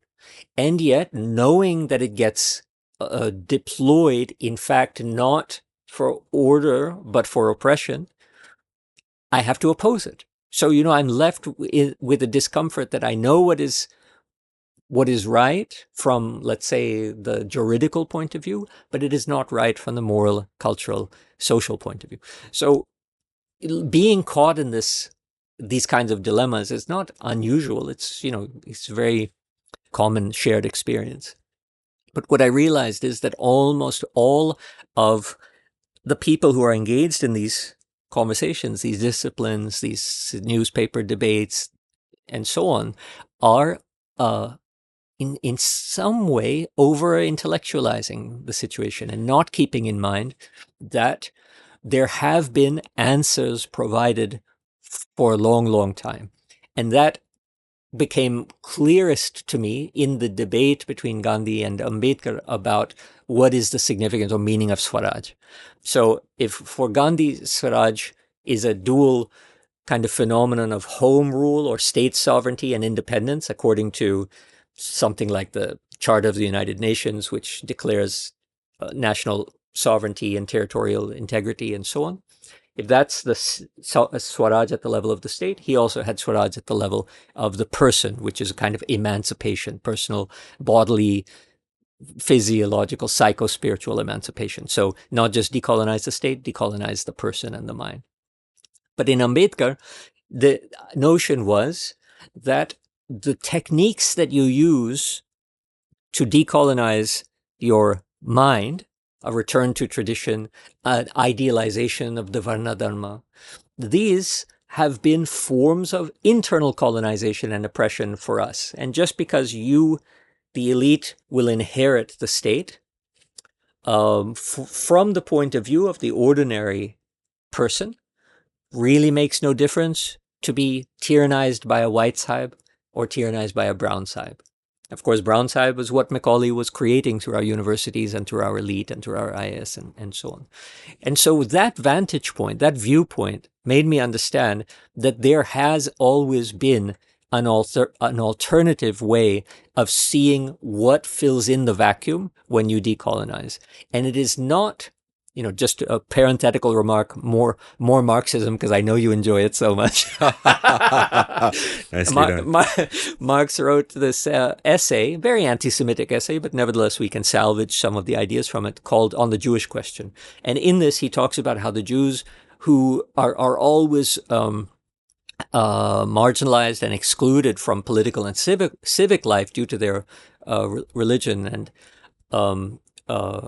the dominance of Christianity, are fighting for inclusion in civic and political life, but they're doing so on the terms of the majority. So this excluded minority is trying to get into the center on the terms of the majority saying, please let us in. And Marx says, but the real question here is, why are you excluded in the first place? Why do we have these differentiations? And so what the Jews ought to be fighting for is not the narrow interest of civic or political inclusion, but human emancipation as such. Because if we were all fighting for human emancipation, you would have never been excluded in the first place.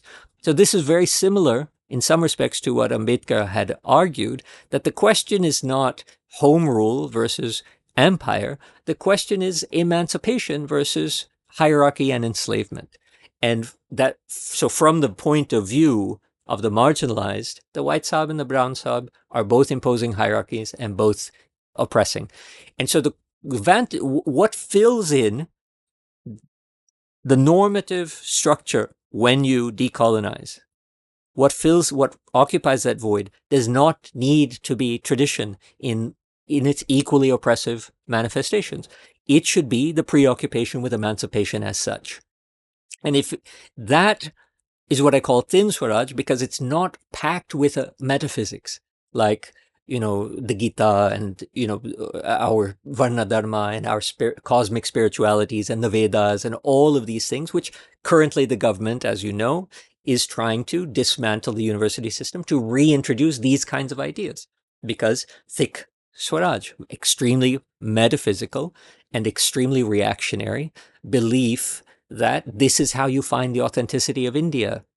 But the authenticity of India is not a leap back to some to some glorious age. The authenticity of India is going to be found when you liberate the people at the margins and on the bottom. And that's what Swaraj was meant to do in the first place, even in Gandhi's conception. The problem is that they didn't know how to realize that conception without just turn backwards. So it's an excavation downwards, the idea of thin Swaraj, a non-metaphysical attempt to find Indian authenticity by emancipating your ordinary persons. And this was kind of the plot of that book, Indian Political Theory, because I wanted to give something to all of my colleagues, the public intellectuals and the political scientists and so on, to sort of show them that I know you're uncomfortable. I know these are the dilemma we find ourselves in, but if we would just remove ourselves from our elite positions and see that the answer has been facing us all along, what we're interested in is the emancipation of the common person, as opposed to some kind of metaphysical suturing of our wounded soul, that we would find a way forward, both with political real world consequences, as well as a way of kind of fixing the university and the things that we teach and why we teach them. So I thought that was a really good book. No, I thought it was a really good book, really thought-provoking. We could just talk 5 hours about that. I did an episode with Shruti Kapila, and she came up with this pithy formulation for Hindutva at the turn of the last century, where she said that it's a theory of violence in search of a history. And that's pretty much the way you've kind of articulated it as well, in terms of how historic it was and what a political project it was. It's not that those were actually traditions per se, but this is one view of it. What kind of gives me a little bit of a pause here is that, when we talk of decolonization, or when we ask questions like what will fill that void, it feels to me like a very top-down question to ask. Like, this is really, to me, a bunch of indulgent elites sitting around a table and saying, let us plan the nation. What do we want it to be? What is our idea of India? As if your idea of India can ever become India just because you decide in a roundtable conference that, let us kind of do this. And, and I'll quote something that you and Ashish Nandi wrote in the introduction to your book, Vision for a Nation.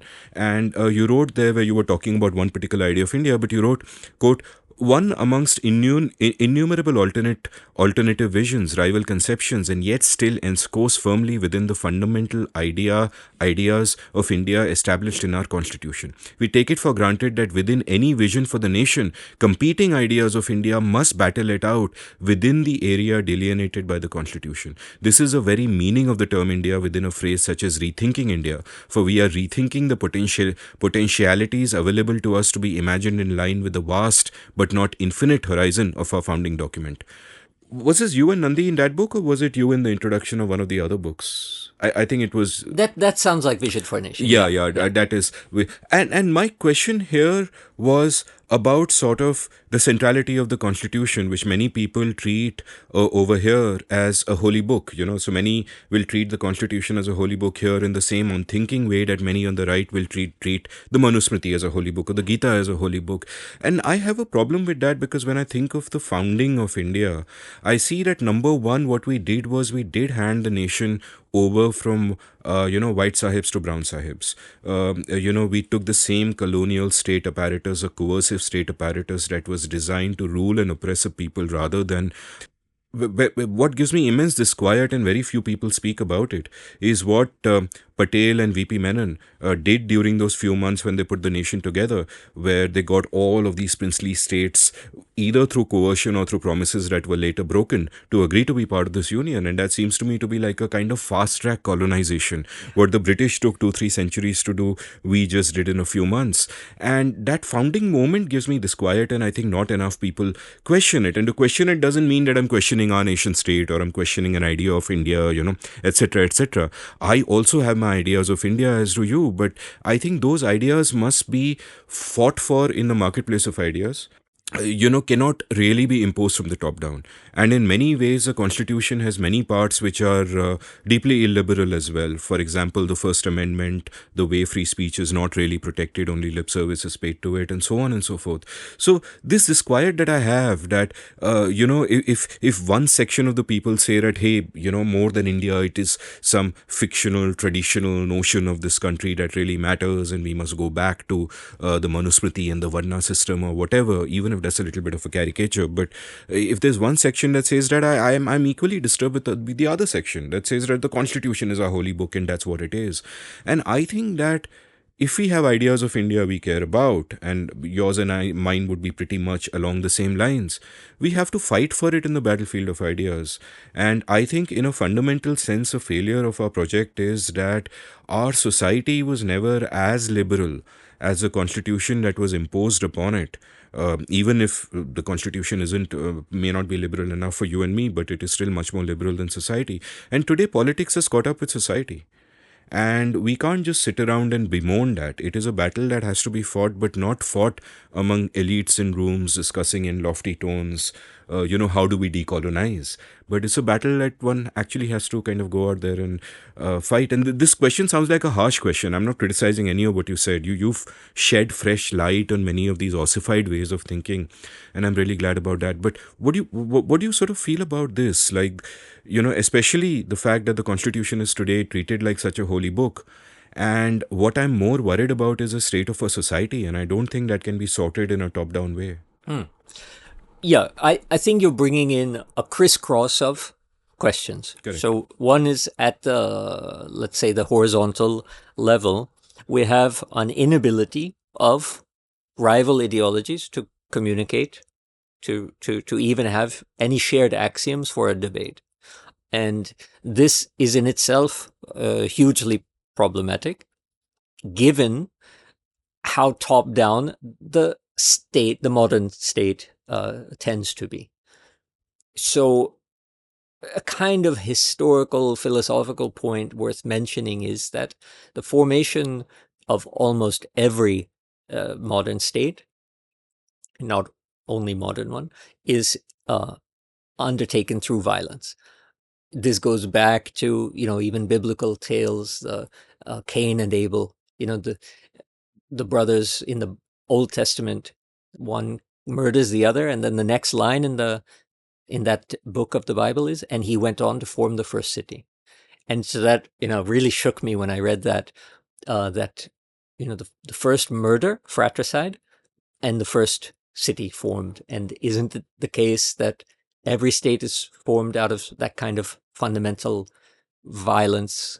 The Australians and the Aboriginals, the United States and the natives and the slave, so it's everything seems, the state always seems to emerge out of some fundamental crime. But things run very, very top down. Technology only has been serving to enhance that with, from Aadhaar to the PayTM through all the measures of COVID. And, so the top-down nature of things in terms of the state, functioning of the state, seems to be pretty well in place, even if in terms of society, you're very right to point out that we have a question of the vertical. So on the horizontal level, let's say people active and who identify with the state and who control the state and who make decisions in terms of the state, they are polarized to such a degree that they have no possibility of reaching overlapping consensus, even to consider, yes, there are some problems with the Constitution, because nobody wants to grant that. Because once you grant something, you're terrified of what the result will be. When I wrote the preamble book, Upendra Bakshi, great scholar, he wrote an endorsement of it, and then he rang me up and he said, there's something I wanted to tell you, which is that I think it's great what you've done by showing that it was Ambedkar rather than Nehru's objectives resolution and so on. But do you really want to publish it in this time when the government's intent is to remove Nehru from our history and the fabric of our, consciousness altogether? And I thought that's very, interesting what problem that he's posing. He knows I'm right, but he wonders, should we say it because it's going to be exploited in this project of current project of undermining Nehru in every respect. So we're always scared to speak plainly because it will be exploited by our ideological opponent. That's the horizontal problem. The vertical problem, the social one, is extremely significant in terms of the real dynamics of how power functions. And in some respect, what you articulate I don't see it as a criticism at all, because I'm speaking to an arena in English, a book in English, to an audience. I'm addressing a particular audience. I'm not addressing a rickshawala or something like that. And so with this audience, this is how I'm going to cope. But the larger political question is, what about the audience of the 700 million others who for whom these questions are not academic, they're organic and they're everyday? I can't, that's not my domain. That's not where I act. And there are agents to act in every different arena. The question is, the mediation between those agents who act in that arena and the intellectual. And what I did with this Vision for a Nation, I started working as a kind of advisor to political parties and basically Congress in particular, to try to articulate how an idea like Thin Swaraj may have meaning on the ground for someone like Rahul Gandhi giving speeches. So let's look at your speech and let's look at this theory of Thin Swaraj and see if there can be any meeting point that would be of significance in the kind of work that you're doing. So it's a kind of a chain there. But I'm happy, I'm satisfied in speaking to an audience with whom I have a shared language, in the hopes that, you had mentioned 12% as being the retention rate, someone who watches a YouTube video. Of my YouTube show, yeah. I, as a teacher, as a scholar, I often think, if I get to one student, there might be 30, there might be 300. If I get to one student, my lecture has been worthwhile. That's why I found 12% to be very high, because I never thought I could communicate with 12% of my audience. I always thought, is there one person who I'm going to impact? And if so, what I'm doing is worthwhile.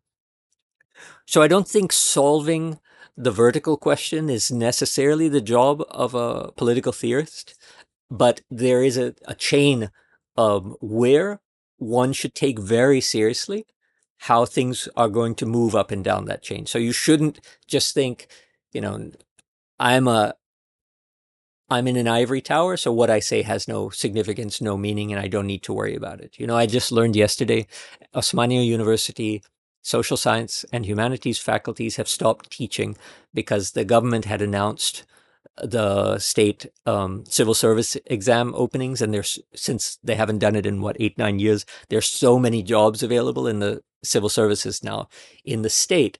And so the university decided that, really, we're not here to educate people anyway. We're only here to provide hostel, canteen, a place for them to prep for civil services. So let's stop playing this charade, and we won't hold classes so that they can properly prepare for the state civil service. Brilliant. Yeah. Wow. So that kind of relinquishing of your responsibility is one extreme. But on the other hand, I don't think that I, as a political theorist, am here to, to directly influence. There's mediation along the way. So for me, the much more fascinating, urgent question, because it's one I can address, is that horizontal level. And I think that is something that that has been ignored for so long. And I saw it most clearly, most desperately clearly, during the protests at JNU, when the campus became anti-national, the symbol for anti-national. I was behind a lorry. What do we call these lorries? Those delivery. They're called lorries. Yeah, lorries. Full of human souls. It was just transporting. It should be transporting goods, but it was transporting people who looked confused and didn't really know what they were doing, and all wearing kind of saffron head dresses and with signs and so on. Transported them to the JNU main gate, let them out, and then they started protesting the anti-national nature of JNU. Now, obviously, there was nothing in them to be there. They were, like cattle, moved to that location to protest. And then the JNU students were on the inside of the gate, and they started shouting at them. And when I walked in, because I drove behind them, and I was just looking in their eyes and realizing that they have just been moved here. They're furniture of a kind.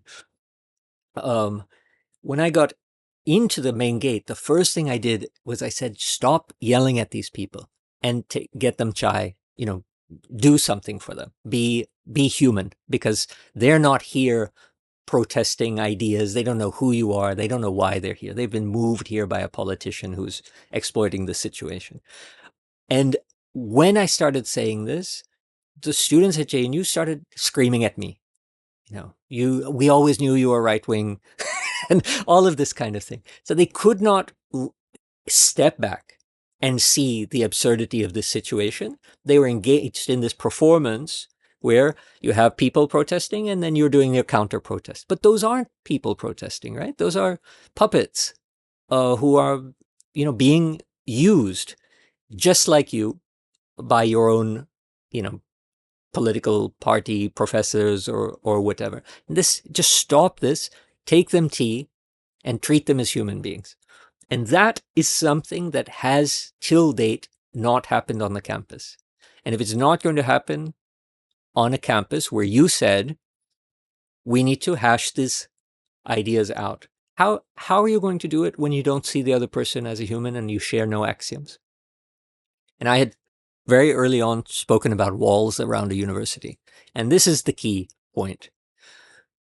Our universities, many of them, central universities especially, the law universities and so on, they all have walls around them. What are those walls for?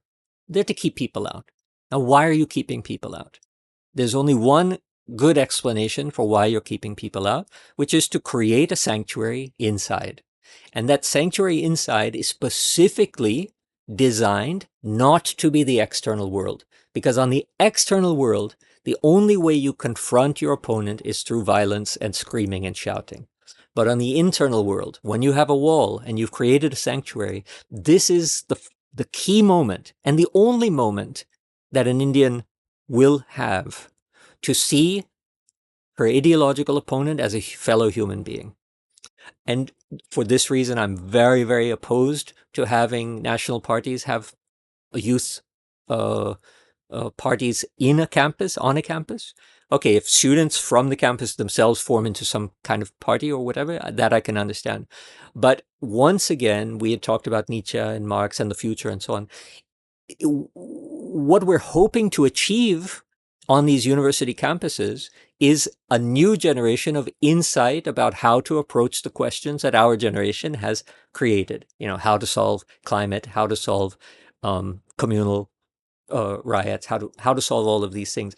And yet the parties are indoctrinating them at the very moment that they should be able to think freely and have new non-ideological ideas, thematic ideas, ideas on topical ideas, and not platform.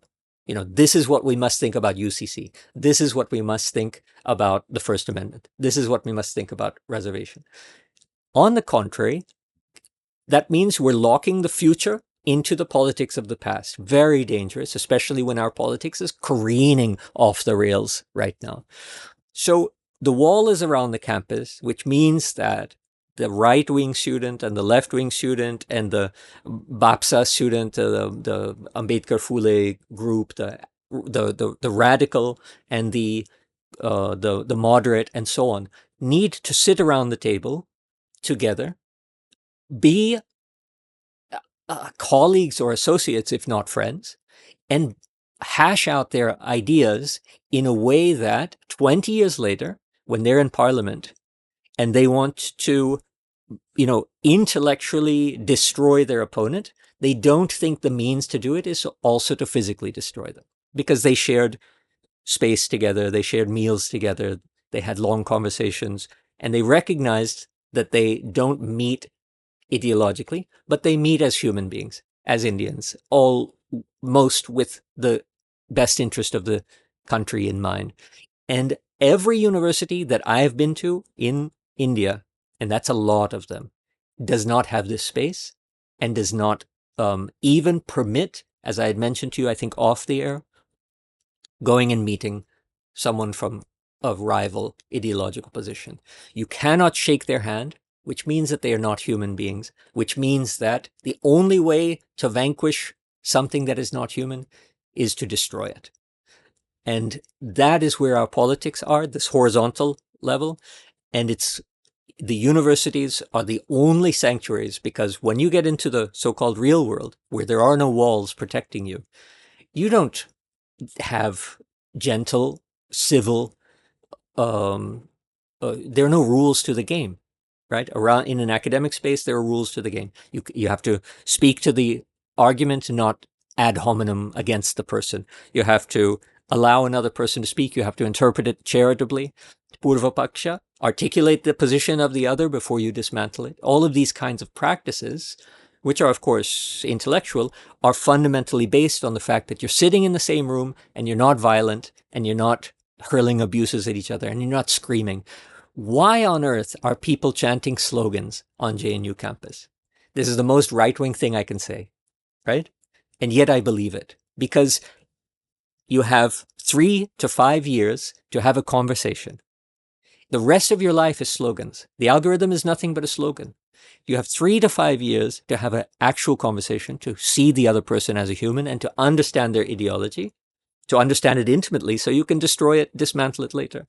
And yet, instead of having that discursive relationship, you're shouting slogans just like you're on the street.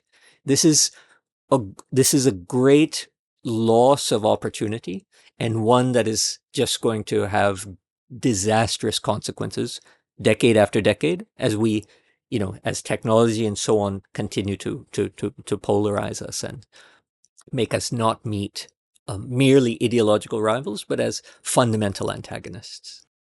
Wise words, and I think food for thought for me and for everyone listening to this. And by the way, I didn't actually mean to imply that vertical problem is something you or I could solve. Like, I really see us as kind of playing the long game within the ambit that we can. And, like you said, if you influence one student, you're happy. Like, one of my fantasies, which I've spoken about on the show, is that somewhere in some small town in India, there's an 18-year-old girl listening to the show who will be Prime Minister of India in 2050.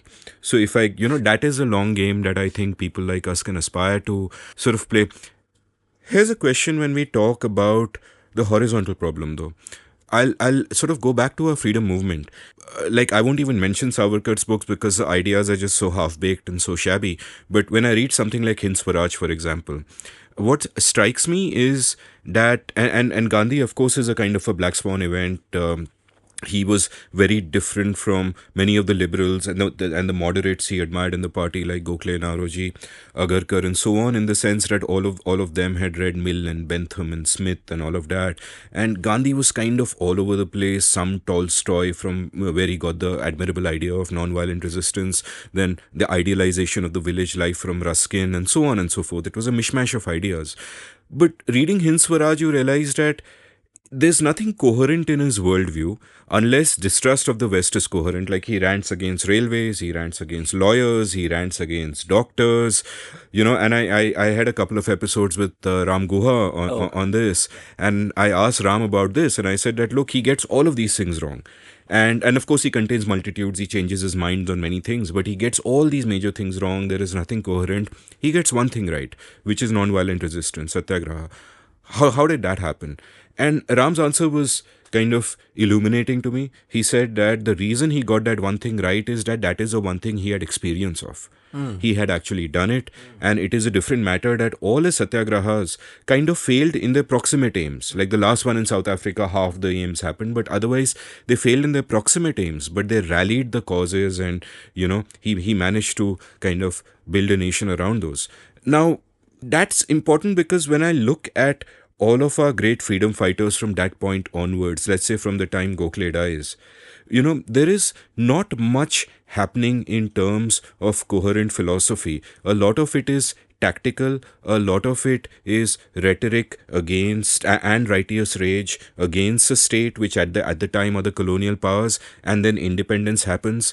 But like you correctly said, there is still a vacuum. There is barring slogans and barring keywords like secular, there isn't really a guiding philosophy that can sort of fill that vacuum, as you said earlier. And I think about this in the context of your recent criticisms, and I'll link to this wonderful Caravan interview where you spoke about the left in India today, where you pointed out that they are less concerned with articulating progressive values and more concerned with dirty politics. You've spoken about how one day they will say secular, secular, and the next day they'll be visiting a temple, which describes the Congress so well. And so on and so forth. And I'm just thinking that in modern times, there perhaps isn't space for a coherent ideology to now emerge simply because of the incentives of politics. Politics is all about winning the next election, right? Politics is downstream of culture. All our opposition parties, for whatever reason, have decided that there is a certain traditional element in Indian society that they cannot compromise with, which is why the Aam Aadmi Party will do the Hanuman Chalisa nonsense, which is why the Congress will visit temples, and Priyanka Gandhi will remind people that it was my father who opened the gates of the Babri Masjid, and you have all this rubbish happening. And then there is no scope for something alternative to emerge. And I sometimes wonder that, have they seen something in Indian society being canny politicians which is non-negotiable? Or is it a lack of imagination? And I wonder what you think of this, because you said you've also been a consultant to, some of these parties and whatever. And I wonder what you think of this, because this fills me with deep despair. It means that any battle that we now forge will be forged on the terms decided by the ruling party, on a battleground where it is almost accepted that certain values will remain dominant, and then you have to fight on the margins. And I find that deeply disturbing. Yeah, I think this is a very difficult, but also not a particular problem. So in India, we see it very clearly because it almost plays out in its own caricature, the way that it manifests, the examples that you gave. But it's a universal problem faced by Churchill, in that period. And it has, in the ancient world, Shakespeare wrote a play called Coriolanus. And in that Coriolanus, it's the very same thing. Everyone's demanding, show your wounds. And he says, no, I will not show my wounds. And no, but how else will the people sympathize with you? And he said, I'm here to mold the people, not to play to the gallery and so on. So it's been, forever this issue, and that doesn't help us with its urgency and its danger to know that it's coincidental with human politics. But I think let's look at a particular case. Congress destroyed itself over the last nearly decade, and not only with no chance of victory, but no hope of it, by the ways that they manage their, party apparatus and at the top. And one wonders that if everything always is about making compromises so that you don't lose an electoral battle, if all of politics is electoral politics, then why did they not fight the ideological battle, which, as you rightly point out, will inevitably result in failure? Because they resulted in failure anyway. Then they resulted in failure while not having the principal stand. The principal stand, which is such a risk that nobody takes because electoral politics prevails. So one sees this bizarre lost opportunity of the last decade when the party that has long represented fairly progressive and promising values, it has its own problems, of course, but it has long represented that.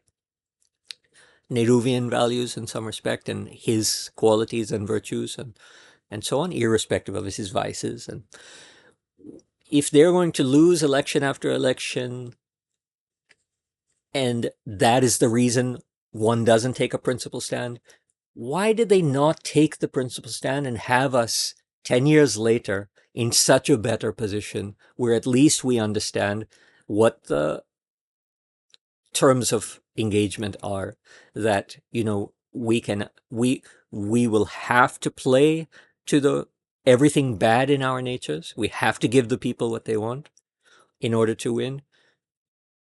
It was not principally articulated that rulers are here not just by chance and by opportunism and by luck, but because we bring something to our politics, culture, and society.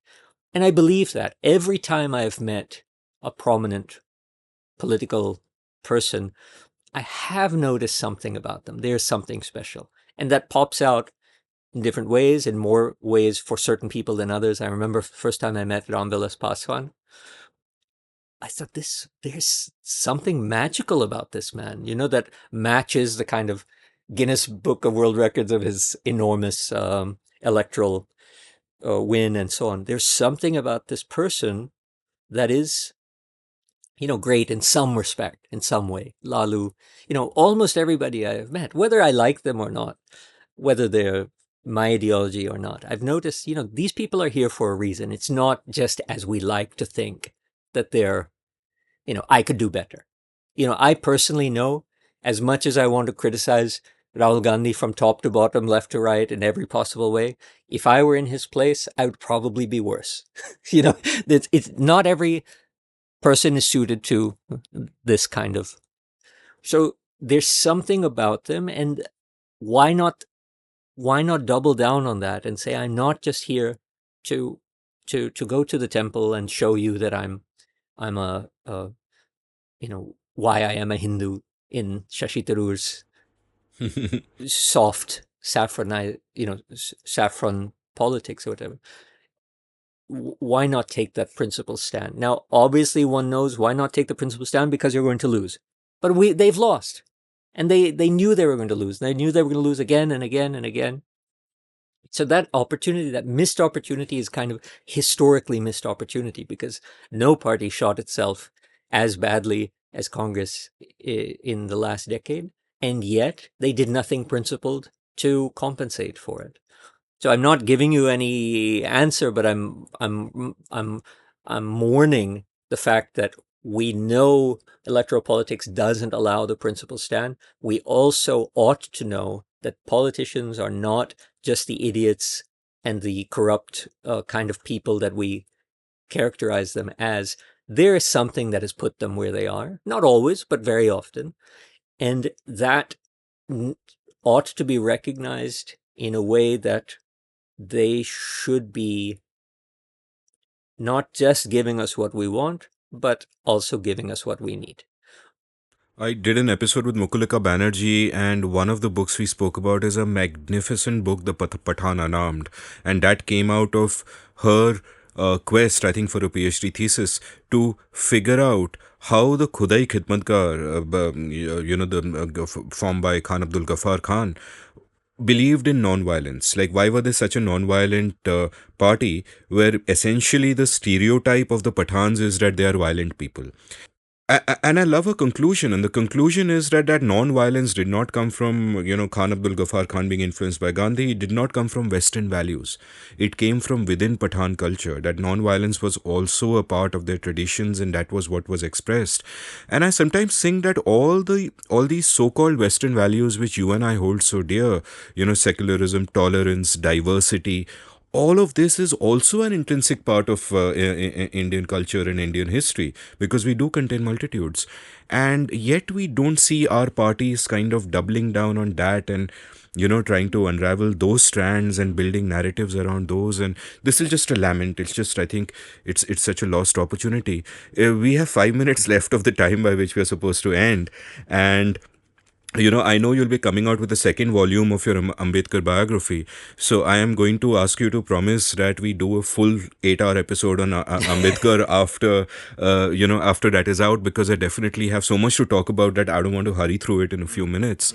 Your works are magisterial, and I would, ask my listeners to just pick up those books and read them now, because your work is brilliant. Those books are great. I'm therefore going to end with my traditional last question to all my guests. Okay. And ask you to recommend for me and my listeners books, films, music, any kind of art which means a lot to you. It need not be about any one subject, but stuff that means a lot to you and you love it so much that you want to stand on a soapbox and yell out to the world, check this out. Wow. That is the most difficult question that you've asked. Do other people reply like that, or are there always ready answers? They all reply. And I remember I did an episode with Josh Feldman where he hesitated a bit, but then I got him to open up by asking him which was the last film that made you cry. So I'm happy to ask you that as well. Every film makes me cry. Okay, you're just like me then. Okay, so I'm thinking about, I told you long time back, I think my BA was first in physics. I also told you that when you contacted me to speak and I saw that Eric Weinstein was here, I thought this is a dream. The same man who's just had an interview with Eric Weinstein wants to speak to me. Weinstein is so fascinating to me. And while I'm not really convinced that he's found this theory of everything that he claims, I'm really thankful that in my life I know what a theory of everything is and what conditions would satisfy it. Now, most philosophers, political scientists, political theorists, lawyers don't have that. And once again, that is from the fact that, all the way back from Aristotle's physics to Newton to Lobachevsky and Einstein, I had to read all of that literature in my great books education. So I think, as weird as this sounds, given the last several hours, I think one of the most significant experiences that I've ever had is reading Einstein's works on general relativity. And as strange as it sounds, not a day really goes by where I don't think about it. I don't know how that is or why that is, but I'm obsessed with people like Weinstein. I'm obsessed with the nature of the universe. The last Deccan Herald I wrote on was artificial intelligence. Was on ETs and UFOs. Extraterrestrial UFOs, ufology. I think ufology is a discipline that, as strange as it sounds, and this is related to general relativity because we have to understand the nature of our physics, and if UFOs and aliens and so on are here, it means that our physics is not complete, right? That there are gaps in our understanding of the nature of the universe and speed of light and things like that. And so another, and this is going to be very bizarre, but with the idea of Einstein and general relativity, another kind of film or YouTube or whatever I would suggest people to engage with, which I think nobody does or would because of how foolish it sounds, is something like a documentary by Jeremy Corbell, which was called, I've forgotten the name of the documentary, but basically contemporary Area 51 and Flying Saucers, Bob Lazar. Yes, something like this. So this kind of work, the higher quality one, not all the really bizarre stuff. Now, why? Because we talk about, we've talked about ideology and algorithm and things like that, but a certain wall that we will never penetrate in a room like this, because we consider ourselves relatively serious people, not serious in the sense that we take life and the world seriously and truth seriously and so on. In the social sciences, the historian knows that every 30 years you have to rewrite, because that's when documents get declassified. And there are so many common, the 20th century was full of historians having to rewrite events once declassified documents came and showed that what the standard understanding was completely erroneous. So as much as we think that we as academics or intellectuals or scholars or intelligent laypersons think we have access to the external world, we have to know that there are secrets, and that these secrets are on another level from what we have access to. And what are those secrets about? So secrets can be about this world, the things that, we experience, but they might also be about another world, another kind of intelligence. Maybe there really are UFOs that are in the hands of governments and things like this. Well, just imagine, I told you I like bizarre people, bizarre ways of thinking. Probably the greatest unknown that we face right now is alternative physics, alternative models of physics, and alternative models of intelligence. And these two things fascinate me to no end. And I will spend as much time, whenever I'm taking a break from my work, it always goes into ETs and theoretical physics. So probably not the reply you were expecting, but I think it changes the way you see the world to dare to peek behind that curtain. And if it weren't for Weinstein, I don't know how he pronounces his name, Eric Weinstein, whom you had interviewed, I think I wouldn't have the courage to explore this area, because he's obviously a genius. He's obviously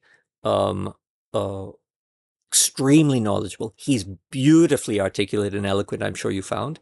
And yet he is obsessed with aliens and, UFOs, precisely for these two reasons, because they disclose an epistemology to which we have hitherto had no access, and they suggest that our models of physics need radical revision, reconsideration. And this is a space that, small questions about whether I'll see you as a human or as evil or something, as soon as these space people show up, you and I are going to be hugging, because we're going to face them just like. And you know what hugging means in Marathi, so we'll be hugging that way also. So this is the area that I think is really unbelievable, and that honestly preoccupies me more than the work that I do and the other obsessions that I have, physical and intellectual. It is the Fermi paradox, where is everybody? The answer to the Fermi paradox that's most consistent is, well, when any intelligent... So Fermi had determined that statistically, given the trillions and trillions of Earth-like planets that must be in Earth-like star systems, statistically it's far more probable, almost infinitely more probable, that there is intelligent life than that there isn't. And so the paradox is, when the math shows that there must be billions of forms of intelligent life in the world, and there is nobody for us to see, that's the paradox. So the Fermi paradox, where is everybody? The answer that has come is because when a civilization comes to that point where it is intelligent and technologically advanced enough to travel in this way, it destroys itself. Nuclear, AI, all of the technologies that go into being able to explore the universe are the very things that destroy that civilization. And so the number one competing answer to the Fermi paradox is, by the time you get to where we are, or just where we're about to be, you're gone. And so these are big questions. And these questions are not answered in the social sciences and the humanities because they don't penetrate that next level in epistemology. And these questions are only answered by weird geniuses like Weinstein and Jeremy Corbell and that guy whom you just mentioned, the weird Area 51 guy, Bob Lazar. And these people talk about those questions. And so I would strongly recommend to anyone with a mind like yours, intellectually curious, able to separate fiction, this is the perfect mind to explore that that bizarre other world of thinking. So, general relativity and ufology, these are the things that really give joy to my life. Eric would be delighted with your answer, and I'm delighted with the full conversation. Akash, thank you so much for your generosity. I've had such a great time. Thank you so much. I also had a great time. I thought you were going to put me through so much torture when you said 8 hours, but it actually passed very, very quickly and pleasantly. Very quickly. Yeah. If you enjoyed listening to this show, check out the show notes, enter rabbit holes at will. Akash's books are listed there. Do pick them up. He's an important thinker. You can follow him on Twitter, or what is now known as X, at ASR_Meta. It's also linked from the show notes. You can follow me on Twitter and X, both of them, just imagine, at Amit Varma, AmitVarma. You can browse past episodes of The Seen and the Unseen at seenunseen.in. Thank you for listening. Did you enjoy this episode of The Seen and the Unseen? If so, would you like to support the production of the show? You can go over to seenunseen.in/support and contribute any amount you like to keep this podcast alive and kicking. Thank you.